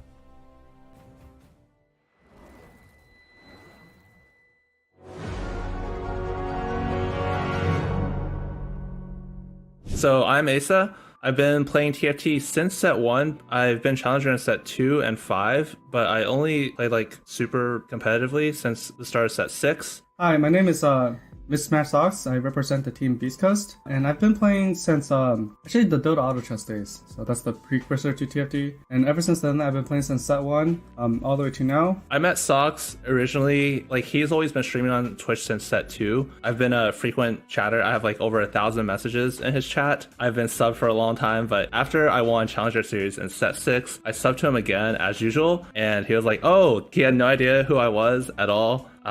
Sad. Yeah, ever since then, I've been pretty close to Socks. I think he's one of my best friends in the TFT community. We play like other games besides TFT as well together, so. I don't know what Asa told you guys. Feels like one of those interrogation rooms where like you put two of the prisoners and they tell their own stories to find contradiction. But okay, Asa recalls a different thing because he allegedly met me 6 months before I met him. He tells me that he was always in my Twitch stream and like a frequent chatter. And I swear to God, I've never seen this guy's name in my life. But yeah, I mean, I met him in set 6 when he reached out to me to study together, and I was like, sure. And then when we were studying, he was able to really provide a lot of good commentary and insight. I think it's fun to compete against Socks, but at the same time, I usually just hope he's not in my lobby because it's just gonna make the game harder. I think Socks is really good at like thinking about like positioning nuances that most other players don't think about. So like when he's in my rotation, I always have to like watch out for getting punished by stuff like that. I mean, he does a lot of things better than me. So I don't watch anything. But I know that Asa watches. When he was hard prepping for the tournaments, he was watching the Chinese players. He was watching NA players. Like his approach to like learning the game is a lot better than my approach. And I mean, it really shows in that a breadth of knowledge is huge. The person I have the most respect for, I think Socks is definitely like near the top because he's really good at innovating. Recently, he posted this like Astral guide and it didn't get like as good of a response he wanted, but like the way he played this comp was completely different than anyone else I've seen play it, and it was just so good. I mean, one thing I'm better at for sure is probably creativity. It's hard to say for sure because, you know, one of the new ideas I had recently was to abuse the Astral, Astral breakpoints. Initially, it was just like, oh, Astral 3 is broken, of course. But now it's like, what if Astral 7 is broken? So then when I first told this novel idea to Asa and Gilworms, I think Asa was like, oh, you know, this sounds kind of silly. I feel like another big advantage I have over Socks is he never gets to sleep because he has a kid, and I get to sleep and have a clear mind for all of our tournament games. Ever since having Ryan, this is Ryan by the way, in case people don't know. Ever since having Ryan, I pretty much stopped watching TFT on Twitch. Like, I spend very little time watching people, and I know that Asa spends a lot of time watching people. So as a result, he brings to the table like a lot of different like approaches to the game and strategies of the game that I never think about. Yeah, when we studied together on the mistake category, we definitely call out each other's mistakes. I mean, he definitely calls out my mistakes, and he definitely helps me out.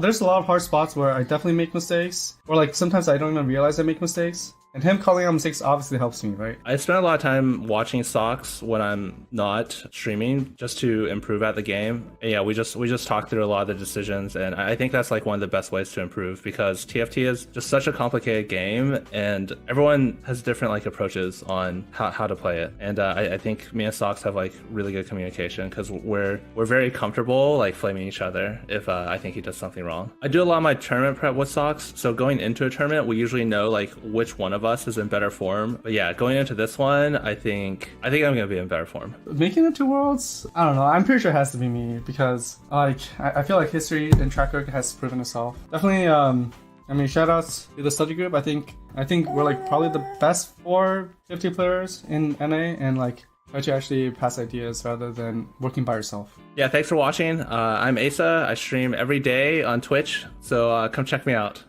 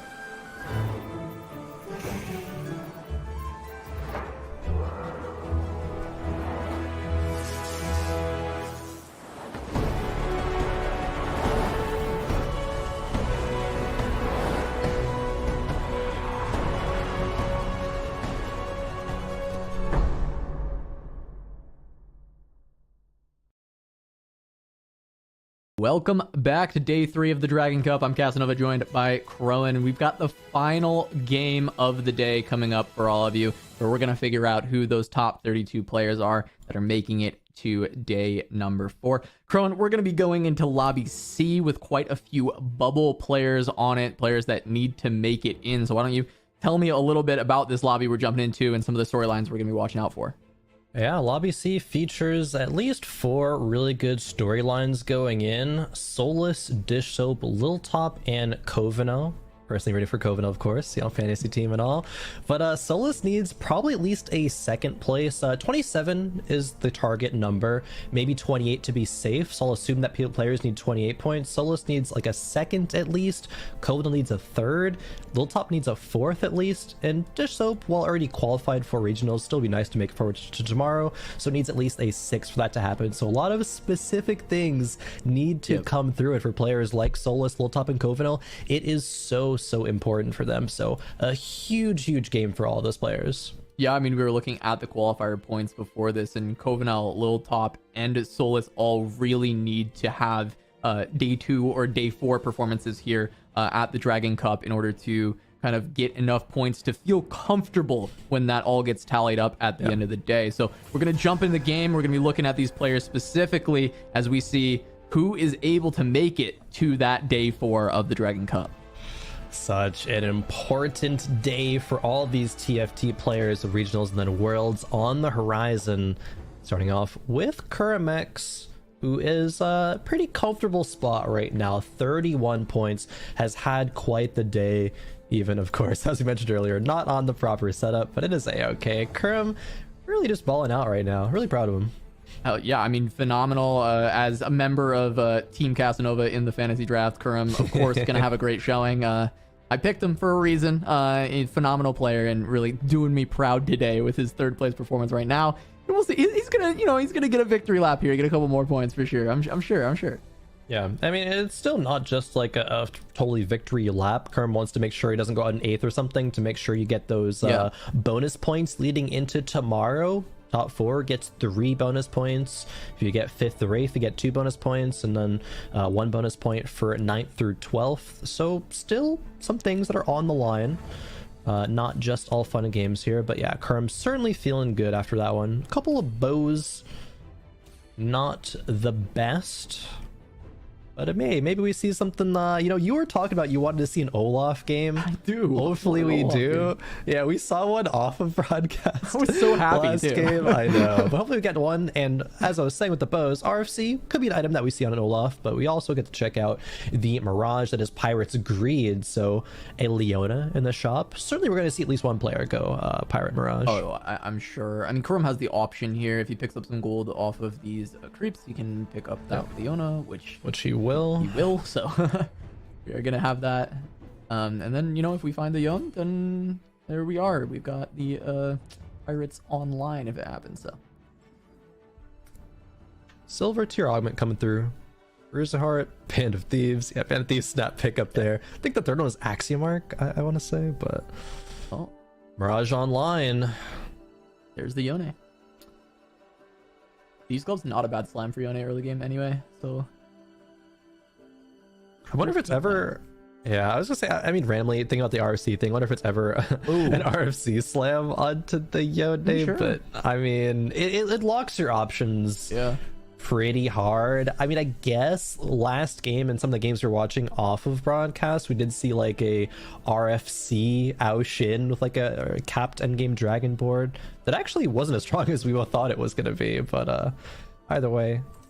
Yeah, it's gonna TG the Yone. Archangel's Glove, not the best, but hey, at least he'll be farming some gold every turn with the Pirates. Yeah, and it's like fine enough, but this board ended up kind of awkward because did not find an assist to go alongside this Leona, so you end up just playing a Malphite and just having a Bruiser in the front line. And the Twitch is, good enough of a unit to be playing, but yeah, not gonna be able to win streak with the Pirates Greed, which it's one of the early game kind of econ traits that I feel like is a lot better at win streaking, especially just because Leona can be powerful enough with the Guardians early on. But yeah, Kuram gonna end up losing the first one.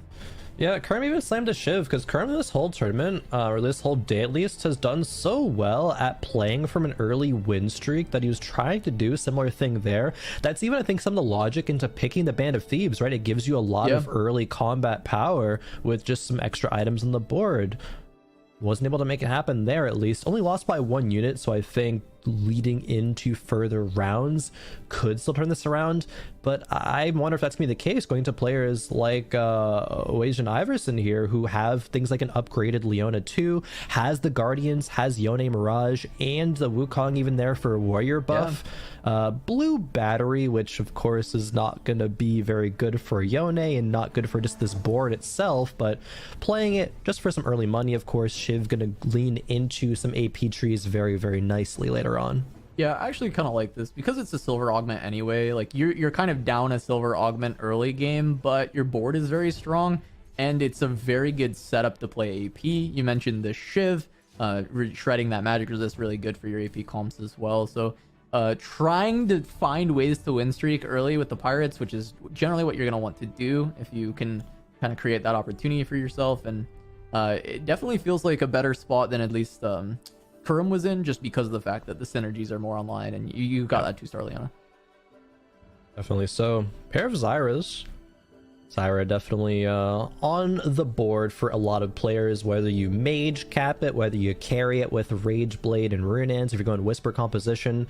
I think over the course of today, we've seen a couple players land on the Whispers composition, but do it because they're behind and not able to stabilize, so they still go bottom, like bottom 4 with it. And I think that's why, looking at the stats coming into today, the Whisper Zyra Pantheon composition wasn't really as powerful as the rest of them. So it was popular, I think, at 94 games played, but only a 55% top 4 rate, as opposed to say like the Xayah comp having like 61%, or the Dragon, you know, capped flex board having like a 62% top 4 rate. Yeah, that's a cool point you mentioned, because we really have seen players kind of maybe looking to play Xayah or looking to play, you know, anything else, and they end up on these big gold roll downs pivoting into Whispers instead of it being something that they're looking to play from the get-go. And yeah, I mean, I'm curious if we saw more players playing it from the get-go, how strong this comp would be, because it's looked very powerful. Yeah, you kind of just settle for that, which you don't really like to. I mean, sometimes you just have good items, you find the Pantheons, find the Zyras, you're like, okay, I'll just go it. But it is a comp that people settle on. Taking a look at the augments, Dishsoap having AFK, I mean, that's a standout. Dishsoap, one of the players that needs not a top 4 performance per se, needs at least a 6, so taking that is a little bit risky, I guess, but it's so good, right? 20 golds for AFKing a few rounds, not too shabby. I think that econ, and with how good of a ladder player Dishsoap is, you already know he's comfortable with going solo HP, rolling it down on level 8, you know, fast dating and stabilizing. So Dishsoap probably in the comfort zone right now. Yeah, jumping on board with Solus. Solus looking to win streak, needs that, you know, top 4. It was even top 2 performance in this game. So looking for a heavy win streak to start that out. Cybernetics, really flexible, solid augment, but also just gives an insane amount of power early game when you can spread out your items just like this. Playing a bunch of strong 2-stars, and we'll have a lot of options to pivot later. Looks like some good attack damage trees will be open with these gloves and sword, but still incredibly flexible because no items have actually been slammed. Yeah, I love this. Playing from ahead in a win streak is going to be some of the scenarios, some of the most likely scenarios we're able to convert it into at least a top 2. Is he going to be able to carry the streak forward, though? I'm speaking Solus's praises, but no. Lil Top, who also, by the way, needs a top 4, says, no, Solus, I'm going to be the one to win streak. I'm going to be the one to be able to convert my board into at least a top 2 finish. So, you know, screw you over there. My board's better. And that's the early Archangel Slam and like early Mage Cap and stuff. Lil Top's using this super, super effectively. Yeah, I mean, having the Mage Heart, that's the big thing, right? Tier 2 Vladimir with the Mage Heart is huge. The Archangel are going to be able to scale up for a long while in these fights because Vlad will live so long. And Vlad, just such a good early game unit. Either way, this is just a lot of power being given to him. This board is terrifying. We thought Solus's board looked good, but this is just even better. Looking fantastic right now. Go up against Dishsoap, who has just come back from the AFK augment. Maybe you went to grab a drink, you know, get a snack. You can do whatever you want when you're picking AFK. But no, still doesn't even have that low of HP either. This is 2-6 and Dishsoap's only at 80. I wonder if Dishsoap won rounds at all when he was AFK, but has 50 gold. Level 5, such a good spot. Absolutely love that augment. It's so good to accelerate your econ. Yeah, big for Dishsoap to have that much money going into Krugs.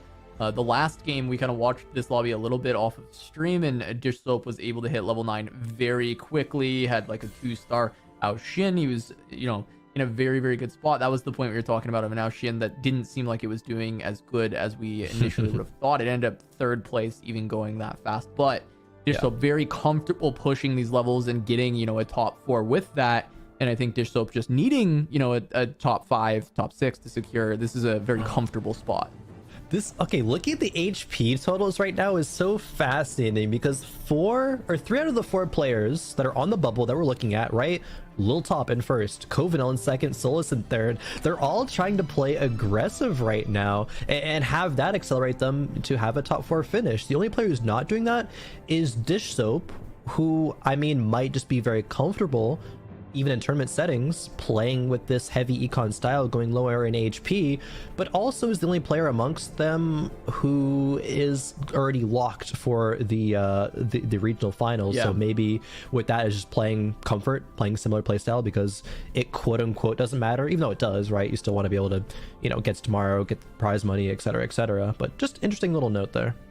Yeah, because Dishsoap qualified to regionals from ladder. This tournament is not about qualification for Dishsoap as it is for these other 3 bubble players that, funny enough, at the top of the tables. Items being slammed for Covenel, right? Like, sort of fantastic 80 items already, so a lot of flexible spots that can go towards a Pantheon composition, especially with the Ginsus. Like, this might be a Whispers comp in the making. With all these really good Siphon items too, actually. Great Siphon items, great Pantheon items, great Zyra items. So I would expect to see Whispers from Covenel. Yeah, that's a good point. I think all of these items can go on those 3 units that you just mentioned. BT, Pantheon, fantastic. Even just all these 3 items that are on the Nidalee on a Siphon is going to be super, super good. Rageblade already picked up for the Zyra. Just needs to get there. Actually, Lil Top versus Covenel this time. Can Lil Top keep the streak going? Yes! The Vlad. This Arcanos Vlad has already paid dividends right now. The usefulness cannot be understated. Second augment phase comes through. Jeweled Lotus Sunfire, personal training. A bit late for personal training, unfortunately. That's one of those augments where I feel like players would be like, man, why can you get offered this on 3-2? Because you would never go it from here. It's too late, right? Yeah, just give me it on 2-1. I just want the Olaf. I just want the Olaf on 2-1. I'm pretty sure if there was an augment that said get an Olaf on 2-1, I'd take it. Yeah, give me on 2-1. Yeah, I'd take it.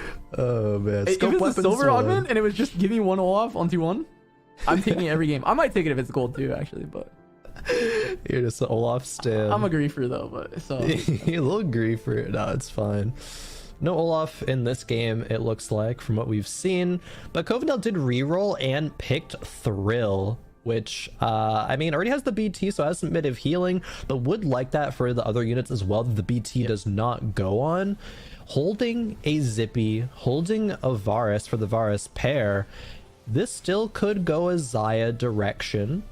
Doesn't have to be Whispers, but certainly, like you mentioned, Whispers is going to be a good look with all these items. Yeah, I mean, even I think Thrill obviously very flexible augment, but I think it's a great look with Whispers, right? Because your Zyra doesn't want to run any healing augments, but if she's taking damage from, say, like a Deja or something hitting her on the back line, you want to be able to sustain through that when she picks up her kills. Good for Siphon when he comes through with the big crit. Yes, he's going to heal someone with the BT if he's got BT, but also just, you know, big influx of 700 HP can help you get to the next charge. So it just works well with the play patterns of Whispers in the fights that they have. So I like that in general. I really do expect that we're just going to see Whispers out of Covenel, but as you mentioned, the items are flexible enough that it can be something else. Definitely. Lil Top still riding the top of the standings right now in the HP. Taking a look at the second augment, it's Essence Theft for the mages, and it is Mage Namzi. Going to 7 on 3-3 off of pace, right? Off of interval. Has 2 extra gold they had to spend, but deems it worth it. I really like that to protect the streak here. Yeah, I love this play. I think that the items that they have already for their Mage Namzi are insane. Mage Namzi has been a really solid comp on ladder. It didn't really have great stats coming into the day, but it was kind of lumped in with mage and evoker versions because a lot of the times the compositions look a little bit similar as they were being played throughout days 1 and 2. And really, just if you find such a good Nomsy spot like Lil Top has here, that should be a pretty easy top 4 to cruise to, as long as Lil Top can convert it. And with Essence Theft being a pickup as well, I mean, it's such a good place for this. Oh yeah, Essence Theft I think can almost single-handedly carry this Nomsy mage win rate up like a significant margin. And with you mentioning, yeah, I wonder what the stats are if you separate the AP Nomsy from mages and evokers separately, because I think the mages would definitely have a bit of a higher success rate though, but I wonder by how much. Interesting enough. Little Top still 100 HP though. Wasian, Iverson 46, and Guanwei down there with 48. Solus, one of the bubble players. Level 7, still 40 gold. Pirates, value. Yeah, great value from the Pirates. Still playing this really flexible, just kind of 2 stars composition. A lot of beautiful synergies along the left side as well. Yeah. Pretty much every single unit that he's running is given something. Ooh. Oh, Dish Soap just has the Whisper board online already. Rolled it down pretty heavily on level 7 on 3-5, but is rewarded, right? It has uplink as well. This is fantastic. Super good. That means that Covenant will be contested if they continue to go that direction, seeing as how their items very heavily lean us that way. Oh yeah. And yeah, I mean, this is just online for Dish Soap. This should be the start of a pretty nice win streak. And there's already a pair of Pantheons, right? It's not just the one close to picking up that Pantheon too. Yep. Zyra 2 some point right now. Kovno doesn't even have it, but still just winning with the Nidalee triple item. Zippy in shop. We haven't seen like too much Zippy shenanigans today, I don't believe, right? Like none of these Zippy carries that pop off in stage 4. But it's fine. I'm sure we'll see Zippy pop off at some point during this tournament. It's actually really funny you say that now because Covenant's items also phenomenal Zippy items. Let's see. Covenant goes carrying in the 3. mid game, you know? Like, yeah. Just replace that Nilly with a Zippy and play your mid game with it, your stage 3 and 4, until you get your Whispers board online. Where's Kivix when you need him? I think it was in either day 1 or 2 of the Dragon Cup where we watched Kivix reroll like Zippy 3, right? Oh yeah. Got first, the Zippy 3. Yeah. Crazy. Not seeing it here, unfortunately. Yeah. It was a big thing day 1 and 2, not Zippy 3 getting first, but Zippy in general, just being a carry in stage 3, stage 4. Even very early stage 5 on occasion with proper items. Just being an item carrier for big AD items, generally for the Whispers comp, actually. It would be like a Bloodthirster and an IE, plus, one more AD item, and then you just would sell the Zippy and swap into playing. And that's so fun. Come on. Like, come on. Like... I think you even tweeted about it, right? You're like, what I've learned from day 1 or day 2 of Dragon Cup is that Zippy is like insane or something like that. Because Zippy's great. I mean, this is look, Covenant is gonna replace this Nidalee with Zippy's. I wonder if he's gonna wait for Zippy 2 to actually make that swap, or if he's just gonna play the Zippy 1. But those are insane Zippy items. They're really, really good. So it's gonna be a strong Zippy spot. Oh, Champion Duplicator? Duplicate Zippy right now. You're not gonna do that. To keep the win streak, that'd be wild. That'd be a bit too wild. I mean, Covenant, again, needs at least a third to be safe, and this is such a good situation to get at least third. Has a lot of gold, has a lot of HP, can save the Champion Duplicator to just go 4-5, level 8, roll down, find a pair of Shyvana's, Champion Duplicator it, get Shyvana 2, get some solid Xayah items. Like, you could just pick any of these items, probably minus the BT for Xayah. I guess you would go the Rage Blade, the IE, and the Edge of Night and be totally fine. The Thrill is going to give Xayah the HP. You can stick the BT on a Shyvana, that's fine. I guess the only thing that's unlucky is that there is a Sunfire over like a Morellos or something. But hey, maybe find a Reforger later, Reforge it. Yeah, I mean, Shyvana likes BT as long as the other 2 items are good, right? The big HP shield is nice. AP. Yeah. and the healing is fine as well. So it's just as long as your other 2 items are some big AP items, I think you're pretty happy with that. Yeah.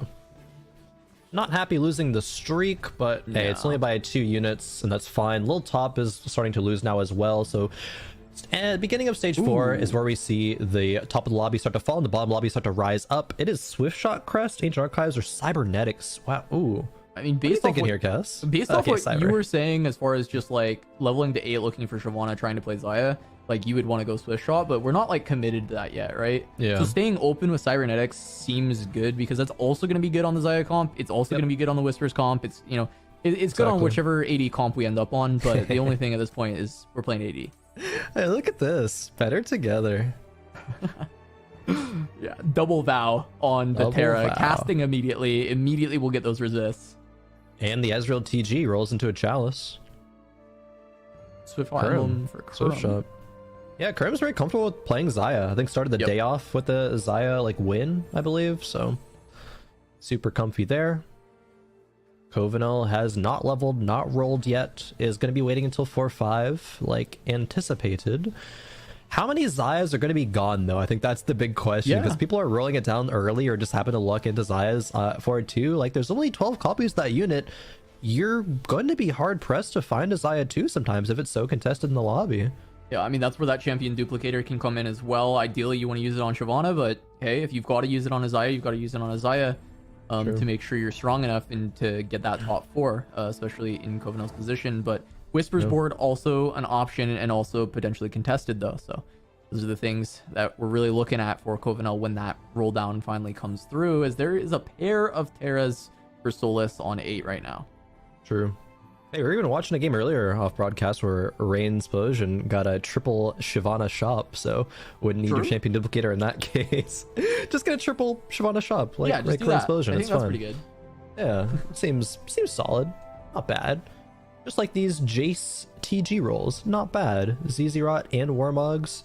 Maybe we'll get multiple casts off. It is just a Jace 1, but actually most of Solis's board is just tier 1 right now. Only upgraded units are looking like Rakan and Sejuani. About the one shot this Xayah in a second here. Just give it a sec. The cast land. We can get there, Namzi. Give it a sec. Come on, Namzi. You got it. Namzi's just waiting for the Arcane to stack up enough to just one-tap Xayah, surely. Here we go. No. Nope. Okay. Well, Namzi? Maybe next time, Namzi. Maybe next time we'll send cast Namzi to the direction. target range. Need a little bit of practice there. Yeah. Ooh. Oh, wow. Legion Iverson just F 4-4. Took Pandora's Bench as the last augment. That seems not good when you have 11 HP. Yep. Only got to use it for 2 turns. Unfortunate. Little Top Definitely still top in the lobby. Yeah. Bishop the only player streaking right now as well. 66 HP. And looks like Dishop's in a pretty good spot to, you know, at least go 6th or better, as Dishop needs. It's a big Soraka too, it, right? I mean, just the board was just online, like an end-game composition, even though a lot of it was 1-star, was just ready on the board. Oh, Shyvana, Xayah in the same shop. Zippy 2. Pogger, Zippy 2. Now the comp's online. Well, the Zippy 2 actually probably should stay in. Until like mid stage 5, maybe a little later. That's 2 Shyvanas. Yep. Duplicator, Shyvana 2. Was just looking to see if you hit it, so then you can, because then you could use it on Xayah if you hit the Shyvana. Yeah. But I mean, you're probably gonna find a Xayah anyway. Using it right now on the Shyvana to, I mean, okay, again, Covenal needs at least a 3rd, but this is probably a line of play that will net at least a 3rd. So I do like that champion duplicator usage. Zippy, let's go. Zippy's so cool. He's so good. It's like, this stage of the game, Zippy is so strong, and you're absolutely right. I'm glad you called it out earlier, because we saw so much Zippy in day 1 and 2, and it's just been, at least from the games we have watched, whether on stream or off, has been completely missing. And I get that we haven't really seen the item situations because the Whispers line has not been played to very much. And I think that's one of the most natural ways to go from Zippy, because of the items you like to play on Zippy. I wonder if Kovanil needs to be rolling as aggressively as he is here, though. That is my only concern. I think this board, especially because we're still in stage 4, with a Zippy 2 with, like, I dare say perfect items, and a Shyvana 2, that surely is enough to win rounds, right? Yeah. I think Kovanil can econ a bit more. Maybe feeling a bit of that panic, right? And this is a high pressure situation. Kovanil knows they need a solid placement here. This is the, what potentially could be your final game of the tournament that can net you either a regionals placement, or you just go home for the rest of the set. Yeah, these are probably perfect Zippy items if it's not going to be a Zippy 3. If it's a Zippy 3, you want Deathblade, but other than that, I think Edge of Night's probably fantastic for just a Zippy 2, and I don't think Kovanil's going Zippy 3. I think it's just bridging stage 4 and maybe half of stage 5. Where do the items go afterwards, though? Because the Xayah already has 2 items. So maybe Zippy stays in a bit longer than we expect. We just chilling with Zippy? It'll fall off eventually, but at that point, like, I'm sure you can pivot the items somewhere else. They're so 70 gold, still rolling. Pivot to like a Yasuo or something later. Like, oh, this isn't bad. Okay, there we go. As soon as I'm like, oh, that's okay. Yeah. That he takes it. Gunblade for the Zyra, Hodge for the Siphon. It's only a Siphon 1, but hopefully that'll change here soon as Desoap does roll down, finds one Siphon, finds a pair of Sorakas. Couple more Pantheons. Mystic in at least. Seraphim. Yeah, and Evoker. Has cybernetic uplink value. We love to see that, especially with a thing like teching at 1 belt on a Soraka to get more casts, because you can just run Soraka for a bit of a for now unit. Heal up a bit of HP. Just the healing on your board is going to be pretty solid. That can go in for something else a bit later. Sometimes this composition does like to run for a Bruiser, but also just good units are good as well. Like the Soraka might even just stay on the board for the whole time. Terra 2 for Solus on this board with the double Protector's Vow. That is a very tanky front line. Pantheon finds their way into the back line though, and that's a little bit more rough. Terra just ignore the Terra. Nothing. Yeah, just walk around the Terra actually. If only. Maybe if there was a game mode where you can like control the units, you can micro them a little bit so they can walk around the tanks, so they don't get stuck on them. Yeah, it's like cool. A game mode where you like control the champions and you walk them around and you play against other champions. It'd be crazy. Yeah, you like take down towers and like take down other champions too. Maybe farm a little bit of CS. I don't know. Something like that. That could be cool. Maybe one day. Yeah, maybe one day. Jace too. Sell the Twitch. I actually don't know what he sold. I missed it too. I was looking at his bench and then something disappeared off the board, so I don't actually know. Was it a Recon? I don't know. But either way, 6 guild, 4 Ragewing, Jace 2 online, blue buff and death cap now on the Shyvana. Those are some solid Shyvana items. Not the best, but certainly not the worst. Gonna be okay with that, but is it enough for at least a top 3, right? That is the magical placement that Kovanil needs to probably be safe. Again, it's a probably. I'm not sure if that's exactly safe, but most likely with that 28 points.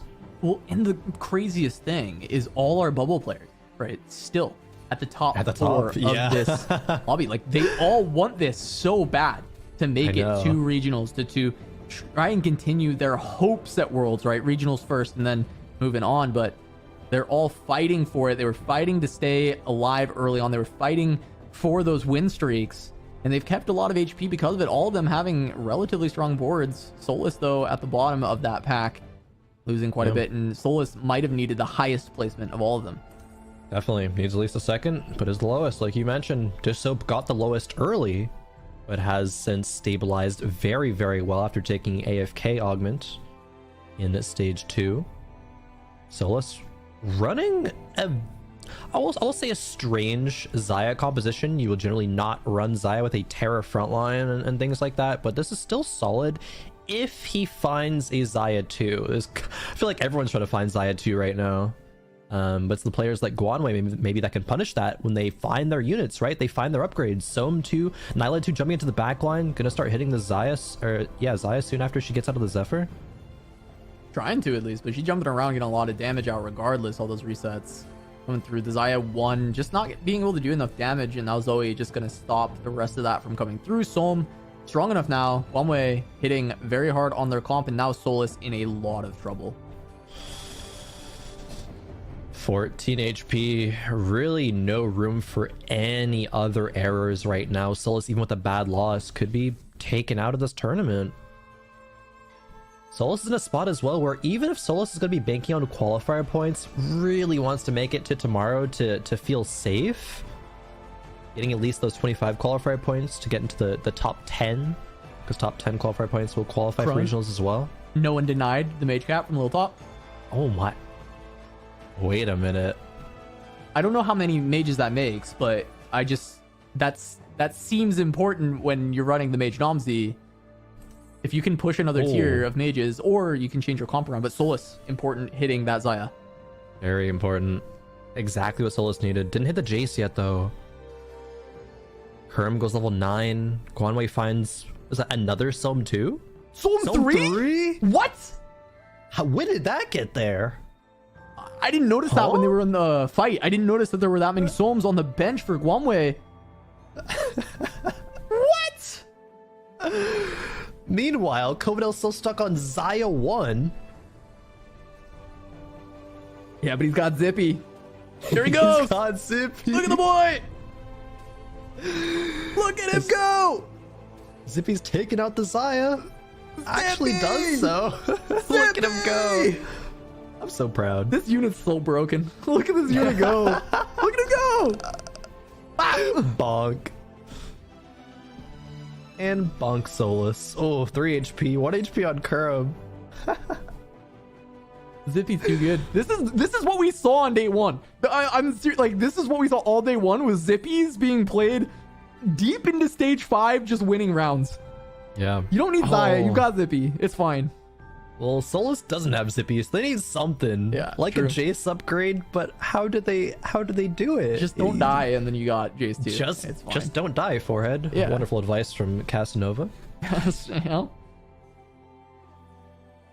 That's why they pay me the big bucks, is for advice like that. I'm gonna pay you for coaching here soon. Little top. Solus, just don't die. Little top with the Mage Zyra. It is only Zyra 1, but still, Mage Zyra absolutely broken. Yep, it's frozen right now. We'll see where the cast goes. Gonna hit the front line. Xayah still alive on the other side, alongside the Terra, trying to put enough damage out. But here comes the Nomsy cast. Takes her out, and it's up to just one Terra. Very tanky, but not able to hit anything with that first Quake. Oh, not enough. Cutscene. Dies of cutscene. Solus out in 6th place. Dies of cutscene. That's not a second, which is what Solus needed. Is that enough qualifier points? I guess is the big question, because Solus is probably not making it into tomorrow. Yeah, it's too much math to do, and it's still not even decided, right? Like, there's so much more that happens. Like, will top 4 players of this tournament, will they get taken out of the qualifier points pool? Does it bump Solus up? There's too much to think about there, but what we do know is Solus is not making it to day 4 of the Dragon Cup, and Solus is gonna be hard pressed to make regionals with not being able to make that day number 4, and it's a rough way to go out for Solus. It was a really good start to this game, but just kind of getting stuck on that Xayah Terra with the Xayah 1. It's not strong enough, and now it's opening the door even further for Covenel and Lil Top, as one of the bubble players has kind of not had a good enough performance to get those points. 9 Mage goes in for Lil Top, playing now the Lilia 1 just to get that buff online. Vertical traits like 9 Mage are very hard to get to, and oftentimes you have to consider, is it even worth it to play units like Lilia 1 for this? I guess we're about to find the answer, cast, when we see that Nomsy start to cast. Yeah, I think Exiles is actually a really big augment in this fight, because we're going to see that Zippy get on the back line, but not going to be able to take down before it jumps away. It's going to leave Nomsy up, and the 9 Mage Nomsy, I think, is going to do an insane amount of damage, but actually does not one-shot the Xayah in the back. Having enough HP from the Cybernetics, and just being able to lifesteal all the way back up with the Ragewing as well. Bit of disappointment there, I would say. We're seeing 9 Mage, Nomsy too. Kurum gonna go out in 5th. Going down Dish Soap, still now at the top of the table when it comes to HP, just barely above Covenel. Dish Soap, Covenant, and Lil Top, all players that needed good placements. Lil Top needed at least a top 4 and now has gotten it, so might feel safe right now. Still wants to get as many points as possible, but I think can be a little bit more comfortable now. Covenant, 24 HP. One way though. That Soam 3, the absolute terror of the lobby, on a win streak. You don't want to run into him, but that's exactly what Lil Top's gonna do right now. Oh, and okay, Namzi doesn't get Zephyr though. Yeah, but Namzi's already half HP from the Soam. Oh my god. No. Where'd it go? Where'd it go, Krohen? I blinked on him. Oh, that's over 400 Lagoon stacks. That's a champion duplicator as well on top of that. We just like Lil didn't Top. see Guanwei all game, and they quietly ended up with a Soam 3. I mean, I don't know if anyone's beating the Soam 3 in this. That was so much damage that it just dealt. It's kind of funny. I mean, not really. Maybe it's kind of BM to say it's funny, but Guanwei was in literal last coming into this game, but at least it's gonna finish strong, right? That's pretty cool. Have a pop-off game, even if you don't get into tomorrow, right? To be able to say, I end off on a high note. Yeah, get to have a fun tournament experience where you come in and get to have a Soam 3 on stream. Yeah, destroy everybody. Dash the hopes and dreams of a couple bubble players on your way. That's true, yeah. Because Lil Top, I mean, top 4 might be enough, but that's not... Yeah, it will give 28 points for Lil Top. So that theoretically is the safe number. Well, but and again, to be fair, Lil Top started the day with 2 firsts, so their tiebreakers will be pretty good. Wow, Zephyr's the frontline Zaya there. That's a good read. Good play by Guanwei. That's big. But Zippy on the back line. Really? Zippy where? I don't see him. Zippy almost killed the Soam if you count 40% HP as almost killed. Well, you see, almost has a specific definition there that is probably not met by 40%. You know, I don't know. If it cast again and immediately hit the Soam instead of jumping somewhere else, you know, hey. Yeah, which is like what Zippy does, is cast directly the on the highest same HP target. Exactly. target. Yeah. For sure. Maybe next time. Covenant. Covenant ends in 3rd, which is, again, exactly what they needed to get 28 points. Yeah. So a lot of this kind of exactly what these players needed is coming through, Cass. Maybe we're a good luck charm here for these, so they're all going to end up at 28. We worked for Solus, but 2 of them got exactly what they needed. Sure. And Dish Soap got way more than they needed. Dish Soap is in already. Dish Soap already in regionals, but also with being top 2 here is going to be making it to day number 4. We can't give everybody exactly what they need, right? Someone has to be the bit of a loser here, unfortunately. No, I'm not. It won't be Guanwei probably, unless Pantheon 3 comes through, but we still have a couple rounds to go before that happens. Yeah. There's 1 away from the Pantheon 3. Maybe that's enough, but this Soam is just melting everything. I mean, the items are insane. The augments are great. Yeah, it needs to find it. Honestly, sell board. Yup, sell board for Pantheon 3. Get that Sirocco out of there next. Keep it rolling. Well, there it is. Okay, we got it. What do you put in? Evoker.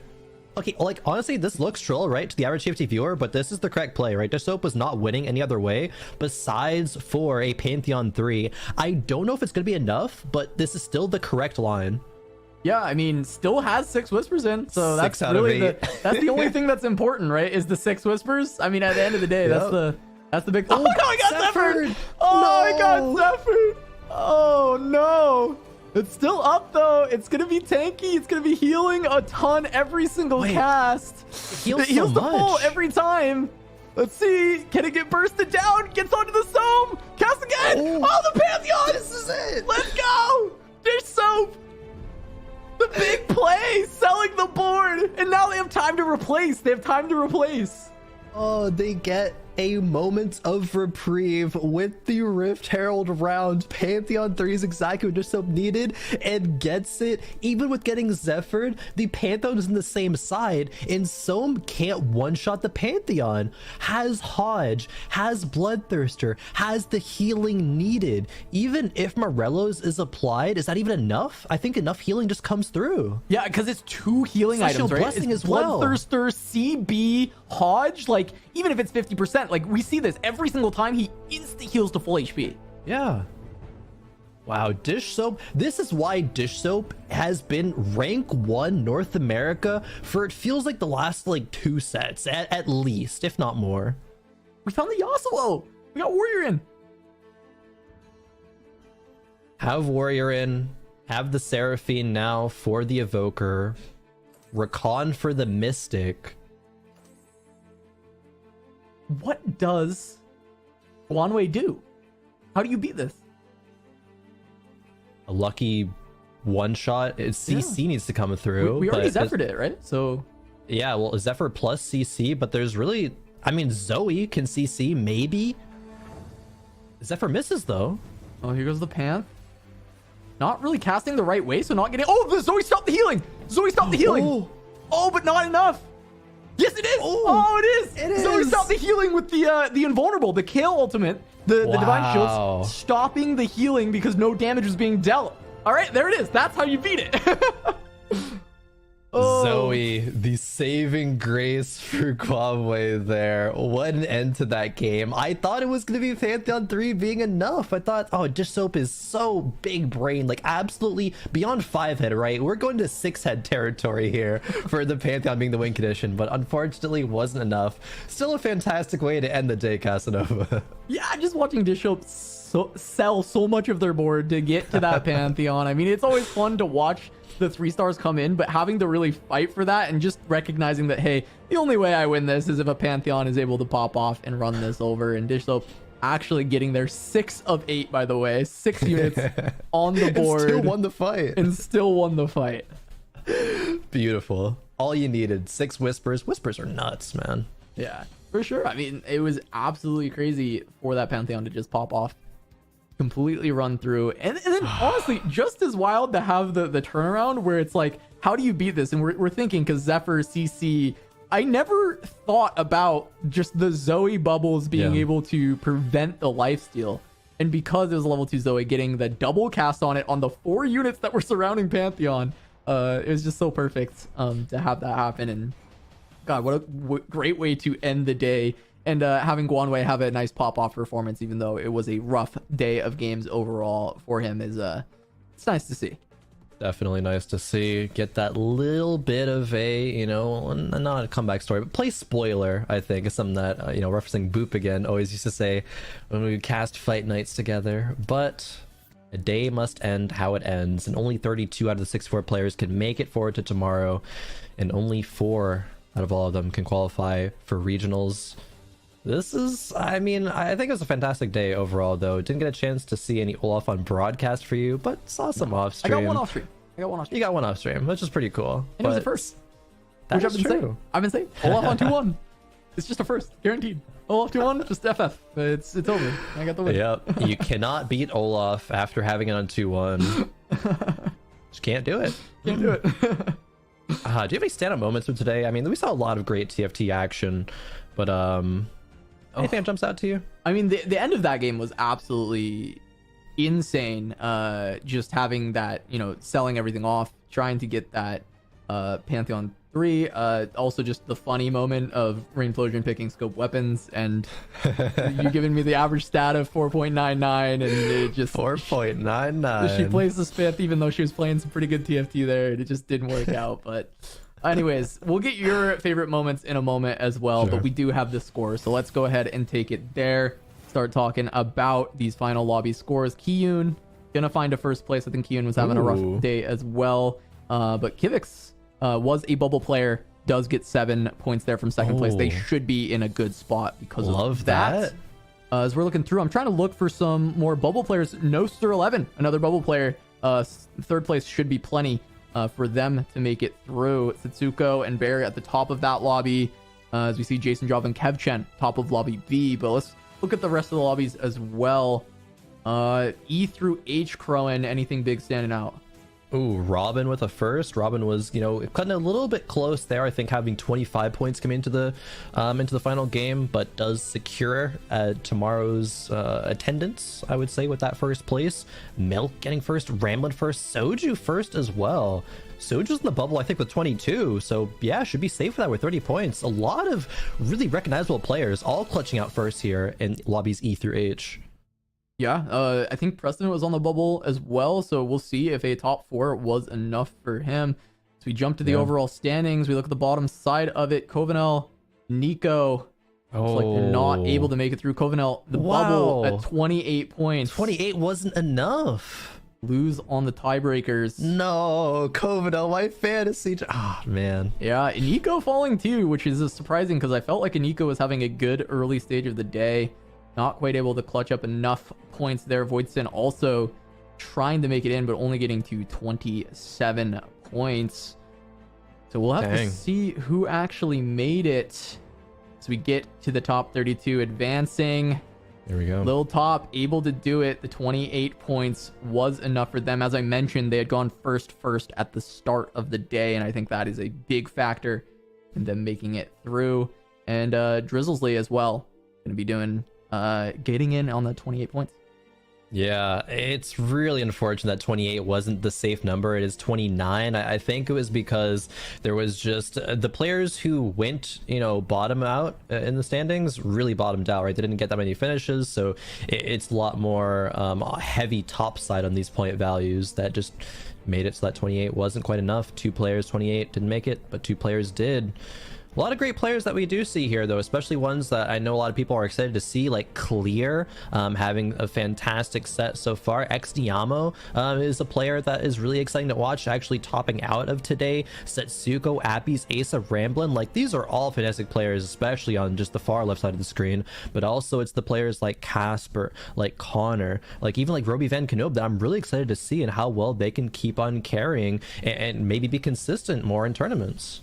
Yeah, a lot of players that you'll recognize from the tournament scene all the time. A couple kind of newer names sneaking in, but really just a lot of players from my fantasy list making it to the top 32 and also making it to the bonus points, getting bonus points for a lot of those players. Yeah, I know we'll hit that up later and we can see just how far in the lead I am, but of course, we've got a little bit more before then. I know we're going to try and grab an interview with XDiamo, who was at the top of the tables, and we'll be getting to that shortly, but we are going to take a quick break before that. But before we go, just a reminder to check out our partners over on Fantasy TFT. They're giving away a ton of Little Legends eggs. Just play along. You can kind of pick the players that you think are going to do well, pick the players you think are not going to do so well, and just play along with us. We've got our fantasy game, but you can play your own fantasy game over on Fantasy TFT, so make sure to check them out. But that's it for us as far as the games go. We will have an interview in a moment, so stick with us. We'll be right back with the Dragon Cup.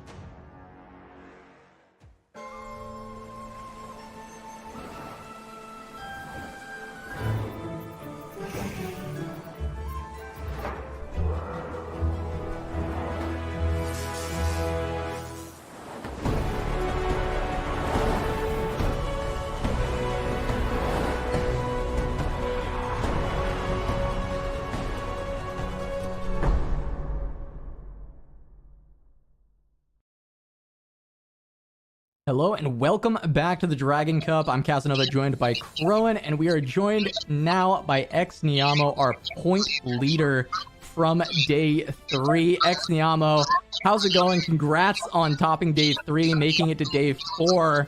How are you feeling going into the final day of competition? Thanks. I guess this is...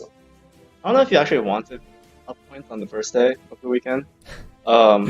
But I think the +3 is really good, so hopefully it helps me tomorrow and plays well. I mean, it certainly help you. 3 points, 3 points, no matter how you look at it. I mean, first place curse aside, but how was your preparation, for this event? Obviously, things went very well coming out here on day 3, but just what was your prep like leading up to this event?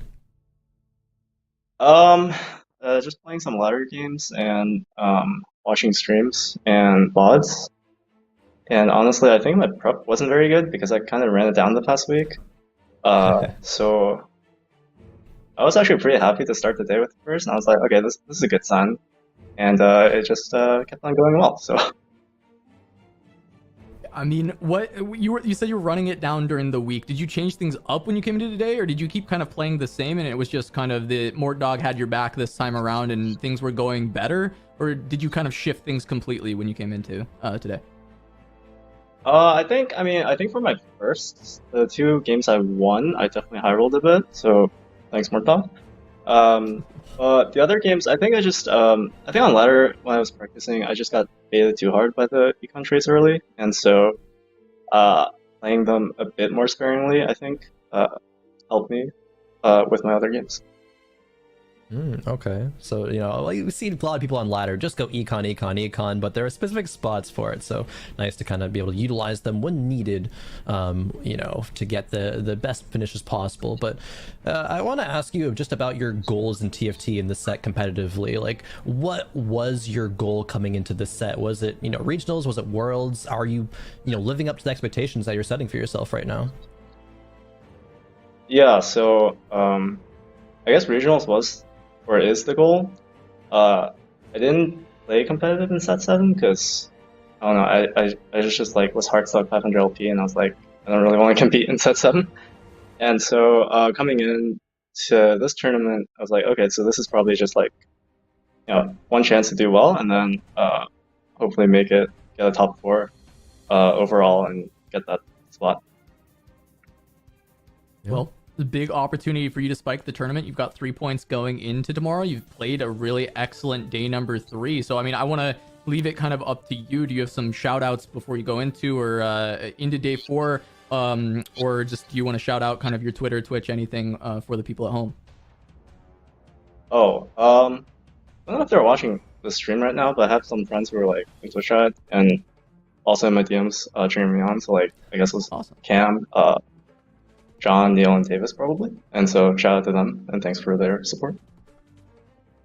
All right. Well, thank you so much, XNiamo, and congratulations on topping this day, getting those 3 bonus points going into day 4. And best of luck tomorrow trying to qualify in for regionals. Thank you.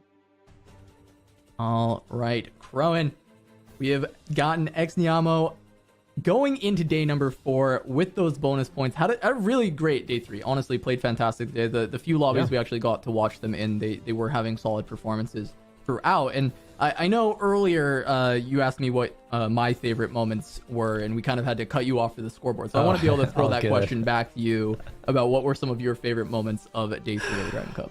Honestly, it was kind of troll, but I think it was the 100 gold on the treasure dragon into dying. I think that probably has to be a standout for me, even though it was so tragic. It's like, wait, I've actually never seen that before. And then, okay, my brain was just going to like 100 miles an hour. Like, all right, they leveled up, rolled it down, still like 70 gold left, hit the Somme 2. Surely the board is stable. Like, how far can this go? And then just snap, they died. It was the 100 gold really. Dragon Horde to death true combo. That is an excellent moment of today for sure. I mean, at this point though, my favorite moment of the day is going to be this check-in with the fantasy scores because we've got our own competition going on. Wait a minute. Ooh, wow! Actually, I thought this was going to be a way bigger blowout than it actually is. We're gonna ignore yours for now. Because that, we don't look. I got your back. We don't have to talk about it. We don't have to. It's fine. We don't need, we don't need to talk about it. But Riley, who I called out in the draft, saying that I have to beat you, and it's me and her. We're fighting. She's only 2 points behind me. So yeah, I thought this was going to be a much bigger lead with Setsuko, Asa, and Kurum having such insane performances. But Riley is still right behind. Krohen, you're playing. You're also playing. You're also here. I'm playing the game, I think. Probably not well. I mean, hey, okay. 2 out of 4 players made it. Covenel is a tragedy, right? Didn't make it off of tiebreakers. Sox, I mean, hey, you can't have a good tournament performance every single time, I guess. Unfortunate. But I'm still going all in on Kivix. That's what happened. I think in one of the World Championships, I picked Juan Mi on my championship fantasy team, and then Juan Mi won Worlds. So I just picked the winners. Okay. That's my goal. I'm not picking for overall best points. I am picking the winners, and Kivix is going to be a winner. I said it in the fantasy draft, and I'm saying it now. Well, that's weird, though, because the goal of this is to get the most overall points. So, I don't know why you're not doing that. I'm playing my own game. But that's like... But that's like those are like the goal of this event was to get the most points, and like I have the most points, right? So I'm doing well, and then I mean I also Kivix is a beast, so it's cool that Kivix is still in. And if you pick the winner, it's Kivix. I also feel validated in some of my analysis because I've been hyping this guy up. So that's true. I did steal Kivix from you in the draft. Do I get bonus points for picking the winner? Can we do that? We might have to add that because you have no other chance.